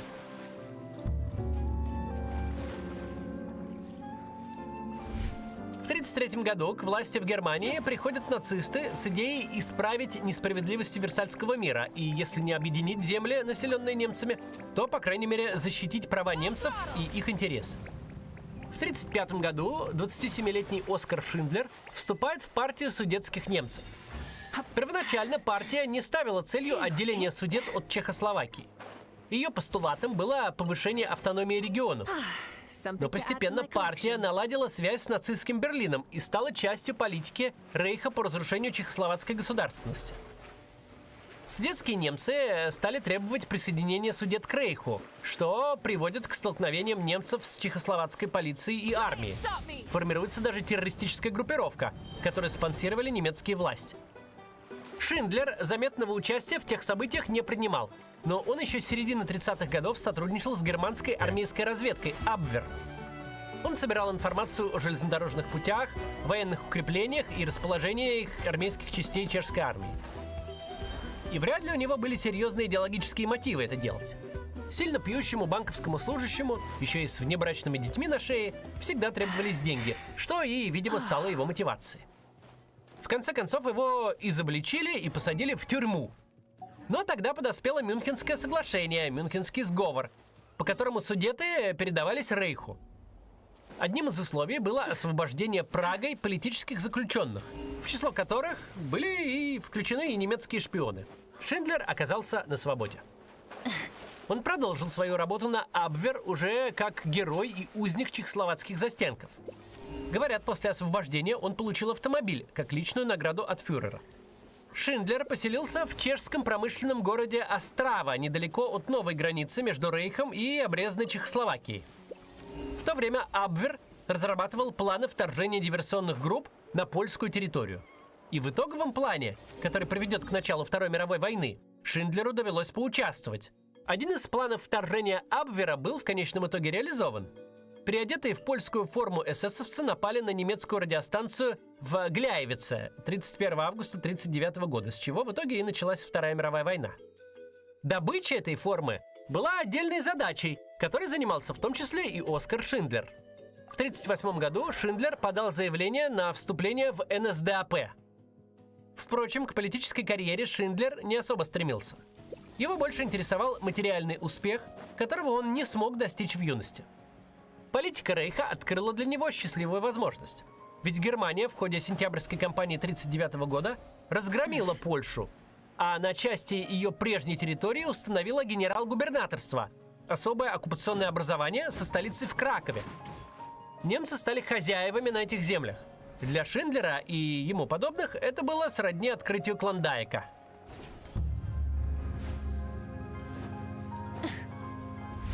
В генерал-губернаторстве появляются жесткие антисемитские законы. Среди прочего, проживающие там евреи теряют права собственности на предприятия и на недвижимость вне гетто. В некоторых случаях на изъятую собственность выплачивается мизерная компенсация. В других, если объект реквизировался в интересах Рейха, выплат не полагалось вовсе. Изъятая собственность передавалась в особый фонд, а затем передавалась проверенным собственникам из числа немцев. Оскар Шиндлер представлялся самым подходящим кандидатом. Он появился в Кракове еще в первой неделе оккупации и почти сразу заинтересовался черным рынком Кракова. Старался там приобрести драгоценности и предметы роскоши. Он также начал искать связи в еврейской среде, тогда евреи еще не были согнаны в гетто. Расчет был прагматичным. Шиндлер, во-первых, несмотря на свое членство в НСДАП, никогда не страдал антисемитскими предрассудками. Во-вторых, понимал, евреи оказались в тяжелой ситуации. Им нужно сбыть с рук золото и ценности. А в-третьих, знал, как устроен рынок. Евреи хорошо интегрированы в местную торговую среду, а значит, если хочешь раздобыть что-то быстрее и дешевле, обращаться нужно именно к ним. Шиндлер начал набивать собственные чемоданы. И вскоре решил заполучить одно из конфискованных предприятий. Чтобы выбрать подходящее, Шиндлер советуется с Ицхаком Штерном, евреем, который работает бухгалтером в фирме, которой прежде владел сам. Они обсуждают небольшую фабрику «Рекорд», занимающуюся производством эмалированной и жестяной посуды. Штерн считает, в новых условиях обанкротившееся предприятие принесет доход. В качестве директора предприятия Шиндлер выбирает одного из бывших его собственников, Авраама Банкера. Шиндлер переименовывает компанию в Deutsche Email Waren Fabrik, то есть в немецкую фабрику эмалированных изделий. И предприятие, которое в обиходе получает название «Эмалия», начинает в 1940 году новую жизнь. Шиндлер налаживает производство, платит местным рабочим гроши и реализует востребованный дешевый товар с выгодой. Фабрика постепенно расширяется. Шиндлер строит дополнительные цеха, выписывает из Германии новое оборудование. Кстати, увеличение рабочего контингента фабрики за счет евреев первоначально было частью бизнес-плана, предложенного Авраамом Банкером. Евреям, лишенным всех прав, можно было платить еще меньше, чем полякам. При этом в еврейской среде хватало квалифицированных механиков, жестянщиков и других мастеров, которых можно было задействовать на фабрике. Так Шиндлер стал заметной фигурой в экономической и светской жизни Кракова, купил еще несколько предприятий. К 1944 году на фабрике будет работать уже 1100 человек, и из них около 1000 евреи. Производимая посуда и так входит в число востребованных армией предметов. Но Шиндлер идет дальше. Осваивает выпуск чисто военной продукции, армейских котелков и капсюлей для снарядов. Предприятия переходят в разряд работающих для нужд обороны, что дает дополнительные привилегии. А Шиндлер получает армейские заказы и сколачивает состояние.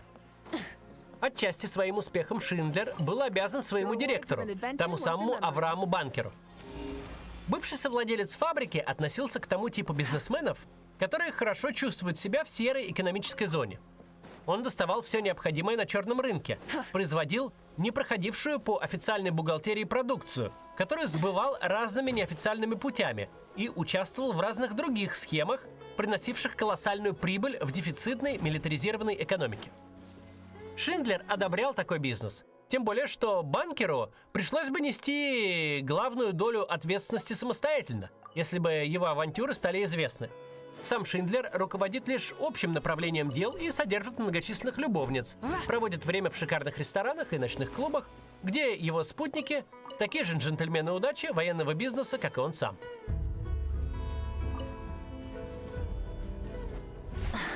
В истории Оскара Шиндлера невозможно найти какой-то отдельный момент в стиле «вдруг у разбойника лютого совесть Господь пробудил». Просто обстоятельства сложились так, что, в общем-то, обычный человек и более-менее стандартный бизнесмен того времени Шиндлер вдруг оказался намного лучше, чем большинство окружающих персонажей. Мы уже говорили, Шиндлер, судя по всему, никогда не имел особенных предубеждений против евреев. Да, он пользовался их отчаянным положением и нуждой, чтобы увеличить прибыль фабрики. Но, как рассказывают почти все выжившие еврейские работники фабрики Шиндлера, он всегда относился к ним гуманно и уверял, что с ним им нечего бояться. Хоть этот человек и не расставался с партийным значком НСДАП. В какой-то момент работа на фабрике Шиндлера стала для евреев буквально вопросом жизни и смерти. Ведь в 1942 году нацисты ликвидировали краковское гетто. Жители, не занятые на производстве, подлежали выселению, что в большинстве случаев означало смерть в лагере. В марте 1943-го гетто было ликвидировано окончательно. Тех, кто был признан годным к физическому труду, отправили в лагерь Плашев, возведенный на территории 2 еврейских кладбищ Кракова. Единственное будущее, которое ждало обитателей этого лагеря – голод и смерть, либо от непосильного труда, либо от периодических массовых казней. Комендантом Плашева был гауптштурмфюрер Амон Гёт, садист, убивавший заключенных ради развлечения. Евреи, занятые на городском производстве, также должны были переселиться в Плашев, но не участвовали в лагерных работах и могли жить. Шиндлер все больше включался в спасение жизней. Он создает на фабрике рабочие места для женщин и детей, ведь гарантию сохранения жизни могли иметь только занятые на производстве работники, но не члены их семей. Шиндлер также ведет переговоры с местными немецкими властями, чтобы получать новые и закреплять старые еврейские контингенты. Разумеется, решения по итогам таких переговоров принимаются не безвозмездно. В оккупационной администрации каждый зарабатывает как может. Но и вопросов у нацистских чиновников в связи с просьбами Шиндлера не возникало. Он убедительно объяснял: у него оборонный заказ, план горит, нужны люди. А где он еще найдет работников, которые ничего не стоят? После создания лагеря Плашев Шиндлер добивается, чтобы его работников селили в отдельных бараках рядом с фабрикой. Их территория стала считаться филиалом лагеря. Это решение стало возможным благодаря особым отношениям Шиндлера с тем самым комендантом-садистом Гётом, который жил в обустроенной вилле прямо на территории лагеря и периодически устраивал там вечеринки с участием знакомых из СС и гестапо. Шиндлер был желанным гостем на вилле и снабжал гостей вином, деликатесом и девушками. В общем, Шиндлер был весьма близок с руководством лагеря и мог просить об одолжениях.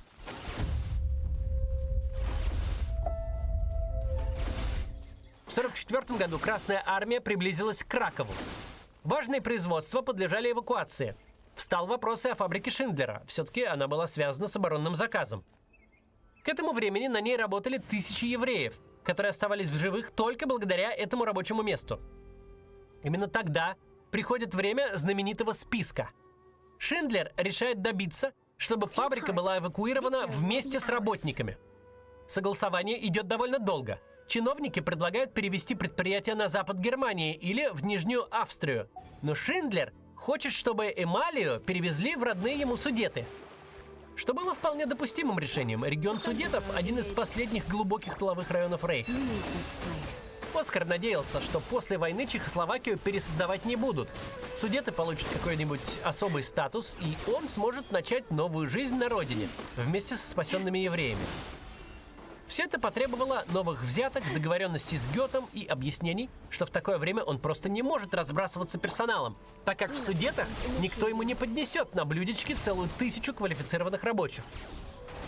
Список эвакуированных в Судеты евреев получил имя Шиндлера, список Шиндлера. Это справедливо, но, в общем, отчасти. Он пожелал, чтобы персонал Эмалии был вывезен из Кракова. Но составлением списков в итоге занялся один из еврейских помощников администрации лагеря Плашев, Марсель Голдберг. Он, конечно, вносил в список работников Шиндлера, но помимо них также и продавал места в списке, ну или каким-то другим образом распоряжался этими местами. В списке оказались также и видные представители довоенной краковской еврейской общины, которые, впрочем, к фабрике отношения не имели. А само понятие «Шиндлер Джуд» заметно расширилось. Но как бы то ни было, именно Шиндлер желанием спасти своих работников создал возможность для спасения их и для спасения других. Шиндлер позаботился о том, чтобы товарные вагоны, в которых евреи ехали до Судет, снабдили хотя бы питьевой водой, что было совершенно не само собой разумеющимся тогда. На месте добравшиеся были помещены в более-менее человеческие условия, получали необходимую пищу и лекарства и работали на эвакуированной фабрике вплоть до прихода Красной Армии 8 мая 1945 года. Судетских немцев ждала тяжелая судьба. Они были изгнаны из Чехословакии, многие содержались во временных лагерях и терпели жестокое обращение от чешской охраны. А уж с бывшим членом НСДАП, шпионом и владельцем фабрики принудительного труда разговор мог быть совсем коротким. Шиндлеру и его жене вместе с несколькими из еврейских работников фабрики с большим трудом удалось добраться до американской оккупационной зоны. Однако Шиндлер заранее позаботился о сборе свидетельств относительно своей роли в спасении еврейских жизней, что помогло ему относительно спокойно пережить послевоенную денацификацию. Затем он пробовал начать новую жизнь в Аргентине, где завел небольшую ферму, однако та быстро разорилась. Похоже, у Шиндлера не получалось вести бизнес своими силами в нормальных условиях. Он вернулся в Германию, в ФРГ, и в 1963 году был признан Институтом Яд Вашем праведником народов мира. Умер Оскар Шиндлер в 1974 году, завещав похоронить себя на католическом кладбище в Иерусалиме. Бухгалтер Ицхак Штерн, который сыграл огромную роль в том, чтобы спасение евреев Шиндлером стало возможным, пережил Холокост, переехал в Израиль и прожил там до своей смерти в 1969 году. Они оставались на связи с Шиндлером до самой смерти, и он многое сделал для признания роли Шиндлера.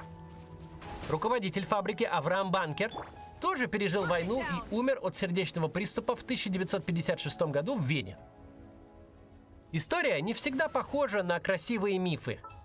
В ней находится почетное и даже заслуженное место тем, от кого в обычной жизни многим захотелось бы держаться подальше.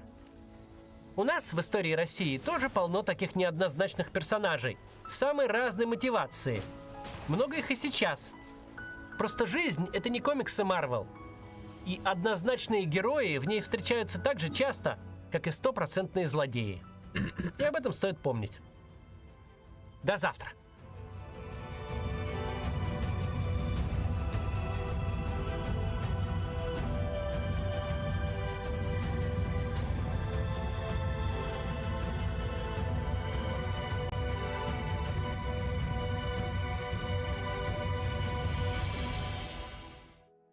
Okay.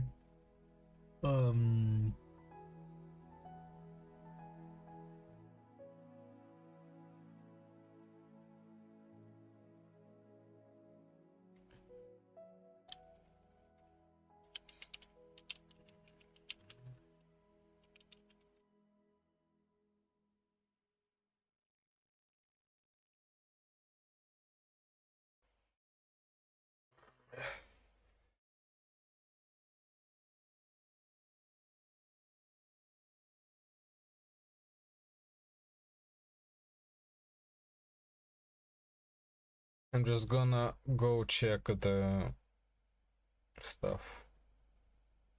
The interactive map. Okay.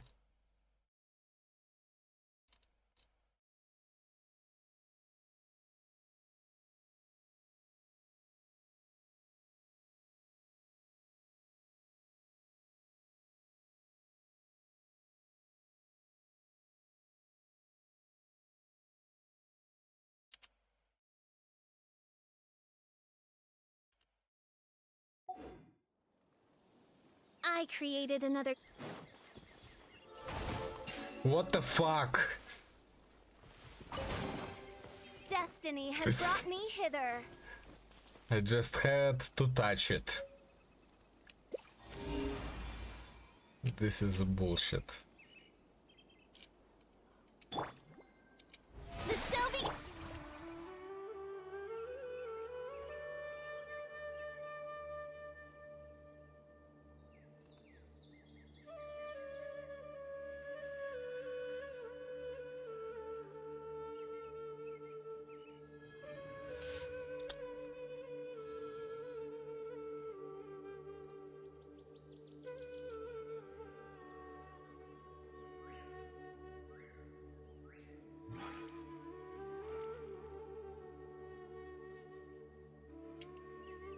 I hear the voice of fate, speaking my name in humble supplication.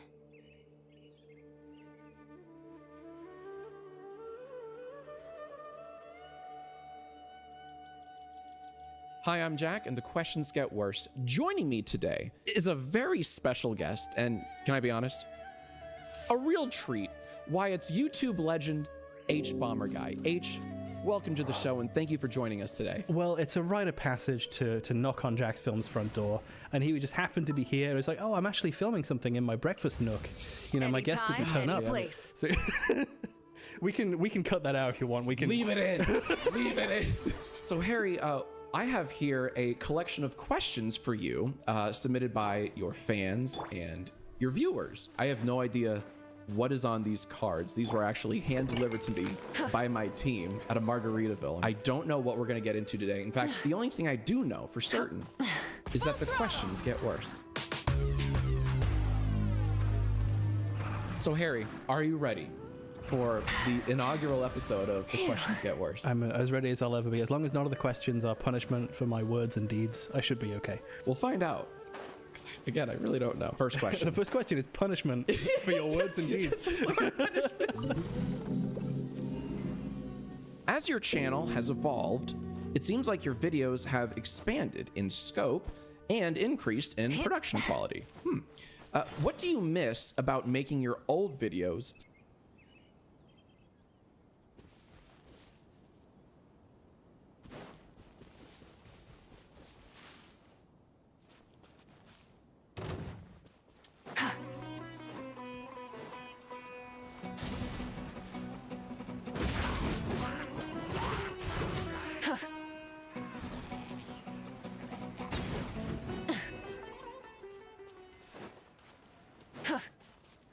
It's not. When I can.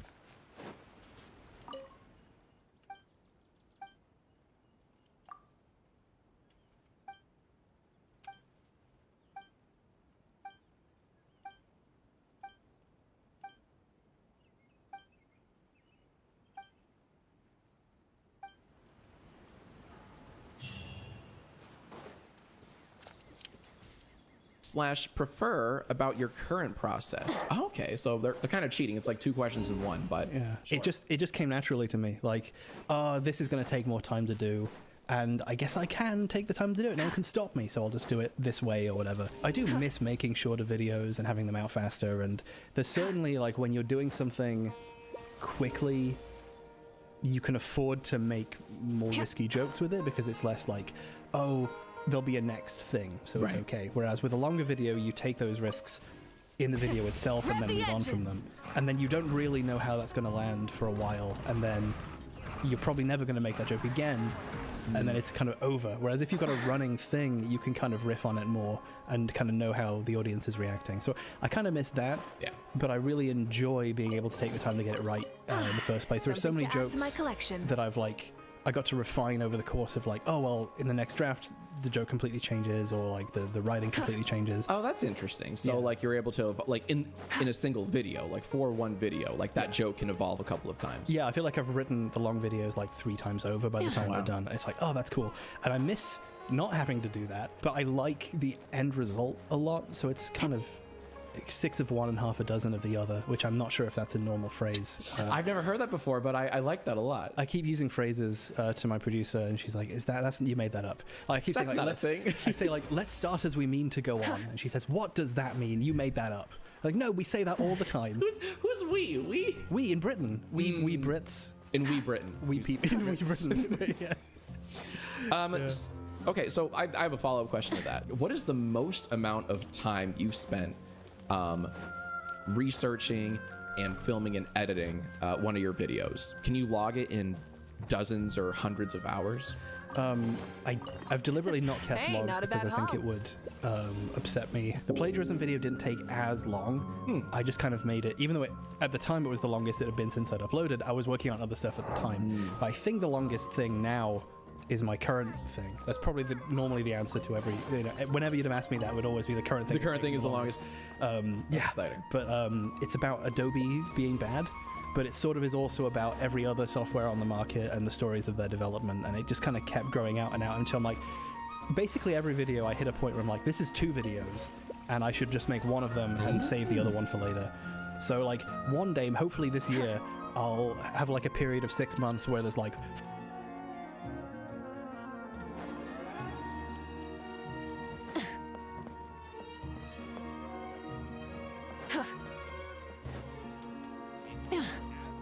Oh.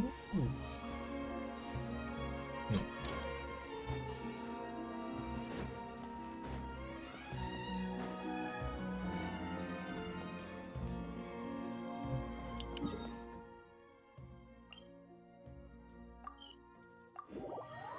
five videos that are clearly like the other half of a video that I've made. Ooh. And people are like, oh, that's what he was doing with all this time. Right, He right, made right. all this.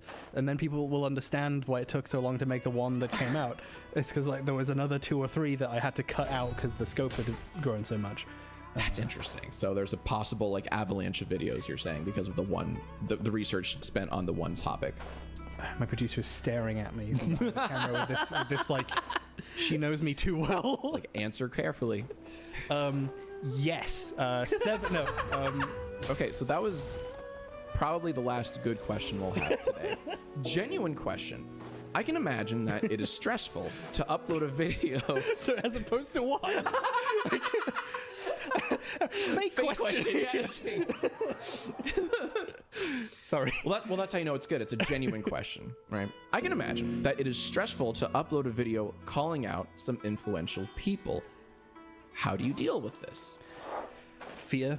I mostly just like, well, either I've researched it enough that I feel what I'm saying is acceptable, or my producer has watched it and said, this is acceptable to say, / you shouldn't say that, or whatever. We have to cut out every time you specifically use the word fraud because that's a specific, that sort of thing. And then I also just worry anyway, like, is this too much, or whatever? Because a lot of times, like, I feel very strongly about some issues like plagiarism or whatever, and it sucks because sometimes you like the stuff the person makes, or you like them, but then they do something that I find like unconscionable.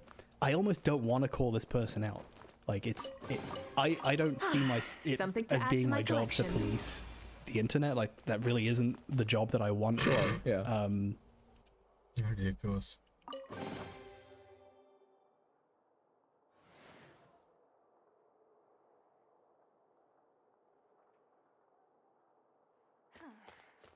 Is it possible to install a vision on a mechanical frame?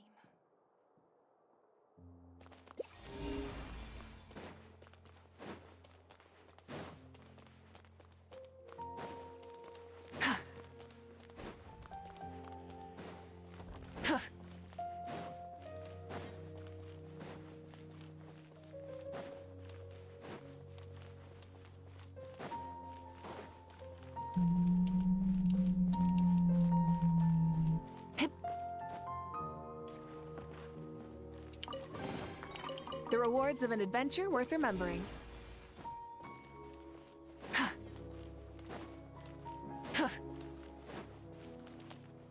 But I end up doing it because I feel like I'm supposed to, because I've noticed something that's worth talking about. I guess I deal with it by sort of mentally, I don't feel like I had any choice. Yeah. So it feels less like something where like, oh, why did I choose to do not a that? bad And it's like, haul. well, I had to. I don't feel like I have to handle it because it was just something that had to happen, as opposed to like, why did I personally start this fight with this person? Then I would judge myself for that. Sure. But you're built different, yeah, so, you know. I don't go out of my way to start fights with people. The fights happen, which is different, and that is different. And I'm trying to make a joke out of it, but it is like mentally a different thing. Well, and you feel like you have to do it because, is it partially because like no one else is talking about the topic that you want to talk about? Yeah, and I feel like if someone who wasn't me noticed this first, they would want to talk about it too. 'Cause it's like not an a bad important haul. issue we know among creators. But I don't know. You have to act the way you would want other people to act, and that's sort of, I guess, how I do it. So you find it as like it's a necessity. Yeah, and it's harder to, and maybe that's a loophole for me emotionally because it means I can't judge myself for an action if it's something I felt like I was supposed to do as opposed to something I chose to do. Does that make any sense? Am I getting too philosophical? No, not at all, because I kind of agree with you. I mean, like, isn't that why, at the crux of it, like, at least when I got started in YouTube, like, isn't that sort of like why we make videos? Because we feel like we have to. Yeah. You know, or at least like that's how it should be. Like, for me, like getting started, for me, it was just one of those, like, I have to make this video, and I would pull these all-nighters to make the thing happen. Yeah. And I can imagine you have felt or feel the same way. Like you have this idea in your brain that you have to get out. Yeah. There's nothing more satisfying than feeling like you're onto something. And like, it's actually like, it's deeper even than being like happy. There's this like, this thing is so interesting to me that like I feel more alive for following it. If we don't talk about these things, they're allowed to just get worse. And then like it used to be when a game had microtransactions in it, people thought that was stupid. Right, until it got normalized. And then it became so acceptable that now people complain when there's this other thing that makes it slightly worse or whatever. Like now microtransactions are acceptable up to a point. Exactly. And there used to be no point where they were acceptable, and like I'm not a fan of that. Yeah. So it's good if we just screamed louder at the time about horse armor, none of this would have happened. It was Skyrim, right? No, Oblivion. Oblivion. Yeah, sorry, even before then. Yeah. Right. Although we're so old now, there's like but like a Skyrim ago, that the game was still Skyrim. People are like, oh, remember when Skyrim was out on the PS4? No, I remember when it was out on the PS3. Right. Fuck. Right. You've dated yourself. Yeah. Shit. I passed the point where like now Fallout 4 is now as old as Fallout 3 was when I made that video. Jeez. Like, that puts it in perspective. Like, oh no. I don't like that. And all my hair is gone. It's fine. I don't miss it. I don't miss it. I don't think too hard about it. You see your hands shriveling in real time. This is from Psycho Chief 5090. At which age will doing this job become embarrassing? Oh, I like that. That's a good question. Are the quotes? Yeah, they put quotes around job. Wow. Yeah, which is very rude and hurtful as a YouTuber, with a YouTuber. Yeah. All right. But I love this question. I go out of my way to embarrass my future self. I think very often I say and do things that I know I can only say to make him cringe. Yeah, like in this window of time, I can say this and you will hate that I did it. For permitting. Like I filmed myself, naked, crawling out of a painting. It's like, I'm gonna regret this. And that kept me going, was the knowledge that I would regret it. There was a Cad B, right? Or no. Cad, yeah. That's what I'm the Cad. Sorry, I can never remember that. I remember a very long time. Back when I had a girlfriend, they introduced me to one of their friends with, this is Harry, he's a YouTuber. And I heard myself say, I'm sorry. And I genuinely hadn't thought to say it just happened. And I realized, like, there's always someone at the time. Sorry, that's beautiful. Okay. There's always someone at the time who I'm thinking of, like, when someone else thinks YouTuber, they think this person and all of their crimes, and I get to say I'm one of them. It's like, I do hate that I share that title with those people, but as far as what the job is, it's really fun, and I don't think I'll ever feel like embarrassed about it. I mean, you have to feel some sense of pride to be in the same job, to have the same job as, Logan Paul, Rice Gum. Like, you're in good company. Yeah. Really good. Onision, just really good boys, as I call them. So you're clearly chickening out at putting an actual number on what age becomes embarrassing to be a YouTuber. Yeah, like, I mean, I respect that, by the way. I'm not, because I was never a YouTuber. I just had a channel that I put stuff on to amuse my friends, and then it slowly took over my life. It's never been a job so much as a parasite that has slowly infected me. Yeah. And like, you can't be embarrassed about what the voice in your head made you do. It's not you. You didn't do that. That is so real what you just said. It's like, sorry, it's annoying how real that is. Like, yeah, absolutely. Like we started out as just like goofing around with friends. Yeah. And then it slowly took over our lives. Yeah, this happened to me. I'm entitled to not feel embarrassed about that. That's the only thing I'm entitled to. Sure. Regret, maybe. I should have stopped it, but not embarrassment. That's different. I like that a lot. That's a beautiful answer. I will answer Psycho Chief 45 for me. 45. So in how? Yeah, take a guess. In like 2 weeks, you'll. Fuck off. I'm sorry. Unbelievable. Yeah, like I think it'll only get funnier the older you get. When it's like when you do it at this age, it's even funnier. That's fair. You know, that's a good point. Yeah, it's like wine. It just gets better. Yeah, like if I'm rolling around naked in my 60s doing this, that would be so funny. It's more funny than sad. Yeah, yeah, I'm with you on that. Yeah. I mean, look at Danny DeVito on Always Sunny. Right? Incredible, yeah. Incredible. What an inspiration. Next up, we have an Adobe ad read. This video is sponsored by Adobe. So if you can read this next one. No, no. This is from Ryan Peterson. How do you maintain? Thanks, Ryan. How do you maintain such a blistering upload pace? That's rude. I don't appreciate the sarcasm here on QGW. All right, I don't. That's very funny. Thank you, Ryan. 5 people also thought it was funny. 5 people liked it? 5 people liked it. Well, they probably liked it. Get him. And, you know. Totally. Yeah, that was a frame of mind. They didn't think it was funny. They disagreed with the criticism that's implied in that. And the answer is, well, I make a lot of videos and then decide they're not very good. That's the trick. The difference between me and most other YouTubers is that I don't upload the bad videos. Abandoned property belongs to That's the whoever trick. finds it first. That is the trick. It's legally yours now. As the H-bomb that we have an Adobe ad read. This video is sponsored by Adobe. So if you can read this next one. No, no. This is from Ryan Peterson. How do you maintain? Thanks, Ryan. How do you maintain such a blistering upload pace? Rude. I don't appreciate the sarcasm here on QGW. All right, I don't. That's very funny. Thank you, Ryan. 5 people also thought it was funny. 5 people liked it? 5 people liked it. Well, they probably liked it. Get him. And, you know. Totally. Yeah, that was a frame of mind. They didn't think it was funny. They disagreed with the criticism that's implied in that. And the answer is, well, I make a lot of videos and then decide they're not very good. That's the trick. The difference between me and most other YouTubers is that I don't upload the bad videos. That's the trick. That is the trick. As the H-bomber guy, it sounds you may have expertise to share here. Would you rather fight one coughing baby-sized hydrogen bomb or 100 hydrogen bomb-sized coughing babies? Holy shit. I mean, yeah. I feel like a hydrogen bomb at any size. Sure. Would Kinda be a wins. losing. Yeah. So it would have to be the baby. I would lose, but that would be the choice I have to fight. Well, now think about it. Okay. You acknowledge you would lose either way.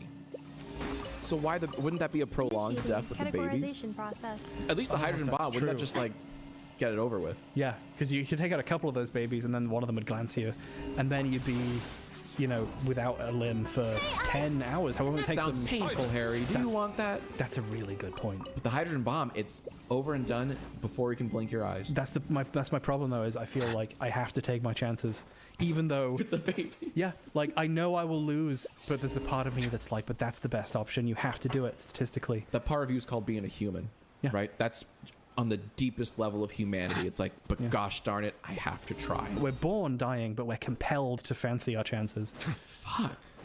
Is that an H-bomber guy original? I just made that up now. That's beautiful. Thank you. I'm angry at how good that was on this. We're born dying, but we have to. What was it? But we're compelled to fancy our chances. Put that on a shirt. I'm gonna do it before you. Fuck. Oh yeah. I mean, did I sign anything that means you get to the rights to You it? sure did. Yep. You don't remember it, but you did. This is from Tufty Mink. As recently bald guy, how did you get used to your head being cold? Oh, wow. I know. If that's too personal, we can move the fuck on. I never even thought about it. Yeah? It only occurred to me now how cold my head. Oh god. I don't Oh, like no. it. Yeah. Well, the thing I have to really worry about is burning. Sure. Because on the summer days. And yeah, stuff. like my dad's bald, and like that's the thing he was always worried about. And in the UK, especially, it can be cold and windy, but also for some reason be really sunny and burn you. That sucks. That's the worst of both worlds. It's worst, yeah. So I was out once at South Shields. I don't know the name of the place, even some like beach, and it was like cold and shitty, and we were all wrapped up warm, and I still managed to burn. I looked like 2 halves of a Neapolitan ice cream, like 2/3 of an ice cream. It was horrible. I knew based on seeing my lineage that I was going to go bald soon, but by the time I was like 12, I was like, this is going to happen. So I would just grow it out and have fun with it because I didn't really care. And I've been so like, I was waiting for the chance to shave it off, really. So I like that. So you like looked forward to it almost. Yeah, I was just like enjoying having hair while I had and letting it look like rubbish because it's like, well, you know, it's fun or whatever. It's funny. I found some old pictures of my dad when he was my age, and you can see he's got all this hair, but you can kind of see exactly through his face what he's gonna look like when he's bald, and it's so funny looking back at pictures of me now. I can do that to myself. Yeah. That's fun. Yeah, that's So the secret is to like look forward to it, or like detect it early, like you know in advance it happens, so then you have fun with it. Yeah, to me it's just part of being alive. Like it's just a process, and why would you? I think some people get really self-conscious about their hair, and I don't get it. Like, why bother? You have so many other things to be worried about. I mean, I'm one of those. Yeah, I'm absolutely. And I agree. I hear, but easier said than done. It's one of those, like, I got a nice little bald spot right in the back, so I'm very self-conscious when, like, I turn away to the camera so that it's, like, nice and visible. I mean, because I shave the back with a thing by myself, I am afraid to turn my head to the camera because in case people can see a ridge that I've left in by mistake. So that will never go away. Like even when you start shaving it, you have to worry about missing a spot. That's nice. It's a nice constant lifelong fear. That's cool. So I just, that's the thing about making videos to intentionally embarrass myself is like I feel like I'm in on the joke with myself. So if I look terrible, it's fine, you know. And maybe this is more of a British comedy thing, but you're allowed to look like shit in Britain. You're still allowed to have a career while having horrible teeth and facial features or whatever. Whereas in America, everyone has to look beautiful, so I guess the stress is more real for you. But you're pulling it off great. You look fantastic. Right back at you, Harry. Yeah, I saw you wearing the suit in your like promo picture that you made for this. I was like, fuck, he looks so good. I couldn't look that good on purpose, and he just dresses like this. No, it's like stuffing sausage in a tube, man. I had to squeeze into these pants, man. It sucked.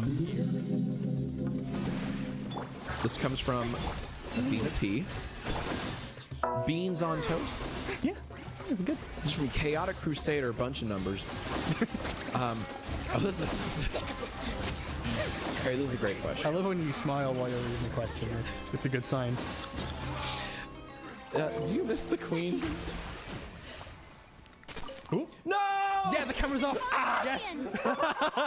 They can't record my reactions. No! Do you miss the Queen? Ooh. No! Yeah, the camera's off. Yes. They can't record my reactions. Yes. Yes. Okay. Oh, they're safe. That's really fun.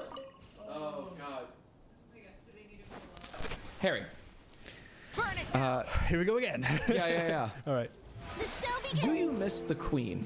In the off time while Jack was cooling down the cameras, I managed to develop a nuanced opinion, one that won't get me in trouble. So yeah, I'm very, very sad that Her Majesty the Queen, Parasite in Chief in her idiot hat, has passed. We will all sorely miss her because it can only get worse, you know.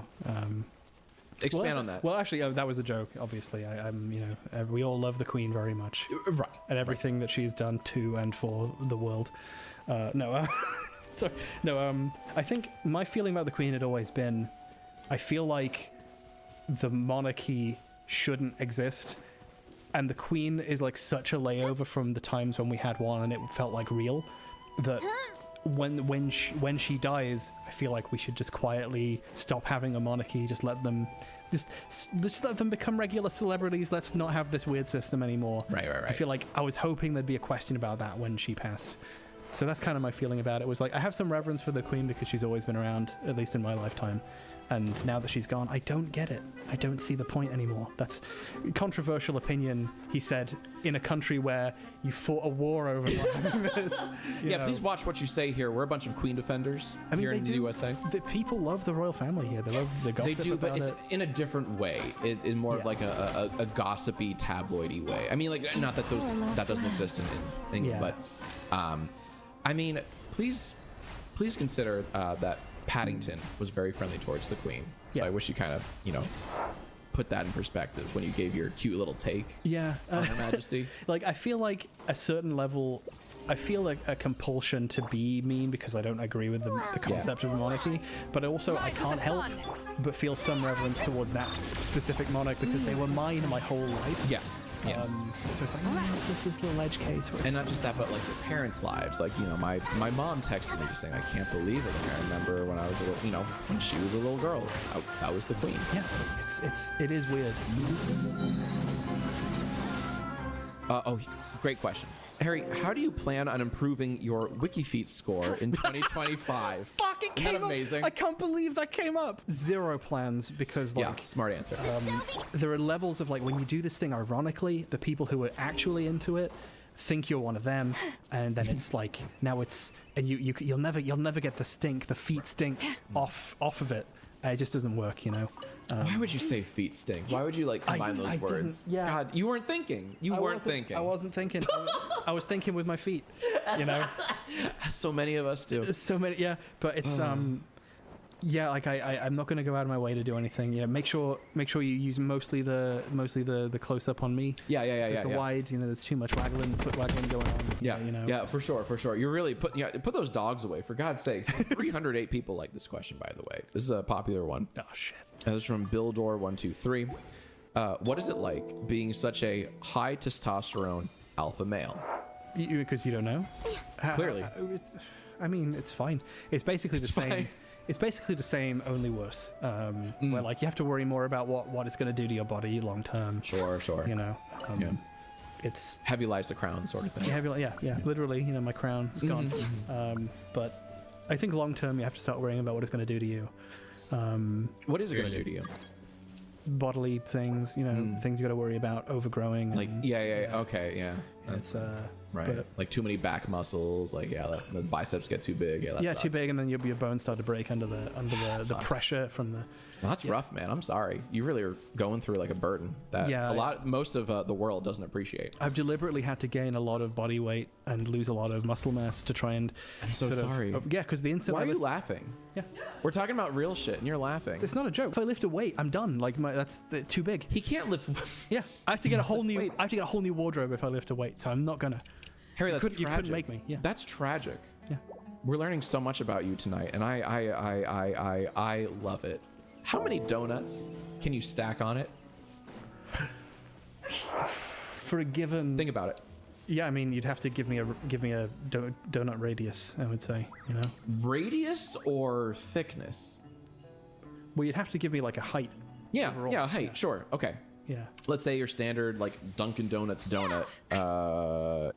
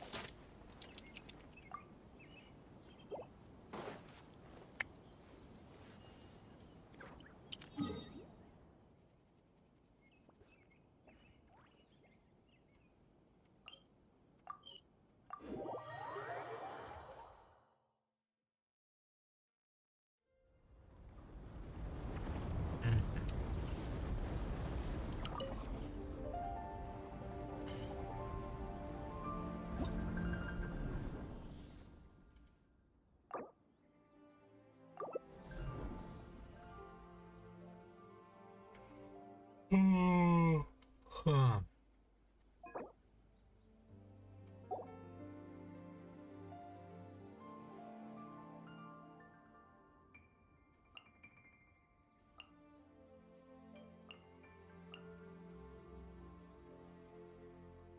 I'd have lost myself long ago if I allowed myself to be led by the whispers of the abyss. Surviving is tough, but taming the beast within is tougher.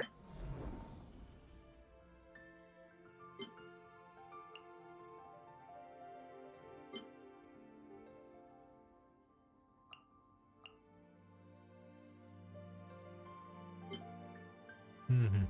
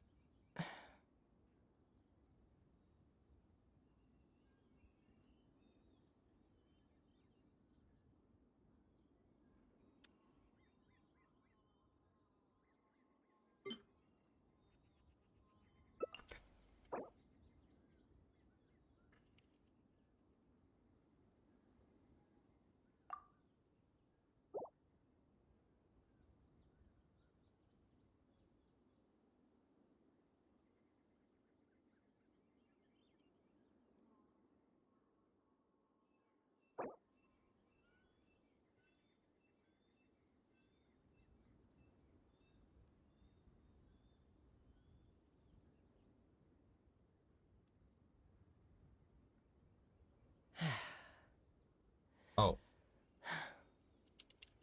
Hmm.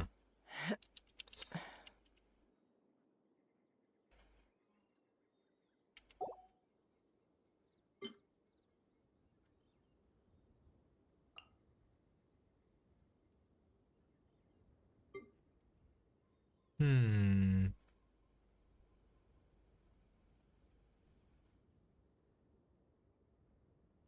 Hmm. Yeah. Will it here probably.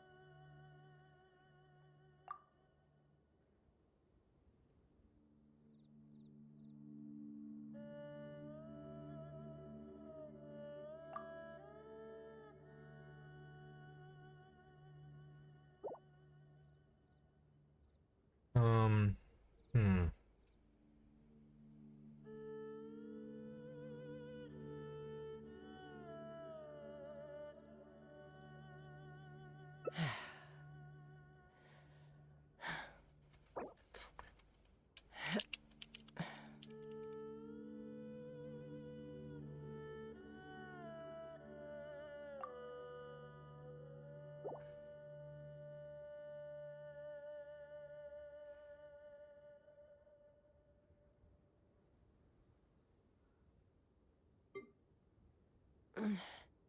I'm a little out of practice these days. Any conflicts around? I'm in the mood for some peacemaking.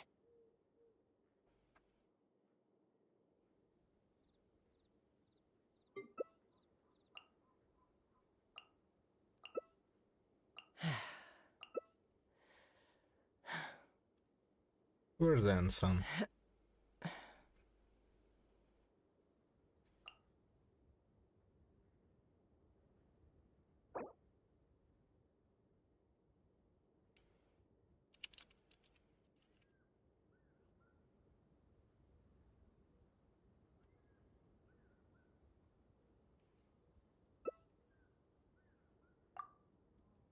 I'd have lost myself long ago if I allowed myself to be led by the whispers of the abyss. Surviving is tough, but taming the beast within is tougher. Cheska.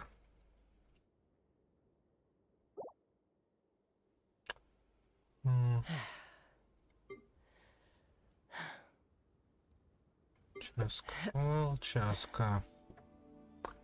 If we go for Cheska, maybe someone like...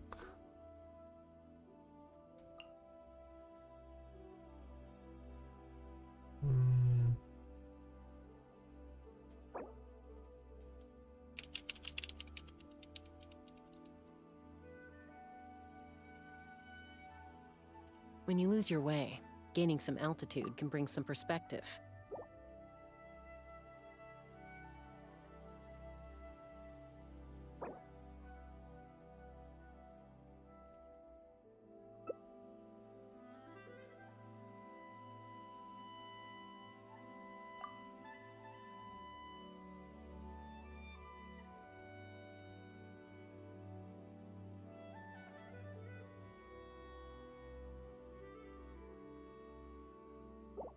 Yeah, that works. Right.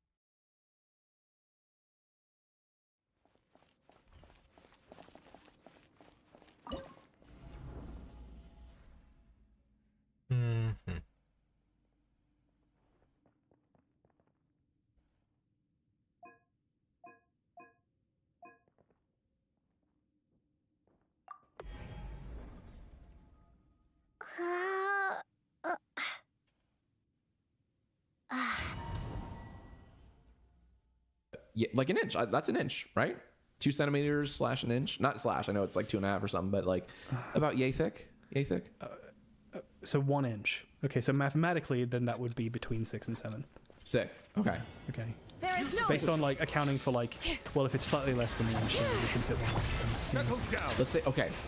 Okay, so 6 or 7. That's shit. Well, I mean, the hard part is like because after that, if you start have to worry about the distance, the gap between the fingers. Now you're gonna fit. Bring it. So you know. Oh. Silence. Fingers. You blew it. You fucking Harry, you blew it. What was the question? Harry, this is the final question. The questions get worse. It's from Eduardo Walsh. 4 numbers. Okay.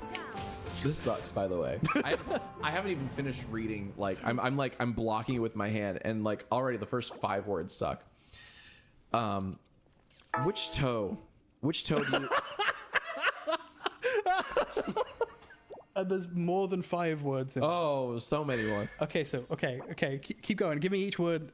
Let me get. Yes, each sir. word. Yeah.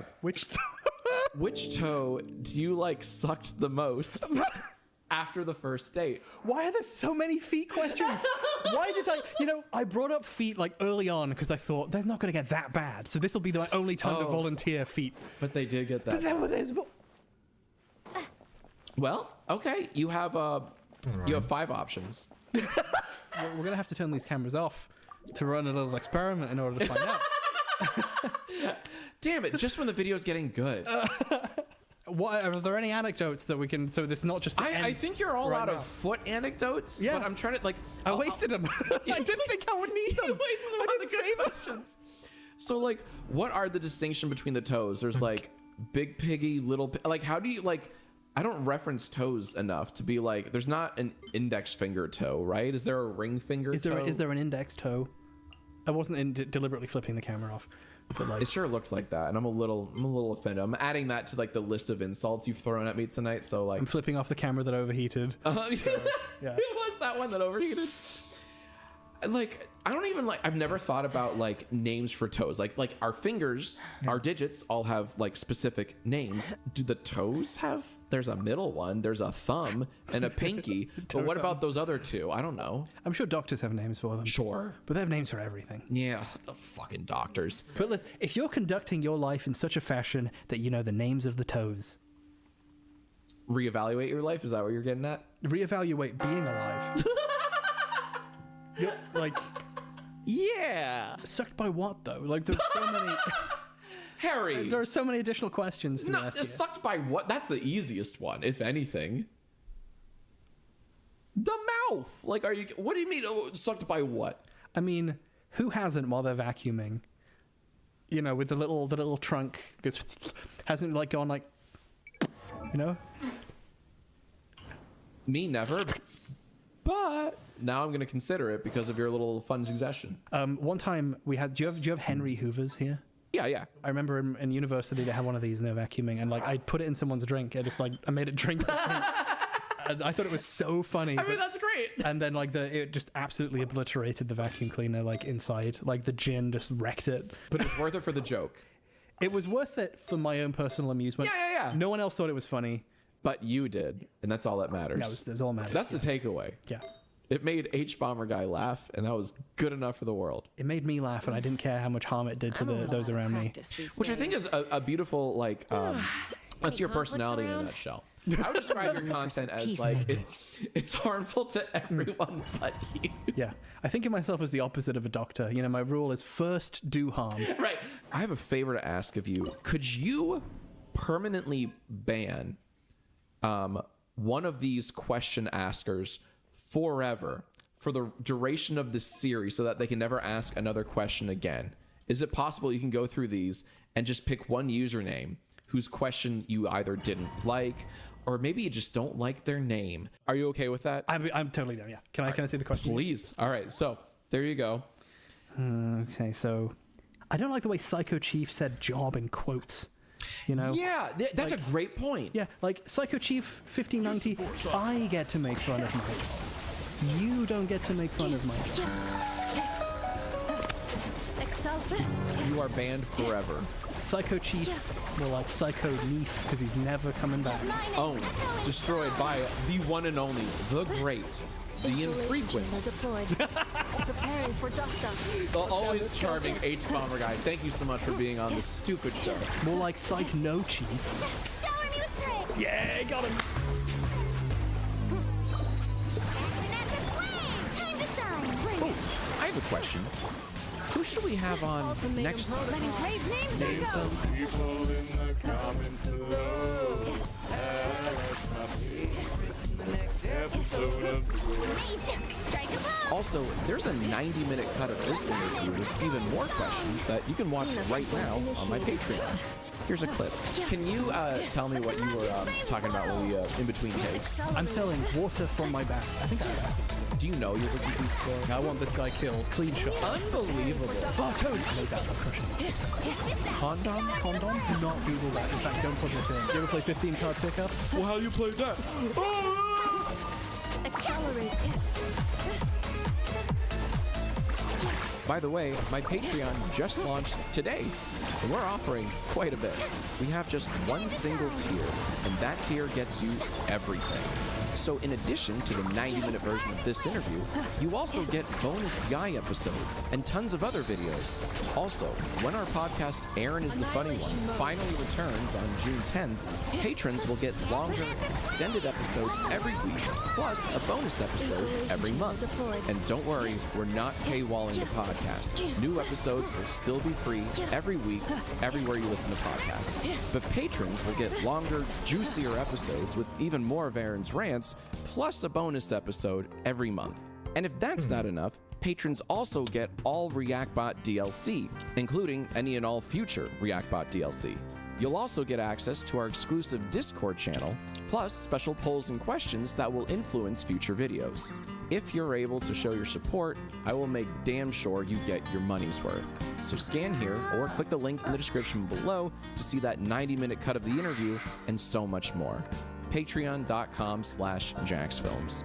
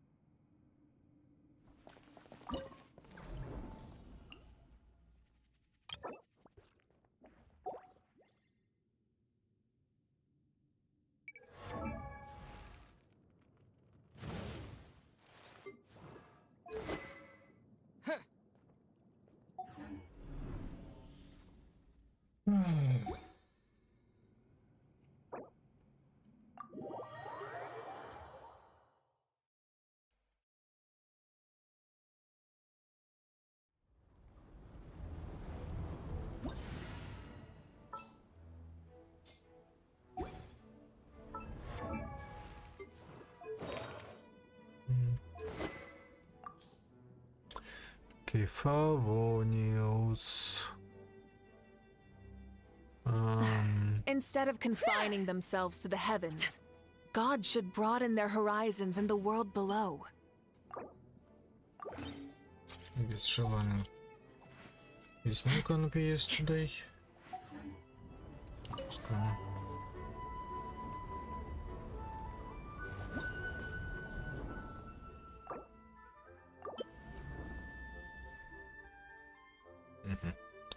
Okay, once again, you and Llama. No, come on.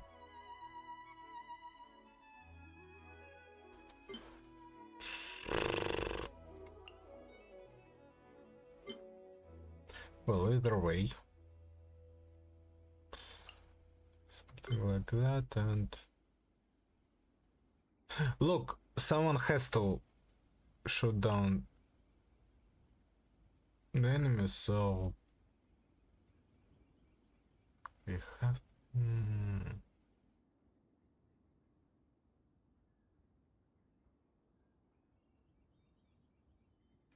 No.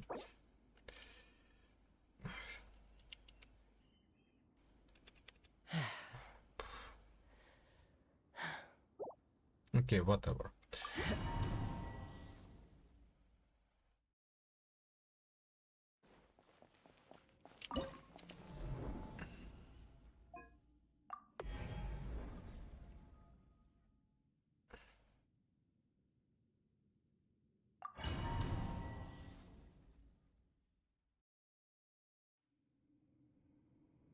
Why would you go for Shellanian there?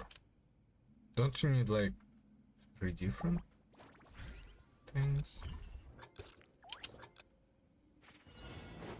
Use the force on. Bring it. Here we go. One for one is out.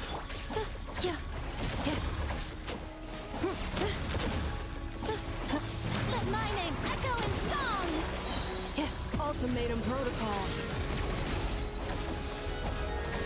Yeah, Shellanian is actually pretty useful here because... Cleanup sequence initiated. No, come on. I think that is quite useless here because of... Annihilation mode. Let the world and brave names echo. Locked on.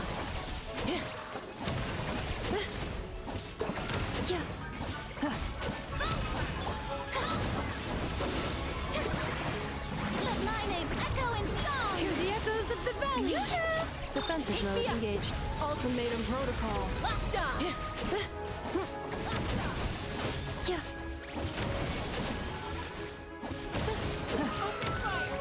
Fire in the hole. Let the world collide. Let the mountains rain boil. Accelerate. Preparing for dust up.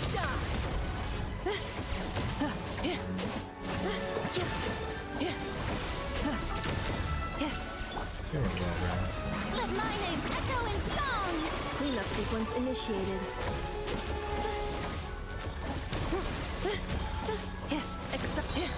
Annihilation mode.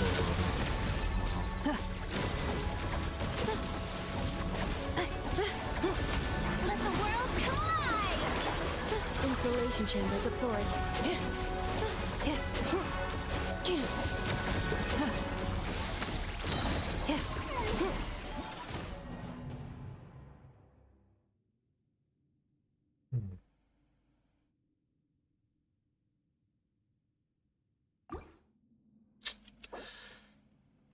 So close.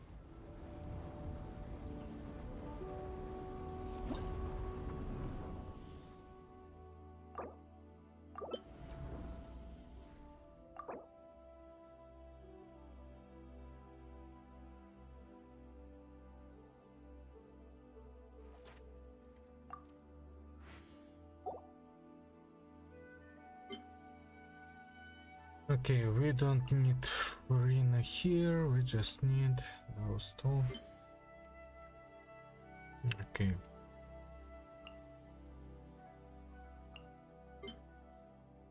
Once again, go like that. You don't need Cheska here, come on.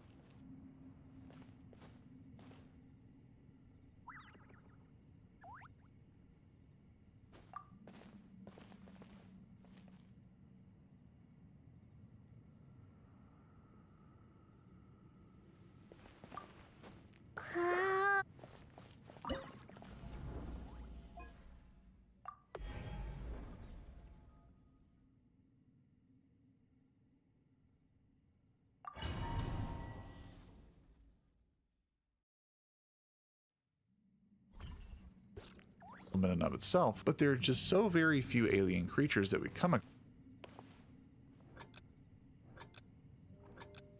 across, not just in terms of raw numbers, but actual biomes that have more than just a couple running around.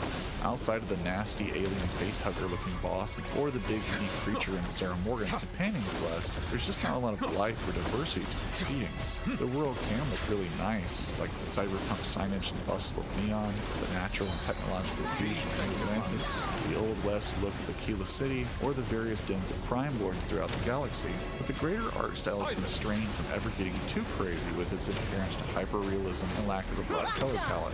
Almost every planet looks almost exactly the same in orbit, and most every planet looks the same once you get down to the surface, though occasionally you will get a really nice snowy vista to take in, or a planet with burning alive molten hot air. But don't get me started on the incredibly uninspired temple puzzles that you have to go to in order to unlock the dragon shout. I mean, your starborn powers, that have yet another constellation menu like Skyrim did, and yes, the superpower chosen ones in this game are called Starborn. Definitely not to be confused with Dragonborn from a game no one's ever played, heard of, or would know exactly how lazy this sounds. The way the game has you jumping around in low gravity to bump into these randomly appearing star clusters to charge up the device that gives you the power is the same every time. Controls like bum and often bugs out and doesn't register clear activations of the cluster to make it doesn't complete itself. Great stuff, guys. We all ought to be more like them. Okay, so all this belly aching may be a tad tiresome, but if you're still here, you're probably either feeling the same way or you're willing to hear me out as to what this has to do with the outer world. So let's get into it. Yes, you're right. The road is long. We haven't a moment to Preparing for waste. dust up. As much as I'd ragged on the Outer Worlds for feeling like Diet Fallout, Starfield, or Diet Oblivion or Morrowind in space, made me feel as empty as William Shatner did when he went up to space back in 2021. He described it as feeling like a funeral that made him painfully aware of the smallness of the physical reality on Earth, but also the intimacy that he longed to get back to while in the seemingly unending reaches of space, despite being just beyond the Kármán line. I can liken my perspective being in the vast reaches of Starfield looking down on little outer worlds to feel much the same. As I finished up, I had a weird hunch that it would be a good time to revisit the Outer Worlds and see if my opinion had changed over the years, as I was at a different stage of my life. It turns out that gut instinct was right. Now, the Outer Worlds is still no masterpiece and has its fair share of annoyances and half-hearted design, but viewed as a project playing within its scope and budget as best it can, I managed to find a whole new avenue of appreciation for it. It also looks a lot better next to the muted majesty of Starfield. I will admit, though, that it's funny to even bring the comparison of the two games up like this, because once you learn about the Outer Worlds development limitations, the less reasonable it seems to compare it to Starfield. The Outer Worlds is said to have cost 20 to 30 million to make and required a team of around 80 people over the course of a 3-year development cycle, whereas Starfield took 8 years for 500 people to make it at the cost of $400 million. Clearly, these games are in different leagues of not only the amount of investment put in there, but in terms of potential output. Starfield took me about 70 hours to do most everything that was worth doing, and the Outer Worlds, even with both DLCs included, took me less than 30. Now, one could only expect so much from a small budget in the Outer Worlds case, but what really starts to spice up the competition between these two games is realizing how much easier it is to appreciate the Outer Worlds when contrasted against a team of all the King's horses and all the King's men who can't make but about 5 or 6 solid quest lines or manage a good ending despite their overabundance of resources. The Outer Worlds visuals, probably through some Xbox Series X shenanigans, have held up beautifully. Its Art Nouveau, Old West style can feel a bit like a greatest hits collection of BioShock, Fallout, Rage, Borderlands, and just about every other first-person game with some atmosphere, and that was one reason I rolled my eyes at it back in 2019, but it is impressively rendered all the same, and favorably recalls the French artist Mobius that the game Sable was also inspired by, a game that I talked about a while back. There's also a much more memorable collection of monsters to fight than Starfield's painfully conservative menagerie, like the radiation-spewing giant apes, the raptidons, or the toxin-spewing caterpillars from hell. The Outer Worlds' unpretentious and vibrant art style hasn't aged much, if at all, whereas Starfield's facial models can range from rather impressive and lifelike to already looking kind of weird and freaky. I do have to admit, though, that with no reservation, both games share the blessing of a wonderful soundtrack. Outer Worlds has an amazing score, and one which I'm curious if Starfield's composer Inan Zur was a little inspired by, based on how similar the opening themes are and the general instrumentation. Alright.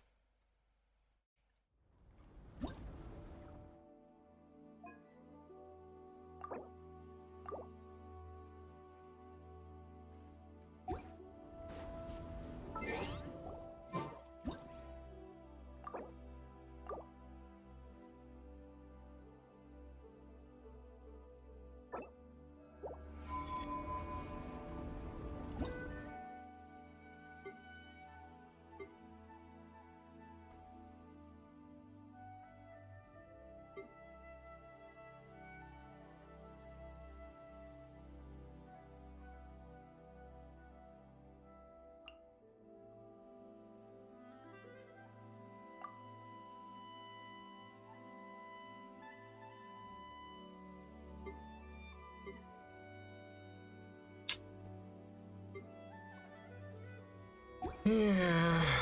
Well.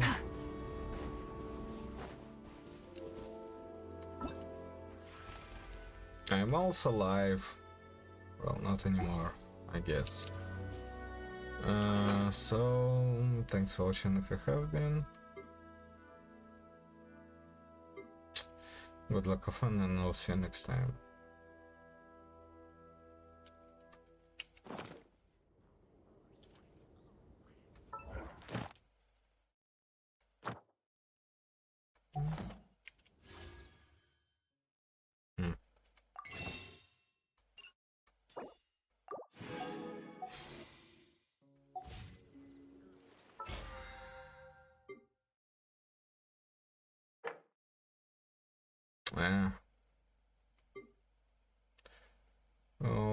Whatever.